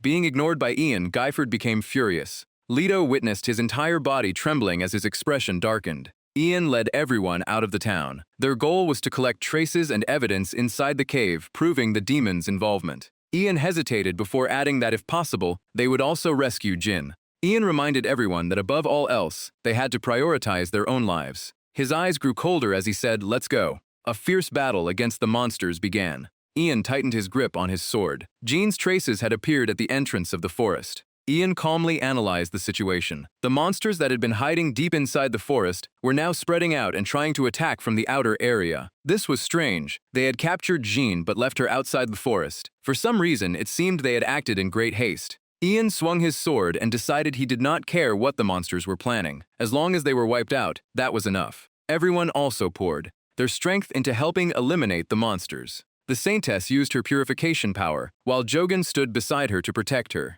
Jelia and Elsie also worked together perfectly. Ian swung his axe and took down the last remaining monster. Ian realized something was wrong and shouted that the monsters had been inside the cave. They had come out earlier and were waiting for them here. The area was covered with monster corpses. They had already killed more than 50 of them, yet there was still no sign of Jean or the demon. Ian looked deeper inside. Not far from where they stood was a cave entrance. They decided to go inside.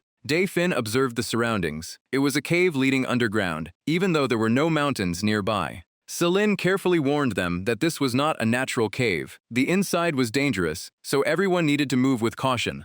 Ian carefully entered and thought that there were no traps inside, and the cave was not as deep as they expected. Whether built with magic or manpower, creating such a massive artificial cave was not easy. The monsters probably decided digging deeper was not worth the effort. Ian suddenly stopped when he saw the scene waiting below. It was an extremely horrifying sight. Ian was stunned by the strange scene before him. What exactly was this? Deep inside the cave was a hand-shaped creature with countless abnormal fingers and a slimy surface, constantly writhing. Its body had been torn open, revealing the flesh hidden underneath. The chunks of flesh on the ground were pulsing up and down like beating hearts. Dujan suddenly said that he had seen that shape before in a book about the Great Holy Demon War. He explained that it was an ancient monster said to have been born from the severed thumb of Delphi Zem. It was known as the Flesh Origin and the Flesh Seed. According to records, even armies blessed by the gods hesitated when facing it. Ian questioned him. The Great Holy Demon War was only a myth, wasn't it? Then why was something like this here? The Saintess finally spoke and said they should retreat.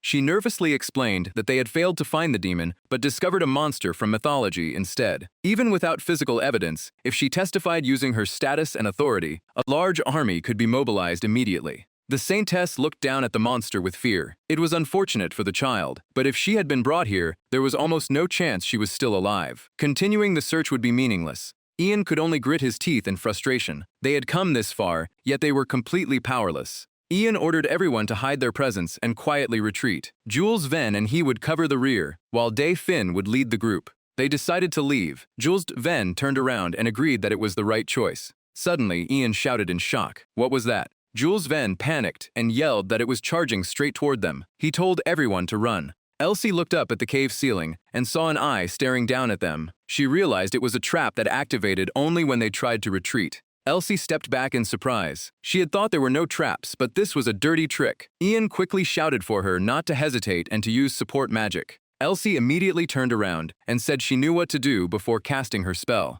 She looked behind Ian and shouted that something was behind him. Thanks to her warning, Ian drew his sword and dodged the monster's attack. Ian fought to hold the creature back while signaling to Elsie. He could only keep one of them occupied, so everyone else had to continue forward and leave him behind. A powerful sword strike cut through the flesh, causing blood to spray out from its body. Green streams of blood splashed onto Ian. It was acidic poison. Celine shouted in worry. Ian quickly backed away from the poisonous blood and told them he was fine. He urged them to keep moving. Ian frowned and clicked his tongue. In the air, the monster continued transforming into a mass of slimy flesh. It rushed forward while releasing streams of poison. Ian desperately tried to avoid every attack. Even so, his situation was becoming difficult. This was a monster from mythology. Ian swung his sword and shouted that there was nothing special about it. His finishing blow sent it crashing to the ground and completely ended the battle. Only then did Ian turn around. He looked down at the flesh monster and analyzed it. The others still had not awakened, so he could take his time. He had prepared himself because he thought even holy knights would fear this creature. But those weak monsters from before were far stronger than this thing. Suddenly, the lump of flesh from earlier began to move, catching Ian's attention. Jean was somehow still alive. A figure struggled to crawl out of the mass, endlessly muttering for someone to kill her. Ian froze the moment he recognized her face. Jean begged him to end her life. Writhing in the bloody mess, Jean cried out from the unbearable pain and pleaded with Ian to kill her. Eventually, the cave fell completely silent. Ian tightly gripped Jean's hair tie and stood there in silence for a long time. He lowered his head, pressing his lips into a thin line before quietly wishing Jean eternal rest. Ian's vision suddenly went black, and it felt as though his head were being split apart. Once again, memories that did not belong to him flashed through his mind. A voice in his memories announced that they had found a way to restore people turned into flesh seeds. Ian listlessly replied that it no longer mattered because they were already dead, so there was no point wasting time on something meaningless. The saintess frowned and asked when he had become so cold, saying the Ian she once knew had been much gentler. Ian replied that even reminiscing about those days had become a luxury. The saintess waved him off with a snort, insisting she would do whatever she wanted. Since she was about to head into battle, she told him to stop bothering her and leave. But Ian suddenly called out from behind her, admitting that he knew this mission would not be easy. His eyes turned somber as he asked her to make sure she came back alive. The saintess glanced back with a faint smile, saying Ian really was a kind person after all. The memory then shifted to a peaceful place dominated by a huge cherry blossom tree. Ian silently approached the cherry blossom tree. Looking at the saintess' battered body, Ian said that everything she had gained by sacrificing her own life had only delayed their destruction by a little. Ian could not understand why she was still smiling so happily. Countless civilian corpses lay nearby. Even after she purified the corruption, none of them could return to life. Yet she was happy simply because their corpses had regained human form. Ian never imagined that blindly following orders would lead to an ending like this. With a grim expression, Ian ordered his lieutenant to send a messenger to King Dodi. He mourned the saintess's death, declaring that the noble sacrifice of a great warrior had created a miracle, allowing the operation to support the Eastern Front to succeed.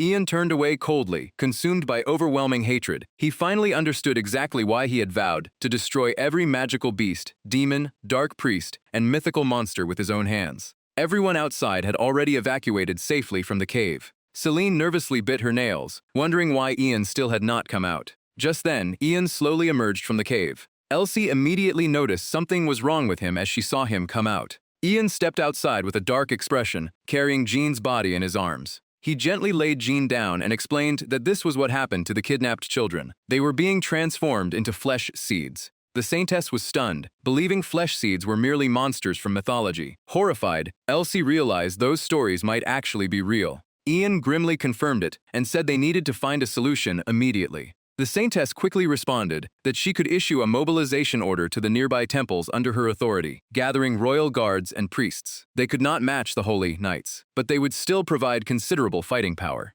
Ian quietly began to respond. But before he could finish, a swarm of flesh seeds suddenly flew out from the cave entrance, cutting him off. The creatures rushed toward Ian from behind, attempting to attack him. But Ian's hatred for them now overwhelmed everything else. Without losing his composure, Ian drew his sword. A single slash instantly wiped out the entire swarm of flesh seeds. Both Delphine and Zia were shocked to see that their senior could actually use the Golden Lion sword. Celine hesitated for a moment. Ian stepped forward to shield everyone, then told the saintess to head to the temple immediately and issue the mobilization order. The saintess froze for a moment when Ian suddenly addressed her. Burning with anger, Ian explained that he could not let the children suffer another second. He wanted to free them from their agony even 1 second sooner. Soon afterward, the group left to mobilize their forces. Zia led the group and cleared a path back, while Ian followed closely behind. Ever since seeing Jean inside a flesh seed, memories he had never experienced kept flooding his mind. He finally realized he could use the Golden Lion sword because he was receiving memories from his future self, who had already mastered it completely. Celine asked Ian whether using the temple's forces to eliminate the monsters meant they would need to protect the orphanage children until reinforcements arrived.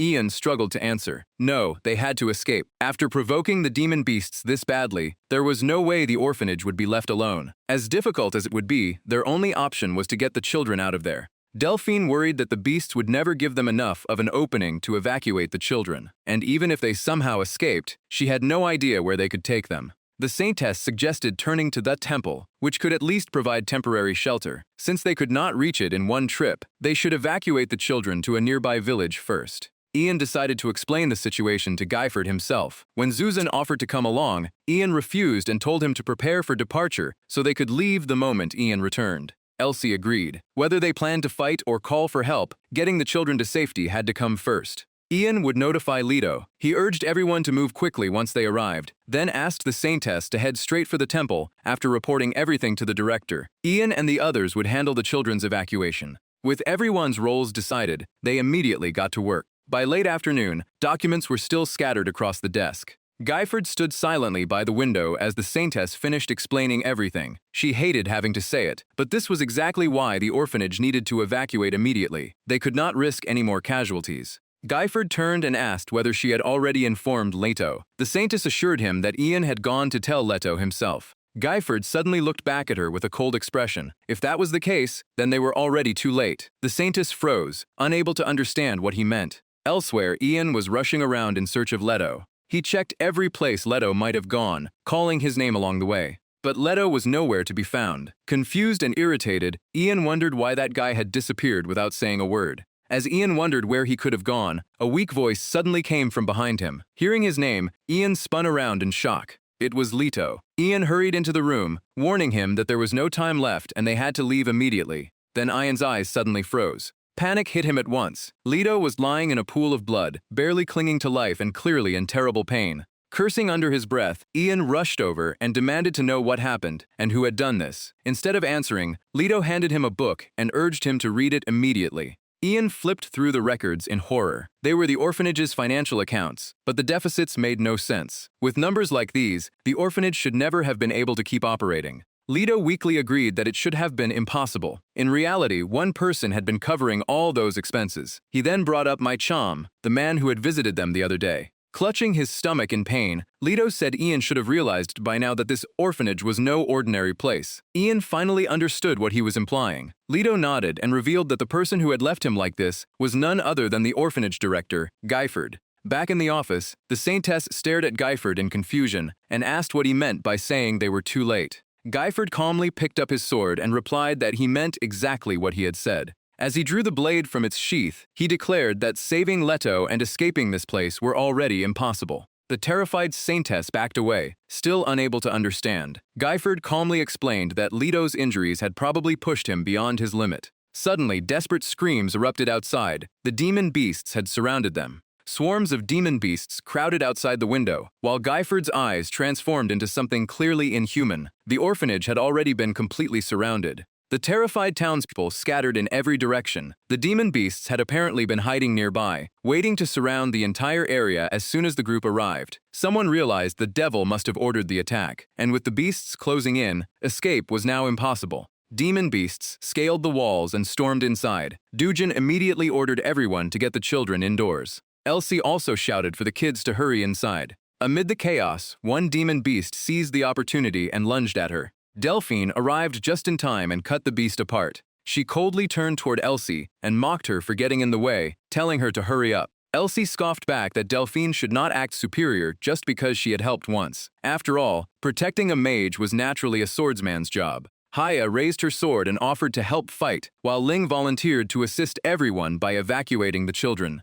Zuzan coordinated the group and ordered everyone to hold their ground. The Saintess finally understood the truth. Director Guyford himself was the devil. Guyford merely smiled and told her there was something he wanted her to hear. His eyes took on an eerie look. He revealed that he had also grown up in an orphanage. Guyford explained that he had been fortunate enough to learn swordsmanship under a wonderful director. For years, his dream had been to open an orphanage of his own. The Saintess backed away in confusion. If that was true, why had he done all this? This was nothing like the future he once dreamed of. Guyford glared at her. Once he actually started the orphanage, he realized his meager funds were nowhere near enough. Children hurt each other, and all he could do was watch them fight over every scrap of food. Then, a shadowy group appeared and offered him a lifeline. They had come to him at exactly the right moment, and Guyford already had some history with them. The Saintess realized who he meant, the dark cult. Guyford continued, saying their condition was one child every month. In return, the orphanage would receive hundreds of gold coins each month. The Saintess exploded in anger, so he had sold those children even though he knew they would be subjected to unimaginable suffering.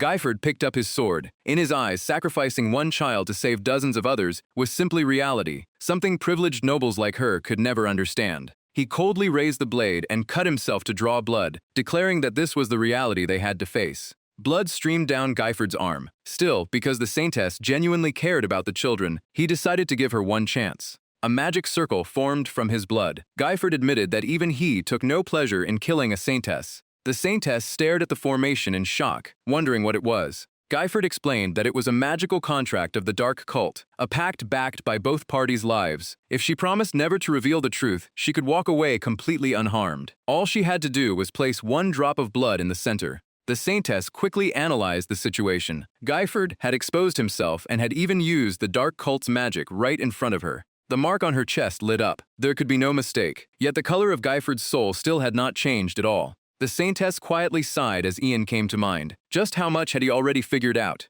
She finally answered that she understood Guyford's story. Then she told him to go to hell. There was no chance she would ever accept such a condition. Guyford's eyes suddenly widened. He seized the saintess by the arm and dragged her toward him, saying she had chosen the hard way. Guyford violently threw the saintess to the ground. He stomped on her arm, making her cry out in pain. Guyford raised his sword and coldly told her she was free to hate him. Terrified, the saintess squeezed her eyes shut and begged him to stop, crying out for someone to save her. Then she screamed Ian's name and begged him for help. At that exact moment, an axe came flying in from nowhere. Guyford sensed it and immediately turned around. He raised his sword to block the incoming weapon, but the flying axe carried so much force that the impact still tore into Guyford's arm. Blood immediately began pouring from the wound. The axe flew back to its owner. Ian had arrived. Ian coldly warned the director not to lay a hand on their arrogant saintess. With tears in her eyes, the saintess complained that he was seriously still talking like that at a time like this. She pushed herself back up, but admitted that thanks to Ian, she was still alive. Ian ordered her to head for the fourth-floor hall and leave Guyford to him. Leto was still in critical condition. The saintess hesitated, worried about Ian fighting alone, but he cut her off with a shout and told her to hurry. Clicking her tongue, the saintess agreed and told Ian she was trusting him. Guyford coldly turned toward her and began to object. He moved to attack the saintess, refusing to let her escape. But Ian immediately leaped in and swung his axe at Guyford. As the saintess ran off, she called back to Ian, telling him to hold out no matter what. Ian shouted after her to make sure she healed Leto, since he had already lost a lot of blood. The saintess confidently told him not to worry. No matter what it took, she would save Leto. While blocking Ian's frontal assault, Guyford pleaded with him to let him go. He insisted that everything he had done was meant to save the children. Ian's grip tightened. After everything Guyford had done, Ian couldn't believe he still had the nerve to call it saving the children. Furious, Ian raised his axe and declared that they had talked enough. His expression darkened as he brought the axe down, determined to end this now. Guyford quickly blocked with his sword and admitted that Ian's speed was difficult even for him to keep up with. As they traded blows, Guyford kept taunting Ian, asking whether he seriously believed such obvious attacks could defeat him. But in the next moment, Guyford found himself driven into the corner of a table, with nowhere left to retreat. Ian's axe smashed straight through the table, splintering it apart, but Guyford narrowly slipped away from the strike. Guyford immediately exploited the opening and slashed at Ian from behind. Ian ducked beneath the blade and sprang up with a counterattack. He kept swinging his axe, repeatedly targeting Guyford's vulnerable spots. Guyford smiled and praised Ian's axe control, but dismissed his attacks as far too basic. Ian circled around at just the right moment and told Guyford he was pretty slow on the uptake. To Guyford's shock, Ian's axe had already split his sword in two. Guyford stared in disbelief and cried out over his broken sword. Ian then drew his own sword. While Guyford was busy blocking the axe, Ian seized the opening and swung his sword. The clean slash sent Guyford falling backward. Guyford's body was cut in half, leaving him completely drained. Ian charged in like a madman, convinced the fight was finally over. Blood dripped from Guyford onto the floor. In that instant, the demon possessing Guyford completely took over, revealing his true form as a demonic beast. He caught Ian's arm and mocked him for thinking it was over. Guyford's face transformed into that of an ape with razor-sharp fangs. The real fight was only beginning. Leto slowly came to after hearing someone desperately calling for him to open his eyes. Still dazed, he told the saintess that he had no strength left. Suddenly, the saintess brought out a red gem. Things were getting dangerous. As she poured her power into it, the gem immediately began to glow. At last, Leto fully regained consciousness. Relieved to see him awake, the saintess said arriving any later would have been dangerous. Leto, however, wondered whether it was really okay to use that item on him. The saintess simply smiled and told him not to worry. She had already promised to save him at any cost. The room's window suddenly shattered apart. Ian quickly backed away to avoid the incoming attack. Standing before him was Guyford, a demonized human who had sacrificed something precious for power from the demon god Ol. He was a vanguard of Delphi Zem's invasion and the one commanding the demonic beasts. Guyford then revealed his past. One night, after losing his companions in the forest and accepting that he would die, he encountered a vampire. He made a contract with it and received this power. Ian immediately asked what Guyford had sacrificed in exchange. Guyford casually answered that it was his companions. The creature had told him to eat them to satisfy a different kind of hunger. Laughing loudly, Guyford admitted he had done exactly that and found the sensation strangely exhilarating. Seeing the aura surrounding him, Ian realized his earlier suspicion had been right. Without warning, Guyford raised his claws. He lunged at Ian, but Ian managed to retreat in time. Even so, the claw marks still tore across Ian's body, ripping through his clothes and drawing blood. Ian was certain he had dodged, making the attack seem unnatural. That was the nature of the aura, illusion. Guyford sprang forward and reminded Ian that he had told him to watch the blade until the very end. Another attack followed, forcing Ian to dodge with everything he had. Ian raised his axe. He hurled it straight at Guyford and blood immediately sprayed out. Yet Ian could only stare in disbelief. The axe had buried itself directly in Guyford's neck, but he acted as if the wound meant nothing. Ian had no choice but to block the next claw strike with his sword, unable to understand why his axe had barely affected Guyford. Ian continued fighting with growing concern. Guyford's regeneration was terrifyingly fast. Guyford caught Ian's sword and sent him flying away at the same time. Ian slammed into a wall hard enough to smash it apart. Guyford picked up the sword as well and walked outside. He tossed the weapon down in front of Ian. Ian desperately crawled toward it, but Guyford looked down on him with contempt. He said it was still too early to end things and ordered Ian to stand up. Fighting through the pain, Ian forced himself back onto his feet. He pointed his sword forward once more and challenged Guyford, declaring that this was only the beginning. Guyford rushed him at terrifying speed, leaving Ian disoriented. Ian realized how deceptive that aura truly was. The illusions made Guyford's movements impossible to read. Ian could only trust his instincts to evade the attacks, unable to make sense of Guyford's movements.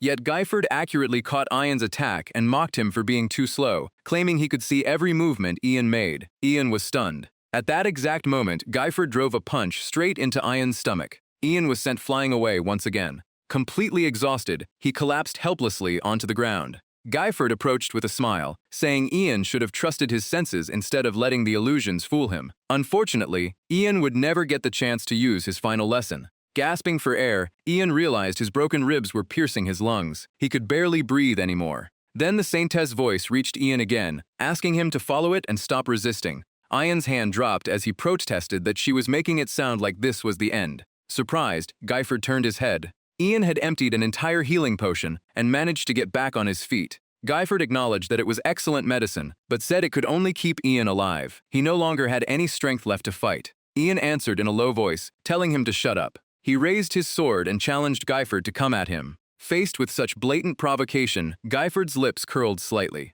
He immediately charged forward to show Ian what true power looked like. Even with Guyford's overwhelming power bearing down on him, Ian remained firmly on his feet. A brief gleam flashed through Guyford's eyes. He suddenly remembered Jean and the hair tie she had left as a keepsake. Without hesitation, Guyford swung his claws at Ian. Ian's eyes flashed. This time, he twisted aside at a speed too fast for the naked eye to follow.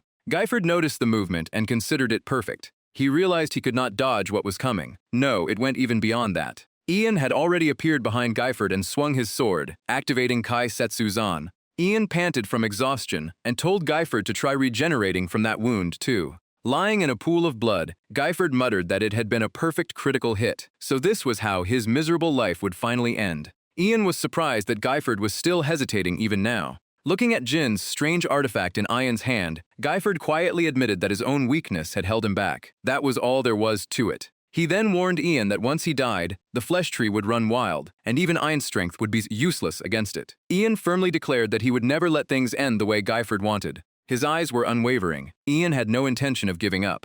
Guyford returned to his human form and acknowledged that Ian was truly strong. His eyes grew still as he said he would wait for Ian in hell. Ian gritted his teeth and snapped that if Guyford was going to hell, he could go there alone. The demonic beasts soon sensed that something was wrong. Without warning, they turned around and fled. Selen froze in confusion. The demonic beasts had suddenly started running away, and she had no idea what was happening. The saintess rushed over and realized that the power controlling the demonic beasts had vanished, meaning Ian had defeated the demon. Leto, supported by her side, gave a faint smile and admitted Ian was impressive. Elsie was stunned. Ian had defeated the demon by himself, something she could hardly believe a mere academy student had accomplished. Delphine sheathed her sword and stepped forward, assuming they had finally survived the ordeal. Then a voice behind them said no. Ian staggered toward the group and told everyone to get ready. Selin panicked at the sight of his severe injuries and asked what they were supposed to prepare for when the demonic beasts had already fled. Ian simply pointed into the distance. Everyone followed his gaze. Something was coming.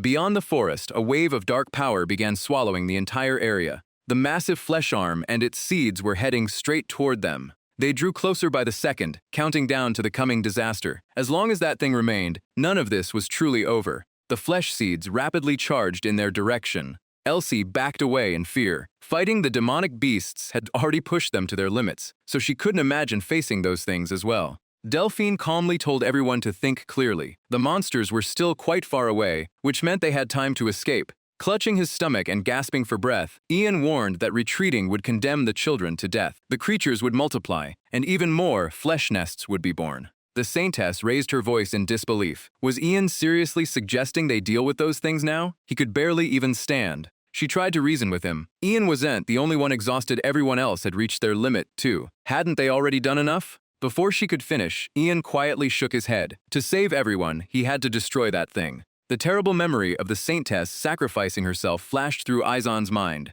If they ran now, the future would only become worse. The saintess frowned even harder and asked whether he would still fight if it meant sacrificing his own life. Ian answered firmly that he was prepared for that. The saintess clenched her fist and let out a cold huff. She angrily demanded to know what was wrong with him. She had thought Ian was so cold that killing someone barely affected him. Yet now he was willing to risk his life in an unwinnable battle just for those children. Ian simply stared back at her in silence, slightly annoyed. Flustered, the saintess demanded to know which side was the real Ian. If he was plotting something else, she wanted him to say it outright. Ian calmly told her she was free to doubt him, but his decision would not change. He was going to protect the children. The saintess sighed. Since Ian truly intended to fight, she had no choice but to accept it. She clasped her hands in prayer and called everyone around her, promising to heal them before they headed out. Power began radiating from the saintess' hands. In an instant, it enveloped the entire group and blessed them with healing. Selin was amazed to find herself completely healed, while Sezia said it felt as though she had never been injured at all.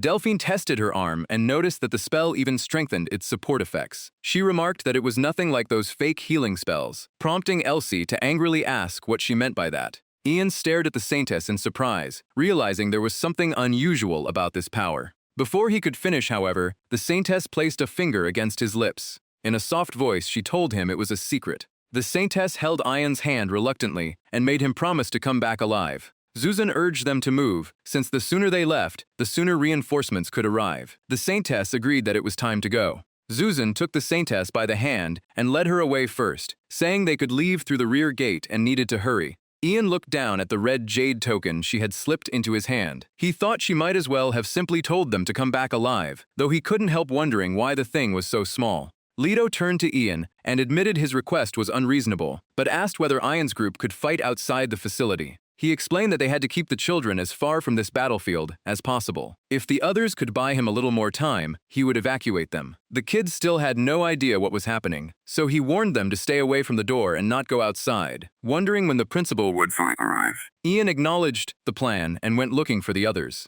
Just then, Selin suddenly tugged on Ian's sleeve. She hesitated before trying to speak, and Ian turned around in surprise. Ian tilted his head and asked if Selin was scared. Leto immediately looked away and prepared to leave, but Selin awkwardly insisted that wasn't it. Reading the situation, Ian told her she could back out if she was afraid, but he warned her that once she picked up a sword, there would be no running away. It was kill or be killed, and if she intended to keep staying by his side, she would face moments like this again and again. The uncertainty in Selin's eyes gradually gave way to resolve. She firmly declared that she was ready, earning a smile from Ian. Outside, the flesh arm had already pushed through the city gate, so Ian ordered everyone out and told them to form up. They hurriedly divided their roles. Ian, Sezia, and Delphine would hold the line and destroy anything that charged them. Celine would protect Elsie, while Elsie would unleash as much Wideria magic as possible. Most importantly, this time, They would be fighting the flesh arm head-on, and it was far more terrifying up close. Ian shouted one final order, survive. Meanwhile, Leto's pace grew faster and faster. Racing through the buildings, he cursed under his breath. The battle had already begun. Leto rushed into the orphanage and told the children to move immediately. They had to get out right away. The terrified kids cried that monsters were waiting outside and refused to leave. Leto immediately realized their panic had become a serious problem. A little girl walked over and took his hand, asking where the principal was since she hadn't seen him anywhere. Leto hesitated. If the children learned Guyford's true identity, they would panic even more. For now, he gently reassured them that the principal was fighting alongside the older students and reminded them that Guyford had once been a monster hunter. Leto patted the girl's head and said Principal Guyford had entrusted the children to him, so they needed to hurry. She lowered her head and agreed, while Leto silently gathered his resolve. He silently urged Ian to hold on. Elsewhere, Ian was already fighting the flesh seeds with everything he had. Delphine burned them with her fire, while Kezia used ice to slice them into pieces. Celine was also giving everything she had in the fight. Elsie conjured a massive tear set and warned everyone that she was about to fire, ordering them to get down.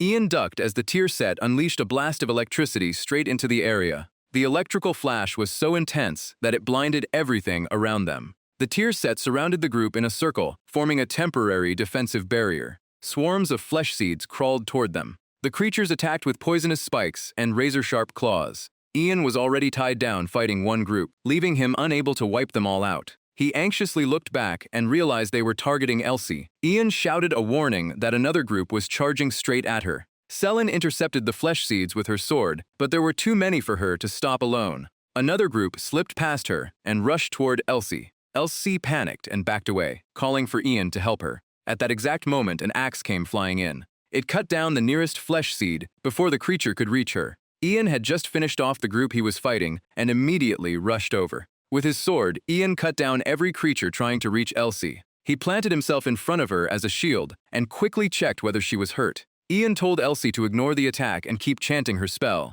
Tightening his grip on the axe, Ian noted that they had already killed dozens of them. His eyes locked onto the grotesque hand-shaped creature. No matter how many they killed, it just kept vomiting out more. Ian realized at a glance that there were already more creatures than the number of missing children. He couldn't help wondering just how many people that monster had devoured. After thinking for a moment, Ian issued new orders. Selin and Kezia were to support Elsie. Kezia immediately acknowledged him, while Selin gave Ian a determined look before moving into position. Selin confirmed the order. Ian then turned to Elsie behind him and told her to finish the creature off if possible. Elsie calmly agreed. Once Ian knew she understood the next move, he immediately leaped away. He headed straight toward Delphine's position and told her she needed to attack the creature head-on. Delphine stared at the monster in disbelief, questioning whether he really wanted her to charge something like that directly. As if it could sense their intentions, the creature suddenly roared, startling everyone. They couldn't understand why it had reacted so abruptly. The creature then contracted into a swollen mass.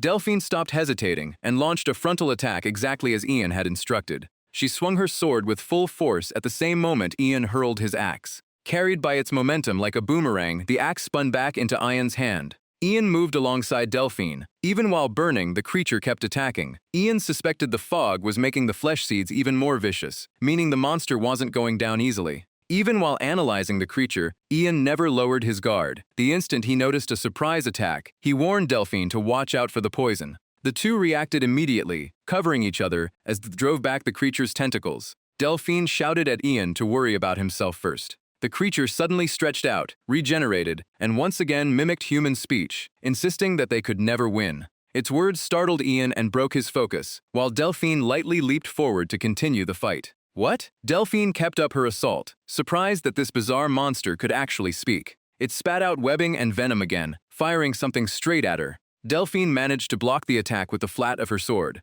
Even so, that dangerous move gave Ian quite a scare. Senior Delphine. Ian swung his sword against the sharp claws coming for him and cursed under his breath. He stared in disbelief as the monster formed countless jagged, bone-height claws. What was it creating this time? While fighting those claws alone, Delphine reassured everyone. They needed to stay calm and keep attacking because it was no longer producing seeds. Then she noticed the creature preparing to strike her from behind. Before Delphine could counter, lightning blasted the writhing appendages until they bled. The thunderous attack had arrived. Elsie raised an eyebrow and mocked Delphine for wasting time and holding back. Delphine merely gave the arrogant girl a cold smile. Ian finally snapped out of it and stepped forward. They had to draw that nest away from Senior Delphine, so he shouted at the monster that even if it was nothing but a nest of flesh. Ian swung his sword and finished his thought. Even a flesh nest had to have bones. One of the creature's bony limbs shot out to counter him. Ian successfully drew its attention, and the monster immediately launched attack after attack at him. One of its skeletal legs came whipping toward him. At the same time, Ian hurled his axe. The axe slammed directly into the monster, only to bounce right off. Ian was stunned since that weapon could split boulders apart. Another opening appeared on its body, filled with faces whose eye sockets were pitch black. Once again, it told him he could never win. Ian rolled across the ground to evade its attack. He snatched up his axe as he moved, then swung his sword to block the creature's next strike. The nest-like mass suddenly began moving on its many legs, as if refusing to let anyone escape. Everyone watched in horror. What? The creature pushed itself upright on its claws, bounded several times, and then charged straight toward Ian, catching him completely off guard. It was unbelievably fast. Although its claws looked like white bone, they bent like vines and wrapped tightly around Ian's leg. Delphine immediately swung her sword and severed the bone, freeing him. Ian silently admired Senior Delphine's skill, but she warned the Axe Prince not to let his guard down. The remaining legs refused to back off and surged forward all at once. Two struck at Ian simultaneously, but he managed to dodge them. When Ian counterattacked, however, his sword was blocked yet again. Ian was horrified. Damn it, even his sword couldn't cut through this thing. That brief moment of hesitation was enough for the monster to send him flying. Ian coughed up blood. Neither his sword nor his axe worked against it, leaving him in a terrible situation. The creature smugly repeated that Ian could never defeat it. Watching it gloat, Ian realized a legendary monster truly was no joke. Its claws kept transforming and regenerating, while Ian still had no answer. There had to be some way to stop it. Then Ian suddenly noticed something in the marks on its body. Meanwhile, the monster kept muttering about seeds. While the creature focused on its seeds, Ian braced himself and managed to sit back up. It muttered that it needed to produce more seeds. Ian finally realized just how badly he had been cornered. Ian shouted for everyone to protect the children. The monster was trying to create even more seeds. At that moment, the creature let out another roar. Selin was alarmed while Segia and Elsie cursed in frustration. Everyone grew increasingly irritated because these creatures kept preventing them from getting any closer. Elsie unleashed her power and wiped them out. After releasing an electrical attack, she warned the others that she had reached her current limit and needed immediate backup. Segia rushed forward. Meanwhile, Leto, who was evacuating the children, glanced back at the swarm behind them and shouted that the evacuation was almost complete. Fortunately, backup arrived just in time. Leto was relieved to see Segia, but she urged him to hurry and promised to hold the creatures back herself. He gave her a thumbs up and thanked her, saying he would tell Ian she was the best. Embarrassed, Segia snapped at him to stop talking and focus on his job. Segia then turned back toward the main battlefield. The monster was pressing closer and closer to Ian, making her call out anxiously to her senior. Ian glanced at Segia and asked about the children. She quickly reported that they had just finished evacuating everyone. While holding off the troublesome legs, Ian ordered her to tell everyone to get as far away as possible. Segia didn't want him staying behind alone and asked what he planned to do. Ian looked up at the creature and firmly declared that he would finish it. With a sword in one hand and an axe in the other, Ian stood firm. He seemed to have discovered its weakness and already had a plan. Back on the battlefield where Ian was fighting the seed-spreading monster, another violent clash erupted into an explosion. The creature struck Ian so hard that he was driven all the way back into the building. As Ian fought, he realized he had already taken several hits, and the poison was making his body heavier by the second. With the Saintess buff gone, he was already at his limit just dodging its attacks. Physical damage clearly did nothing. That left Ian with one option. He waited for the creature to come closer as it kept repeating the same words about the seed of life. The only way to kill this thing was to burn it. Furious, the monster demanded its seed of life while wildly slashing its claws. It wanted Ian to hand it over. Then, without warning, the creature stopped attacking. Ian seized the opening and leaped into the air. Once again, he clashed with this shapeless monstrosity. Their sword and claws collided, and the stray blows tore through several sacks stored inside the warehouse.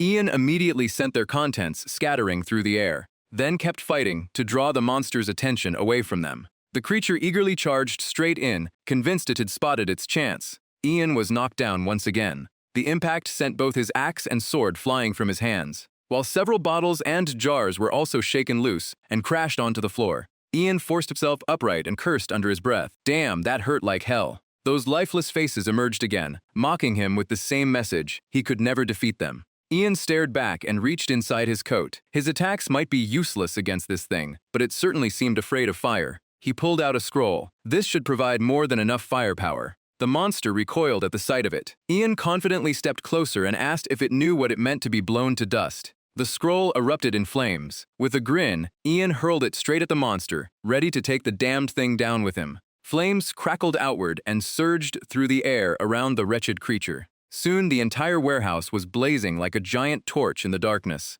Outside, Leto stared toward the inferno in shock. He immediately tensed up at the sight and called out Ian's name. Elsie was equally horrified by the raging flames, while Selin anxiously began shouting for Ian. Selin froze before the charred remains of the building, desperately calling for Ian again and again. Ian was still there, with only a collapsed wall separating him from the others. On the other side, he lay sprawled on the ground without an ounce of strength left. Barely able to open his eyes, Ian weakly called to Selin and told her to get the medicine from his bag. Ian forced himself to glance at the monster. Its body was motionless inside the roaring flames, still burning away. Relieved, he realized he had actually done it. Selin rushed toward him, desperately telling Ian to stay awake. Ian remained conscious, but his thoughts were fading. His body had no strength left, and Selin's calls sounded more distant with every second. He wondered if it was finally over. A memory suddenly surfaced. Ian remembered using the hair tie on his wrist to tie someone's hair. Since he had never done it before, the result had looked a little awkward.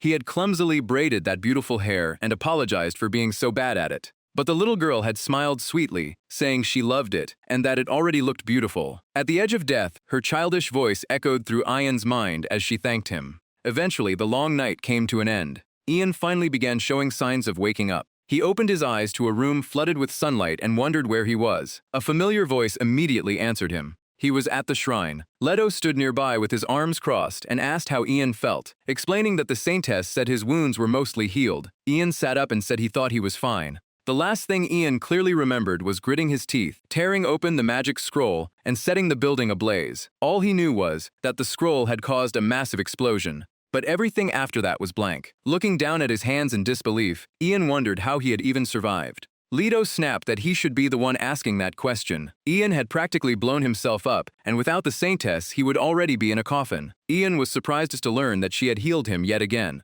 Still irritated, Leto told Ian to thank her properly in person because healing him had completely exhausted her. Ian had expected to lose at least one arm, so one troubling thought crossed his mind. Surely she had not used the bloodstone again. Leto then filled him in on what happened while he was unconscious. A full investigation had begun at Guyford Park, and since it had been so long since a demon last appeared, both the Holy Kingdom and the Empire were now in turmoil. But Ian had a more important concern. He immediately asked what had happened to the children. Leto gave him a helpless smile. Ian had barely returned from the brink of death, yet the children were already his first concern. The children were being protected at a nearby pavilion and had already been taken in by another reputable institution. The saintess had personally handled everything, so Ian no longer needed to worry. Leto suddenly remembered something else. Because of this incident, Ian had become quite famous, and everyone outside was talking about him. Ian was less than thrilled and asked what exactly they were saying. Leto held up a printed notice with Ian's face plastered across it. The headline praised the Academy Knights for defeating the demon, led by their commander, Ian Burkert.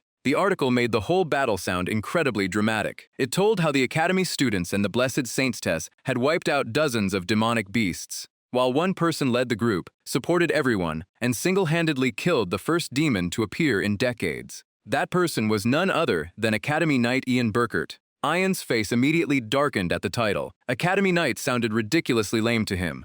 Leto then brought up all the other rumors surrounding Ian. In just a few months, he had stood out at the shooting tournament, killed demonic beasts, defeated the Jordina sisters, and even silenced the infamous tyrant Elsie. Even Ian had to admit that hearing all those achievements together sounded insane. Leto eagerly added that the Imperial Knights were apparently extremely interested in him. That made Ian nervous. Even someone like Senior Delphine, who had awakened an aura attribute, barely passed their entrance exam. So why would the Imperial Knights want him? But then Ian remembered something. According to his memories of the future, there were clear signs that he had once belonged to the Imperial faction. Did that mean he would actually join their side someday? Ian took the notice while Leto cheerfully explained that thanks to their great commander, the entire Academy Knight team had received extra rewards. Ian still hated that ridiculous title and told him never to mention it again. Ian then asked whether there was any news about the flesh nest from last night. Leitz said the investigation was still underway, but the authorities intended to keep the entire incident hidden from the public.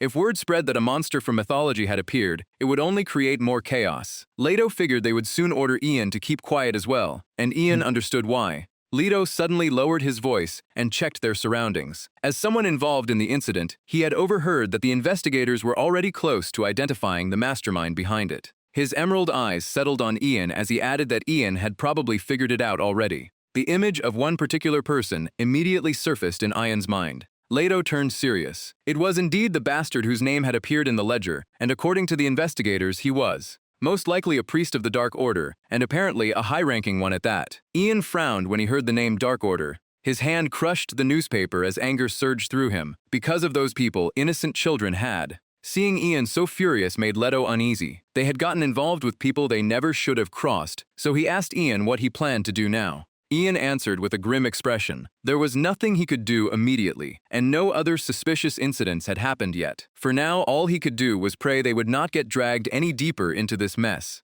The scene shifted to a luxurious room, where a noble young lady sat with her legs crossed, reading the notice about a frontier baron's son who had single-handedly slain a demon. She lowered the notice bearing Ian's face and looked at the woman standing formally before her. Then she asked for her assessment of the story as an imperial knight. In an arrogant voice, she called the woman Ailan. Keeping a neutral expression before her mistress, Ailan apologized before saying she believed the story was exaggerated. Ailan bowed and explained that within a single month, Ian had distinguished himself at the shooting tournament and was now rumored to have killed a demon alone. In her view, it was simply an embellished heroic tale inflated by public rumors. The noblewoman chuckled softly. Whether the story was true or false, she could find out by meeting Ian herself. She placed the notice on the table and ordered Ailan to give Ian a message once he woke up. The beautiful noblewoman declared that Cien, the fifth princess of the empire, would soon come to meet him. Far away beneath the blazing sun, two sets of footprints stretched across a vast desert. Two people walked through the sand with their hands tightly clasped together, refusing to let go.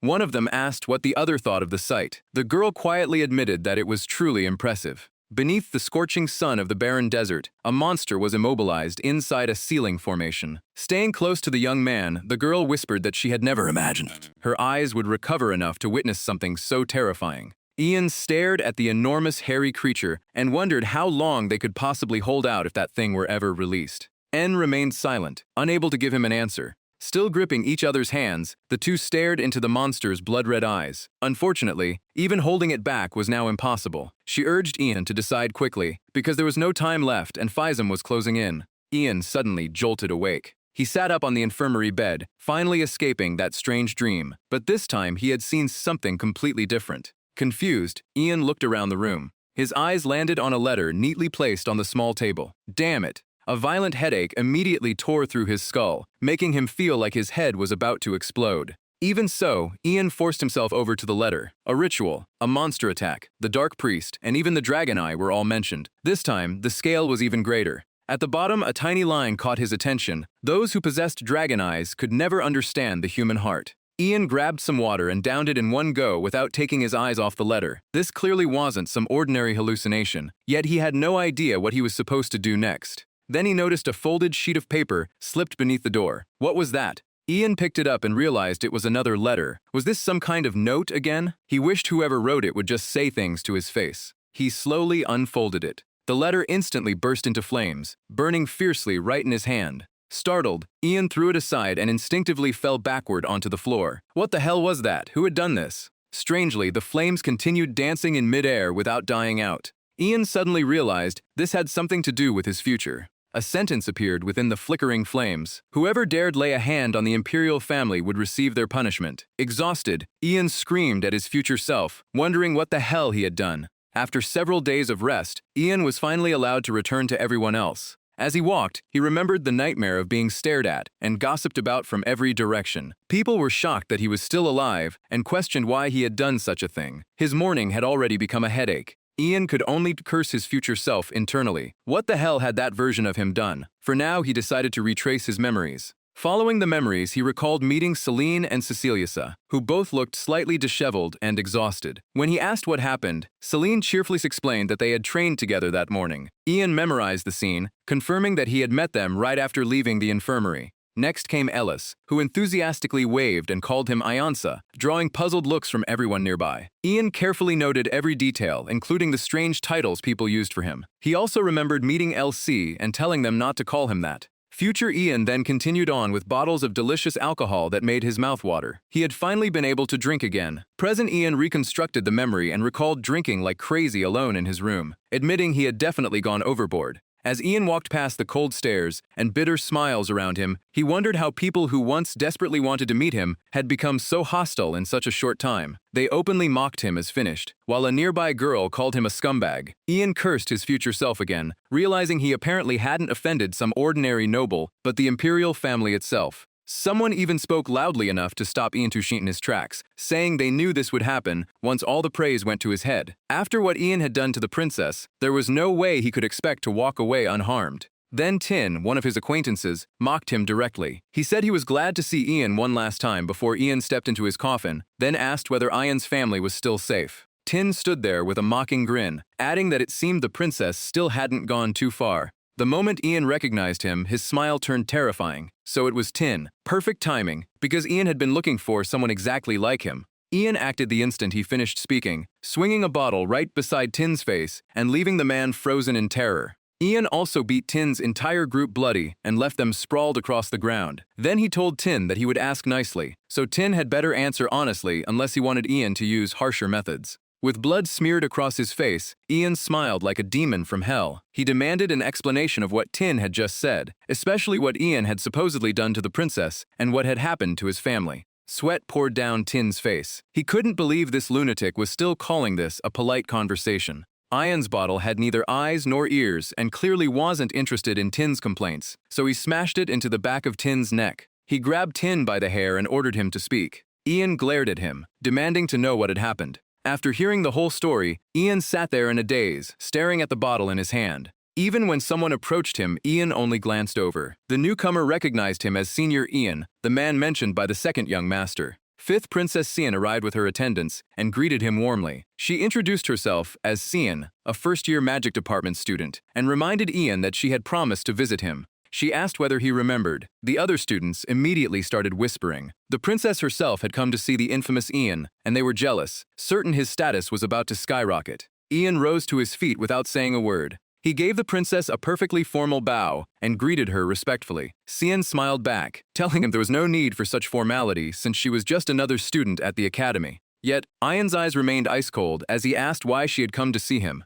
Cian said she was glad he was so straightforward. His accomplishments had impressed her, so she invited him to join her side. Of course, she did not expect him to do it for free. Cian promised to give Ian anything he wanted, but he merely repeated, "Anything?" Cian confidently confirmed it. With her recommendation, even joining the Royal Knights was entirely possible. Still smiling, she recalled that Ian was the second son of the Count's family. Cian then sweetened the offer. She could make Ian the legitimate heir, guaranteeing him both the family's territory and the position of its next head. Ian remained aloof, saying he had never considered becoming the family head. Cian continued flaunting her influence, claiming it would be easy if she wanted it done. Her condition was simple. Ian only had to kneel before her and swear loyalty to her alone. Cian finished by asking what he thought. Ian waited until she was done before saying that there actually was something on his mind. As he spoke, Ian uncorked the bottle he had been holding the entire time. Cian eagerly asked what it was, assuring him once again that she could give him anything he wanted. Aylin's face suddenly went pale with horror. Another female attendant was so stunned that she had to cover her gaping mouth. Cecine's hair was now completely soaked, with water dripping from it. Ian had emptied the entire bottle over her head. He calmly asked whether Her Highness had finally come to her senses. Then Ian smiled and remarked that perhaps this still was not enough. Aylin, one of the escorts, drew her sword and lunged at him. Ian simply watched her approach without the slightest concern. A hand shot out and stopped her blade instantly. Ian mocked her speed, asking how someone this slow could call herself a princess's guard. He struck back and defeated her on the spot, dismissing her as far too slow. Cian and the remaining guards were stunned by Ian's speed and reflexes. Ian slowly straightened up and called the useless fools pathetic. Stepping past the defeated Aelin, Ian coldly pointed out that if the bottle had contained poison instead of water, her master would already be dead. As Ian walked past Cien, he drew the sword at his waist. Even now, its sharp tip was aimed directly at the people behind her, leaving every one of them pale with fear. Ian grinned and mocked them for still being too scared to draw their swords after what he had done. He demanded that the useless fools stop freezing up and fight. Beneath the clear blue sky and slowly drifting white clouds, countless onlookers stared at the scene in horror. Ian had effortlessly taken down the nearby royal guards. Standing there with his clothes fluttering in the wind, Ian remarked that Cien's guards were terribly weak and clearly needed retraining. Cien was furious and declared that she would give him one final chance. She ordered Ian to kneel immediately and swear loyalty to her. If he obeyed, she would pretend none of this had ever happened. Ian coldly asked what would happen if he refused. Cien became even angrier, warning that he should not expect to leave the Empire unharmed, no matter what methods she had to use. Now fully determined, she vowed to crush Ian, claiming she could see through every human desire and fear. Ian showed no fear at all. He told her those eyes must be useless if she could not even see his one true desire, then flatly refused. Ian contemptuously added that her sweet promises and heroic ideals would never work on him. In the future, none of those things would hold any value. Cien gave a faint smile and dismissed his words as nonsense. Then she threatened to use the royal family's power to destroy his friends and everything he currently possessed, starting that very day. Ian looked at her with disdain and asked how long she would need to accomplish all of that. Cien confidently replied that something so trivial would take only 3 months. Ian was genuinely surprised by that number. 3 months later, the woman suddenly grabbed hold of his weapon. Ian unleashed crushing pressure, catching her completely off guard. Her hand was injured instantly, making her cry out in pain. Meanwhile, Ian's weapon kept spinning through the air. Ian then recalled the weapon back to his side. Unable to endure the pain from her injury, she cursed at him. Bastard. While Cien remained silent, Ian complained that 3 months was far too long. Walking right past her, Ian asked her to finish everything within a month if possible. Provoked by his words, Cien became furious and brought up the issue of responsibility. She shouted after Ian, demanding to know whether he really thought he could shoulder that responsibility. Ian simply smiled and replied that he would not be the one responsible anyway. Afterward, Ian grabbed the blonde man's hair tightly, thinking the guy had completely lost his mind. Even while restrained, the blonde man showed no fear. He threatened that Ian, his friends, and his family would all end up in hell. Before he could finish, Ian knocked him out with a physical blow, shut him up, and dragged the captive away. Ian looked down on the man, wondering what possessed him to provoke the princess like that. Suddenly, a familiar voice called Ian a bastard and asked if he was back. Ian immediately turned toward the speaker. That voice belonged to Leto. But the sight in front of him left Ian stunned. Ian asked in disbelief what had happened to him. Leto blankly wondered what he meant, and pointed out that the incident involving the princess was already becoming a huge issue. Ian impatiently brushed that aside and told Leto to buy him coffee because they needed to talk. Leto then launched into a rant, calling those people trash, who clearly thought their lives were too long, and saying birds of a feather really did flock together. While Ian furiously denounced those bastards, Leto calmly drank and told him to sit down. Getting worked up would only make things worse, and falling for their provocation would mean playing right into their hands. Ian was still furious and started bringing up the princess, but Leto cut him off and warned him to watch his mouth. One more careless remark could get him charged with insulting the royal family. Leto then pointed out that Ian had become increasingly aggressive every time that man appeared. Ian thought back over everything that had happened, finally calmed down, and apologized. Leto reassured him that it was not entirely his fault. After all, they were trying to prevent the apocalypse, though the whole situation still felt terrible. Ian asked why that man would do something like this. Leto admitted he had no idea, but judging from the hunting festival and the orphanage incident, he doubted the man would ever act without a reason. As Leto practiced his martial technique, he reasoned that something was bound to happen this time as well. Future Ian had probably acted this way specifically to give his present self time to prepare. Ian agreed. If he had never gotten involved with Zizia, he would not have attended the festival, and without the Saintess's permission, he would never have visited the orphanage either. While writing something down, Leto concluded that there had to be a reason behind this incident as well. Ian curiously asked whether splashing water on the princess could really have some deeper purpose. Leto confirmed that possibility and told Ian to start following the trail his future self had left behind. Ian immediately objected, asking how he was supposed to know where that trail even began. Leto continued, explaining that according to Jujin, the man had apparently gone to meet the Saintess. Ian finally relaxed. At least now they had a lead. With a possible answer to his questions, Ian decided to leave immediately. However, Leto pulled something from inside his clothes and stopped him. Leto handed the item to Ian. It was a letter from Ian's younger sister, who had sent it through Leto because Ian never bothered replying to her. Ian stared at it in surprise. Ian was baffled that Lai had sent him a letter. As he examined it, Leto reminded him that he had no idea what future Ian was planning, so Ian needed to move quickly. Leto then raised the crucial issue. The princess had already started making her move. The letter read that thanks to Ian's support, the Merchant Guild was on the verge of collapse, but his sister would continue funding his academy life. It was signed by Heya Pachut, his loving little sister, who would be very happy if he finally replied. The scene shifted to the church, where someone was praying. She begged God to save this lost lamb, admitting that she could not stop thinking about the terrible punishment awaiting her, and that her heart was restless. She wondered whether this too was a trial from God. The person praying was none other than the saintess. She convinced herself that her feelings came from Ian's concern for poor, parentless children. He was unexpectedly kind to the weak, and because he was rarely honest, that side of him even seemed a little cute. Ian's suddenly appeared and blankly asked what she was doing. The saintess, who had been praying, flinched when she heard him. She asked how Ian had gotten inside, while he warned her not to make such a fuss. Ian pointed toward Dugan, explaining that he had not broken down the door or forced his way in. Dugan had simply let him inside. The saintess gave a small cough before asking what had brought him here. Ian went straight to the point and asked whether he had visited this place before. She narrowed her eyes and stayed silent for a moment before admitting that she had heard some rumors about it. The saintess suddenly raised her voice. This time, Ian had even fought the royal guard. He had barely left the hospital, yet he was already causing trouble again. Ian awkwardly scratched his cheek and tried to explain. There was more to the incident, because the person causing trouble back then was someone else controlling his body. Losing patience, she told him to stop. He had been lucky this time, but there had to be a limit. When he was hospitalized, his entire body had been severely burned, and even his internal organs were badly damaged. The saintess kept lecturing him. Without the medicine he carried and the remaining blood crystal fragment, he would have died on the spot. She could not understand why he always risked his life like that.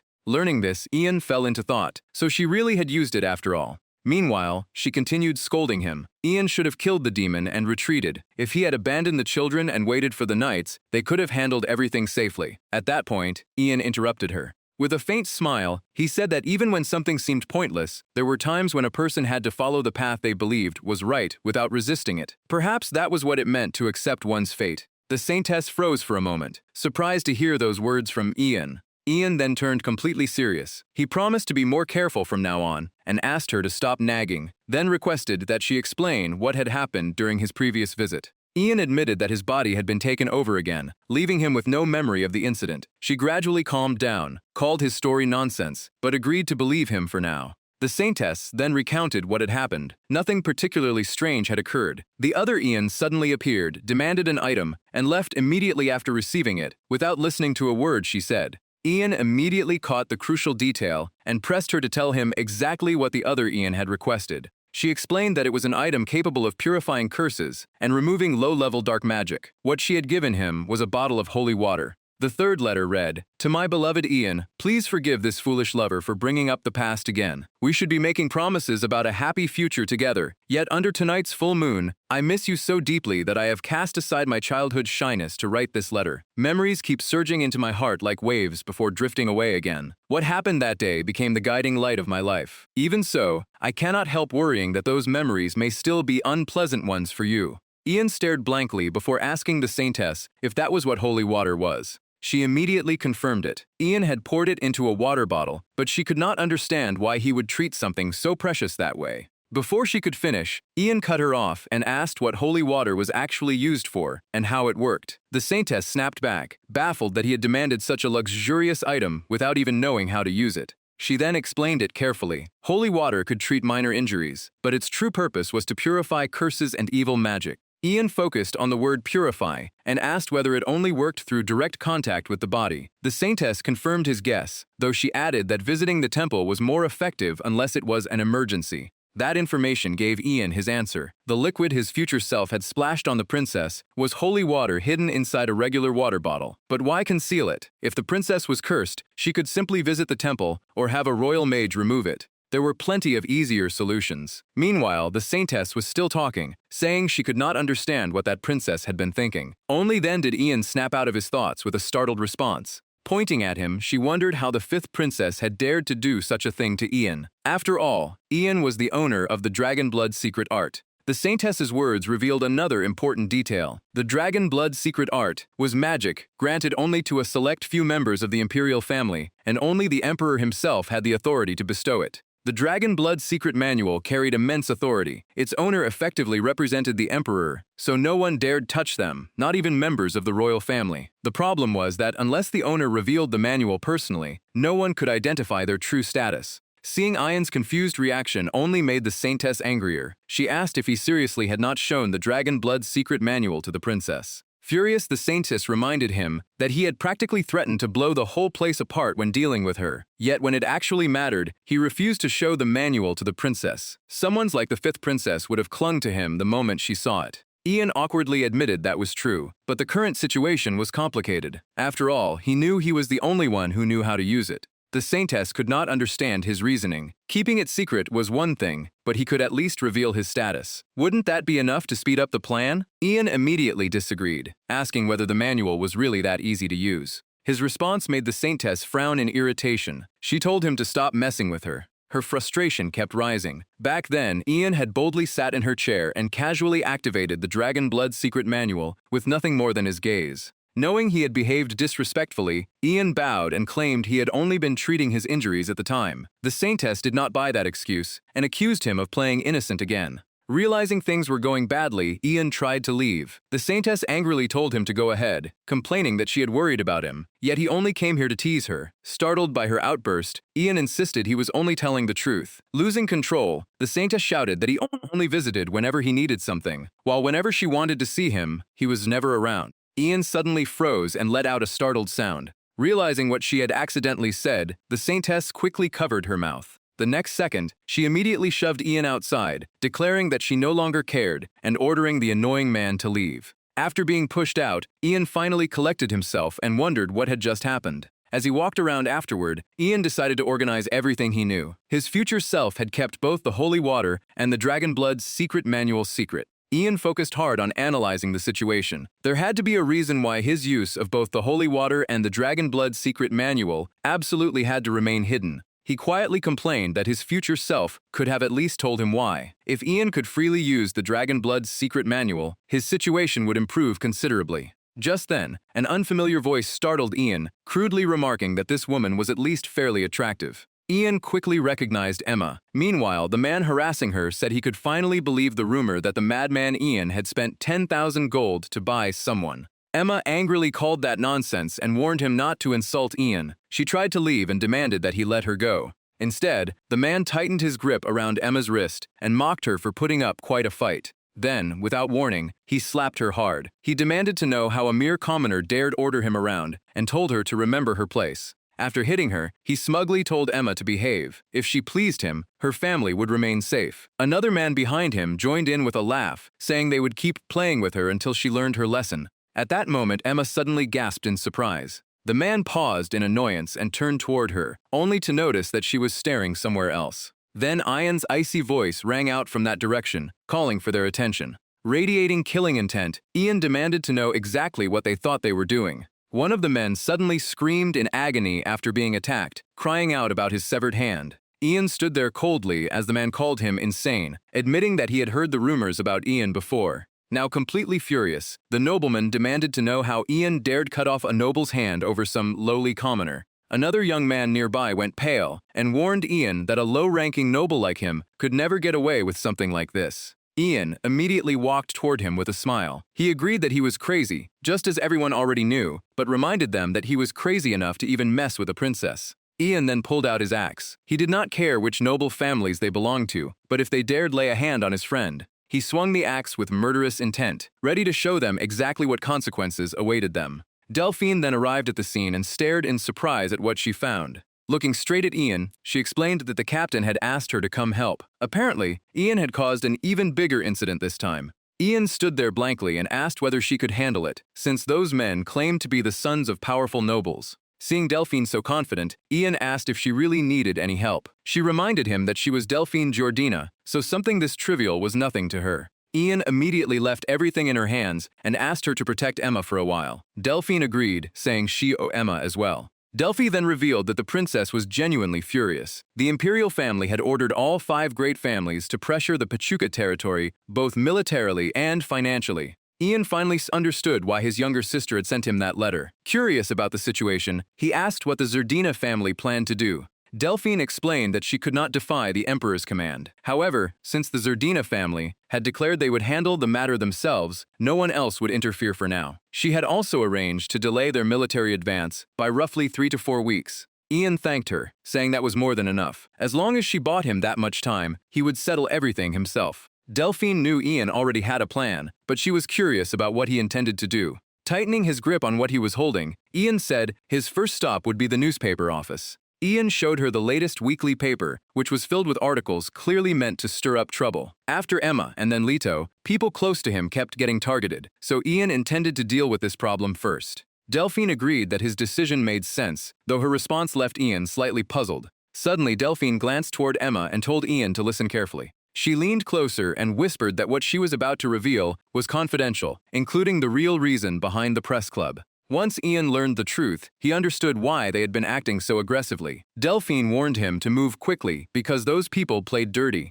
Ian bowed gratefully and thanked her for the information. He then asked Delphine to handle the remaining cleanup, and she calmly assured him she would take care of everything there. Ian urged Emma to leave with him, telling her that Senior Delphine had agreed to help them. Emma could only stare at him in bewilderment and call his name. Still hesitant, Emma gently tugged at the hem of Ian's clothes. Emma sincerely apologized, blaming herself for what had happened. She had nothing to repay Ian with, yet he kept coming to her rescue every time. Ian smiled and reassured her. The medicine Emma had given him had already helped him many times, so a simple thank you was enough. With nothing else she could say, Emma quietly thanked Ian. Time passed, and by late afternoon, someone suddenly shouted for them to stop, warning that unauthorized people were forbidden from entering. A guard firmly told them that only press club members were allowed inside and ordered them to leave. Ian looked around and noted that the club had an entire building to itself, which was quite the special treatment. Ian turned toward the guard and admitted he had once wondered why the club received such privileges. But if it was actually the student branch of the Imperial Intelligence Bureau, everything suddenly made sense. The guard immediately grew nervous and demanded to know what Ian was talking about. Ian remained calm and remarked that the man's acting training clearly still needed work. The next second, Ian immediately summoned his weapon. At that moment, a sword suddenly appeared out of nowhere. The sight left the guard visibly frightened. Ian calmly explained that he had already investigated everything before coming here. There was no point keeping up the ridiculous act, so he wanted to get straight to the point. Ian had no interest in talking to mere underlings. He demanded that they bring out the press club president. The third letter read, "Once again, she sincerely apologized for the painful memories he had been forced to endure. She could never claim to understand what it felt like to bear such injustice and suffering alone for everyone's sake. Even so, not a single day had passed since then without her regretting what happened, especially after realizing that everything he had done was for her. The feelings born that day had continued tormenting her ever since, a once-in-a-lifetime affection that made her heart ache as though it might completely melt away." Ian then struck the guard hard across the face. Unable to withstand the blow, the man immediately crashed to the floor. The remaining guards shouted for everyone to stay alert. Ian was the man rumored to have defeated all 4 Imperial Knights. Ian thought back to the moment Emma was struck, when an image had suddenly flashed through his mind. In that memory, a girl was being consumed by flames, sacrificed as a scapegoat during a ritual. The scene remained burned into Ian's mind. Looking closely, he realized the girl had only one eye. Perhaps that was why his rage still refused to subside. All Ian wanted now was to put an end to everything. Meanwhile, the guards charged him all at once. Even in such a cramped space, Ian effortlessly slipped past every attack the guards threw at him. Ian immediately swung his battle axe. Did they really think a coordinated attack like that would work on him? One soldier couldn't withstand the blow and cursed in frustration. Ian showed no mercy. Being members of the Intelligence Bureau wasn't going to save them. With murderous intent surging around him, Ian launched another attack. He then charged straight ahead. Ian cut down everyone in his path without mercy. None of them would escape this fight without suffering. Another young man failed to hold him off and collapsed. Ian quickly closed in on the bespectacled man next. As Ian grabbed him by the throat, the man struggled to speak. He couldn't believe Ian would still go this far after learning their true identities. Ian calmly asked if he wanted to know the reason. Just then, Ian noticed someone trying to ambush him from behind. He reacted instantly and caught the attacker's wrist. Ian slammed the man onto the floor, declaring that these bastards were the ones who had started this ridiculous mess. Watching this, the bespectacled man gritted his teeth and cursed Ian. Ian glanced over to see what he was planning. The bespectacled man immediately slashed Ion's arm, calling him a fool for turning his back on him. Ian merely laughed. The Imperial Intelligence Bureau really was persistent, coming after him even after being beaten half to death. Still, this man had done Ian a favor by reminding him that leaving him alive would only cause more trouble. The man stared at Ian in disbelief. Before he could even plead for Ian to wait, the bespectacled man fell beneath Ian's axe. But Ian suddenly realized something was wrong. Staring at his hand, Ian cursed. The blade must have been coated with some kind of paralytic poison, so he needed to finish this as quickly as possible. He soon reached a door and let out a breath. Ian kicked the door open, wondering if this was the place. The moment he spotted the person inside, he shouted for Nezit, the queen of the ball. Nezit greeted him with a smile, welcoming Prince Ian. The basement had been rumbling for a while, and she had been wondering what was happening down there. Ian remarked that she was acting awfully familiar for their first meeting. He had only one demand. She was never to touch anyone close to him again. He then raised his axe toward her. Nezit showed no fear and instead burst out laughing. Even more confused, Ian scratched his head with the axe handle. Nezit's expression then turned serious as she stared at him. Ian finally spoke up, noting how confident she still looked. In that case, he wouldn't hold back anymore. Suddenly, countless knives appeared, catching Ian completely off guard. Realizing something was wrong, he quickly dodged them. But the knives continued chasing Ian. He was forced to keep moving to avoid the deadly attacks. Ian cursed internally. He couldn't sense the incoming knives at all, and he had never heard that Nezit possessed an ability like this. Nezit casually walked toward him and mocked him for getting scared over just a few daggers. A second later, Ian kicked a table hard toward her and told her to take this. In the blink of an eye, the table was struck by countless slashes. After shredding the table, Nezit smiled and told Prince Ian to try harder. By now, the poison should have taken effect, making it difficult for him to even stay on his feet. Nezit suddenly rushed him before Ian could properly react. Her terrifying speed caught him off guard. Ian retreated a short distance while calculating his next move. At times like this, he suddenly changed direction, knowing he had no choice but to take a risk. Ian flipped through the air and regained the advantage. Only then could Ian catch his breath. That had been close, but fortunately, he had managed to land a decisive blow before the paralysis completely took over. He even taunted Nezit, saying she wouldn't be able to move much longer either. Nezit burst out laughing. It had been a long time since anyone managed to injure her like this, and now her mind felt incredibly clear. Ian stared at Nezit in disbelief. He couldn't understand how she was still alive after taking that hit. Nezit calmly stood there and asked if they should finally settle this with a proper fight. Ian finally realized what was going on. That was spatial storage. He couldn't believe she had spent millions of gold just to apply an attribute to a single uniform. Nezit casually tossed us another knife and called it a privilege of royalty. Ian then noticed that the crucial object had vanished again. At that exact moment, a blade suddenly came, down from the ceiling, directly above Ian's head. Fortunately, Ian reacted quickly enough to dodge it. He glanced back at Nezit and cursed. Ian finally understood the real problem. The poison was slowing his reflexes. Nezit coldly told her junior that it was time to sleep. After that, the room fell silent once more. Seeing Ian incapacitated, Nezit chuckled. She was genuinely impressed that he remained conscious after absorbing so much poison. It only disrupted the flow of mana and wasn't lethal, but an ordinary person would have passed out long ago.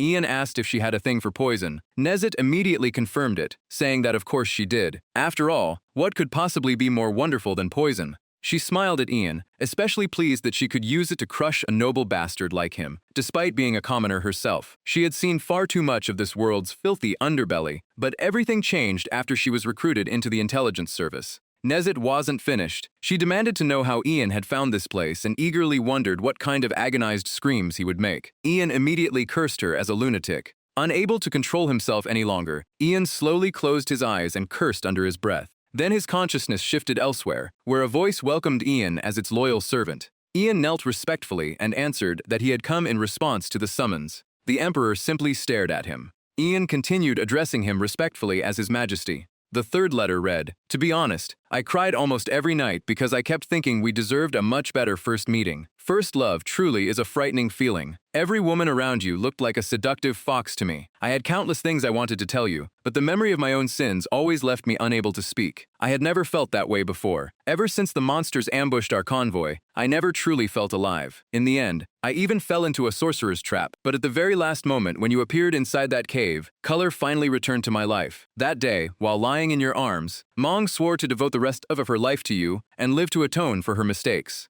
The Emperor stared at him for a moment before quietly calling Ian's name. He then turned to the matter that concerned him most, asking Ian for an exact report on the battle. Ian quickly reported on the Empire's strongest warriors, those who had reached the Master Realm. There had been 6 of them in total. Ian explained what had happened. All 6 had now been wiped out, while Sir Phelim's army had surrounded the Grand Sanctuary. Ian continued, vowing that as long as he still drew breath, he would never let them pass, no matter the cost. The Emperor immediately caught the crucial phrase, as long as Ian was still alive. He then lamented that after centuries of imperial history, perhaps not only the Empire but humanity itself was destined to collapse like this. The Emperor solemnly addressed Ian as humanity's last master and his loyal subject. Ian immediately answered, "Yes, Your Majesty." With a grave expression, the Emperor declared that he would entrust Ian with the dragon blood secret art. Ian could hardly believe it, since the technique was reserved exclusively for the imperial heir. The Emperor abruptly cut him off at the word heir. He firmly stated that with the world on the brink of destruction, tradition had lost all meaning.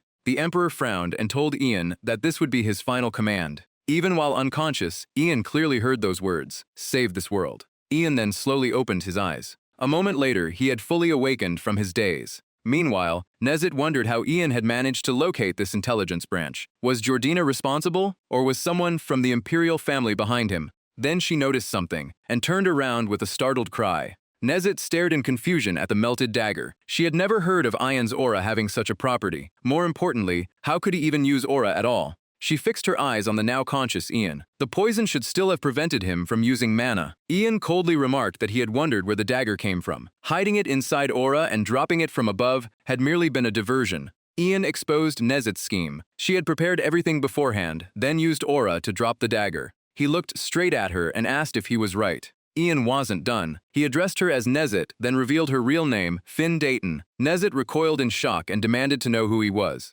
Her voice rose as she demanded to know how Ian knew a name she had abandoned long ago. Every trace of that information had supposedly been erased, with the truth sealed away among the imperial family's deepest secrets. Nezit suddenly fell silent, as she felt an overwhelming pressure descend on her. Ian was now pointing directly at her. Standing there with an icy expression, Ian ordered Nezit to shut her mouth. Only then did she realize what was happening. Nezit stared at Ian in disbelief and asked whether he was the Emperor's representative. The next second, a massive explosion erupted inside the room. Nezit was blasted away, crying out in pain. She slammed into the wall behind her before crashing to the floor. Nezit lay sprawled weakly on the floor, barely able to move. She demanded to know why Ian was here and where he had even come from. He leaned down and warned Nezit that he had neither the duty nor the need to explain himself. He would only say this once, so she had better listen carefully. There was no warmth in Ian's eyes as he made it clear that she was never to question him again. That evening, deep within the forest, Ian read the article in his hand. It described an axe murderer with nothing left to lose, someone who did not even fear expulsion, while Ian and Gould answered violence with something many times more brutal.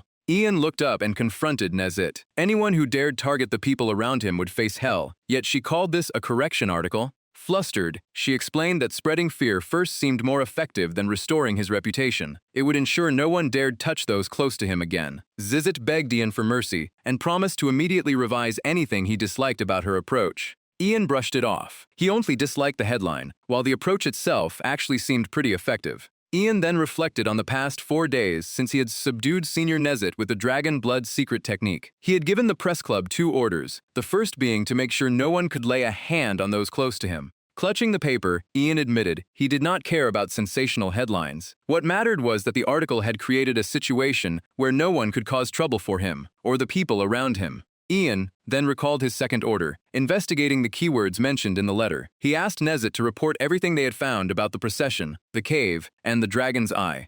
Nezit awkwardly apologized, saying the deadline had been too tight for them to uncover much. The procession and cave were especially difficult to narrow down because both terms were so common. Before she could finish, Ian cut her off and said he would judge the results himself. He ordered her to continue, leaving Nezet no choice but to reluctantly report. There was little information on the procession, but the most notable upcoming event was the homecoming festival. Ian figured the homecoming festival could qualify as a procession. He remembered a line he had once read. Ever since monsters ambushed the procession, the writer had never truly felt alive, and had even walked straight into a dark priest's trap. Ian had assumed the event would be small, so he now wondered whether the homecoming festival was really their target. Ian knew the event took place at the end of the academy's semester, with both students and professors participating. Yet the enemy was actually planning to attack a massive procession that stretched all the way to the city. Ian carefully considered the possibilities. Either the dark faction was planning a massive suicide operation, saw enormous value in targeting the event, or was genuinely confident it could pull off the attack. After thinking it over, he asked about the cave.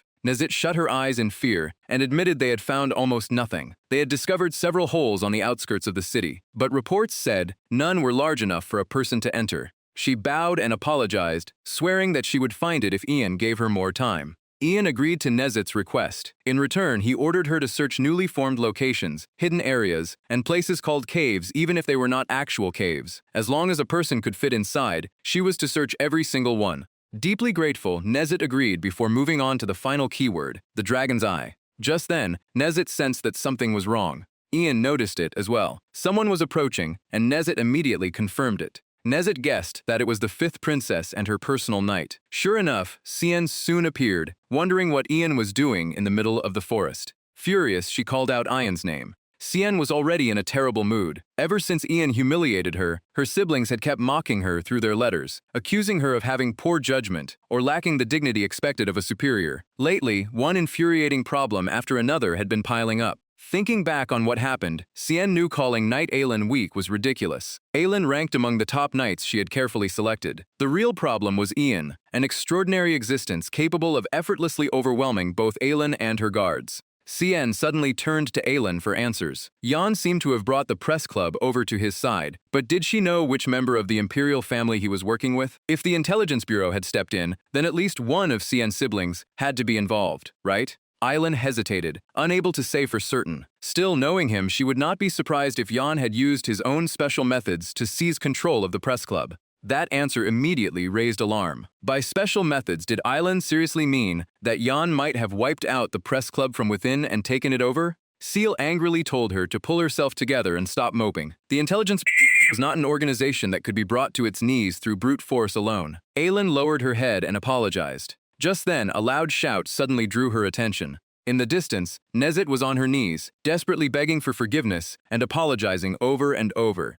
Her entire body trembled uncontrollably as she pleaded to be spared. Ian merely stood there with a cold expression, reminding her that he had already made himself perfectly clear. There was no warmth in Ian's eyes as he addressed Nezet. He would not repeat himself. He had already ordered her never to question him. The third and fourth letters continued like this. She had recently started learning how to cook. It was embarrassing to admit, but if she married him, they might have to travel constantly and sometimes live without servants. Standing beside her husband was both a wife's duty and privilege, and above all, seeing him happy would bring her immense joy. People said love was the search for the missing half of one's life, yet somehow, to her, he was her entire life. Night had fallen before she even noticed. She still had so much she wanted to write, but for now, she would put down her pen once again. She thanked him for protecting her eyes, and told him she loved him more than anyone in the world, hoping she could see him again tomorrow.